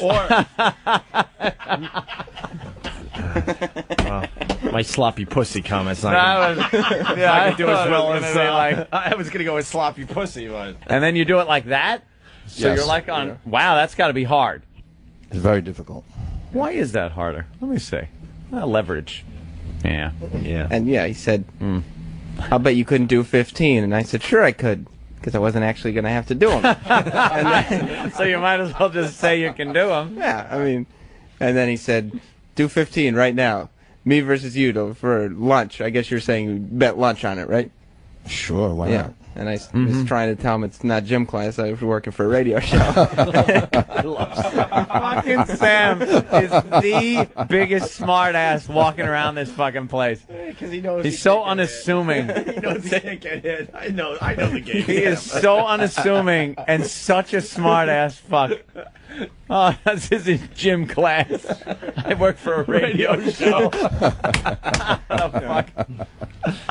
What did you used to do when people, like big kids, walked by you? Didn't you used to? Oh, in high school? Yeah. Yeah, well, I hung out with big kids, and I would throw myself against lockers, when there are big crowds and then fall on the floor and cry because the lockers were Make a lot of noise. Yeah. And then you just fall on the floor and cry just out of nowhere. And that way every girl or sympathetic guy would check to make sure you're okay and call the big guy an asshole. Do you know if you were a woman, you'd smother your own infants? After O&A, live. Get back here, Liam. Where are you going? No balls on Liam. Roland's hanging out. No balls on Liam, the talent booker. This is After Opie and Anthony Live. I'm Sam Roberts. And throughout the week, we will be chronicling different events that E-Rock has lost at in preparation for the big Friday showdown, the Physical Fitness Challenge. Eric just tried to do a push-up, and he's down on the ground grasping for air. Is that right? It's just like when Roland tries to reach his shoes. Oh! That's true. That was a secret. Asshole. So, Roland, today was a hectic day for you. Only one guest, but, I mean, Jim Brewer ended up stopping by. Yes. But Jimmy Fallon was hectic because it was one of the few times, it happens every now and then here, where you get a big guest and they decide to, they meaning SiriusXM, decides to fit as much as they can into a very small amount of time. And they should. That's their job. But it means that, I'm not saying it's a bad thing. What it means is that you've got a lot of variables that now, like for instance, when somebody's going to be here for 2.5 hours and they're doing 5 shows, if one show goes over 5 or 10 minutes, we'll make it up somewhere. It's not that big of a deal. When you got Jimmy Fallon, who's here for about an hour, doing 4 or 5 shows, one of them being Stern, one of them being us, that's a lot more variables to consider. Yeah, he's a busy man, but he said he'll come back, so at the end, we all win. You were panicking a little bit. Nah. I saw you outside that glass. You were banging on the glass window. You were pounding. And it's soundproof. As if it was a TGI Fridays you were waiting to see open. I was. You like TGI Fridays? I love their little fruit drinks, pina coladas. They just make me smile. But you were pounding on the glass, trying to get their attention, trying to get them to let Jimmy Fallon leave the studio. Jimmy Fallon was having a great time, though. He was having a ball. He would stay here all day, but he had a show to do across the street. And what show? Late Night with Jimmy Fallon. Is that no? Because he had other shows to do here first. Yeah, but then he had to run across the street for his production meeting and other stuff. That's crazy. Like I assumed that on a day where he's doing he had a 10 o'clock meeting, so that's why he had to literally go from here, run across the street, go to production because they're doing bits tonight. So they're rehearsing and everything. We were only supposed to have him for 15 minutes. That is correct. We kept him 25. That is correct. Was it good for us? Did it become an issue? No. A little bit? Almost? Roland greased the palms of the right people. Did you? Everything worked out. Everything. Yeah. You're giving me the look like, Sam, everything's good now. Don't bring up questions. Because I will attack you. It's amazing to me that on a day when he's doing all this radio publicity, at 6 o'clock in the morning, he was on Morning Joe. Yeah. So he must have gotten up at 5 in the morning to start doing publicity everywhere for this little book that he's got out. Not to say it's diminutive, it's just a small book. That he's also still doing his talk show tonight. Yeah, tonight, and then on the 31st, he's doing his talk show. Then doing Jon Stewart. Or doing Jon Stewart, then running back to do his own show. Like, I would assume that he would take his show off on press days. It's like the guys when they're working, they go, we should take off. But then the man goes, No. Oh, I got you. So somebody, let's call him LM, says. I didn't say that. Well, LM has been keeping him busy because he did Saturday Night Live as well the last 2 weeks. Is that what it is? He's a busy man. But he seems to like the work. I mean, listen. He loves it, but he's a busy man. I'm also at this goddamn compound for 19 hours a day. But nobody knows who you are. That's the problem. Like, Jimmy Fallon's got a show. He's doing fun things. People. He's got people. He's on SNL. He's doing... Me, I'm just doing all this bullshit for what? For nothing. Not really. I mean, you're doing it for, was it the guy filling Herbert or whatever? No. Newman or whatever the guy Actually, I just got a text while that bit was playing. I'll be filling in for Kid Kelly today on Hits 1. What about Newman? Newman's back today. You've been doing that a lot. 5 p.m. to 9 p.m. today, Eastern Time on Hits 1 is where you can hear Sam Roberts. Do you fill in for those people and then still do your shift as well? Yeah, 3 a.m. to 6 a.m. Wow. So what do you do? Hey, this is Katy Perry. This is Sam Roberts.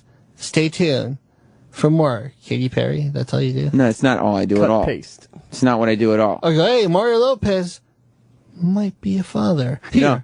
on Hits One. You know what I do? I do breaks to say, hey, Mario Lopez, that's the guy that Roland couldn't book for Opie and Anthony. Here's Actually, Katy Perry. I could, but they said no. Then they said yes. Oh, which one of those Facials deals? all around. Facials all around. You love handing out those facials. I do. I talked to Opie, actually. He wasn't here yesterday. He was at home celebrating his birthday. He turned 34 years old, and we celebrate his birthday today because we didn't see him. Eric ate his cake. Eric, you ate Opie's cake? We got him a giant cake. He ate it all. You're supposed to be in training. You ate a cake today? I didn't eat the entire cake. How much of it did you eat? Well, there's still half in my fridge. Oh, boy. You're supposed to be in training.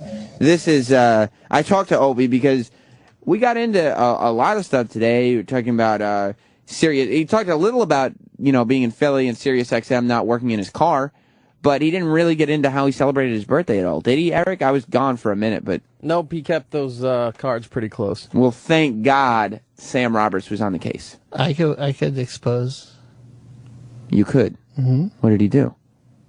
I don't know. So you can't, was No. what you meant. I can't expose. You're not supposed to call me out. That ain't cool.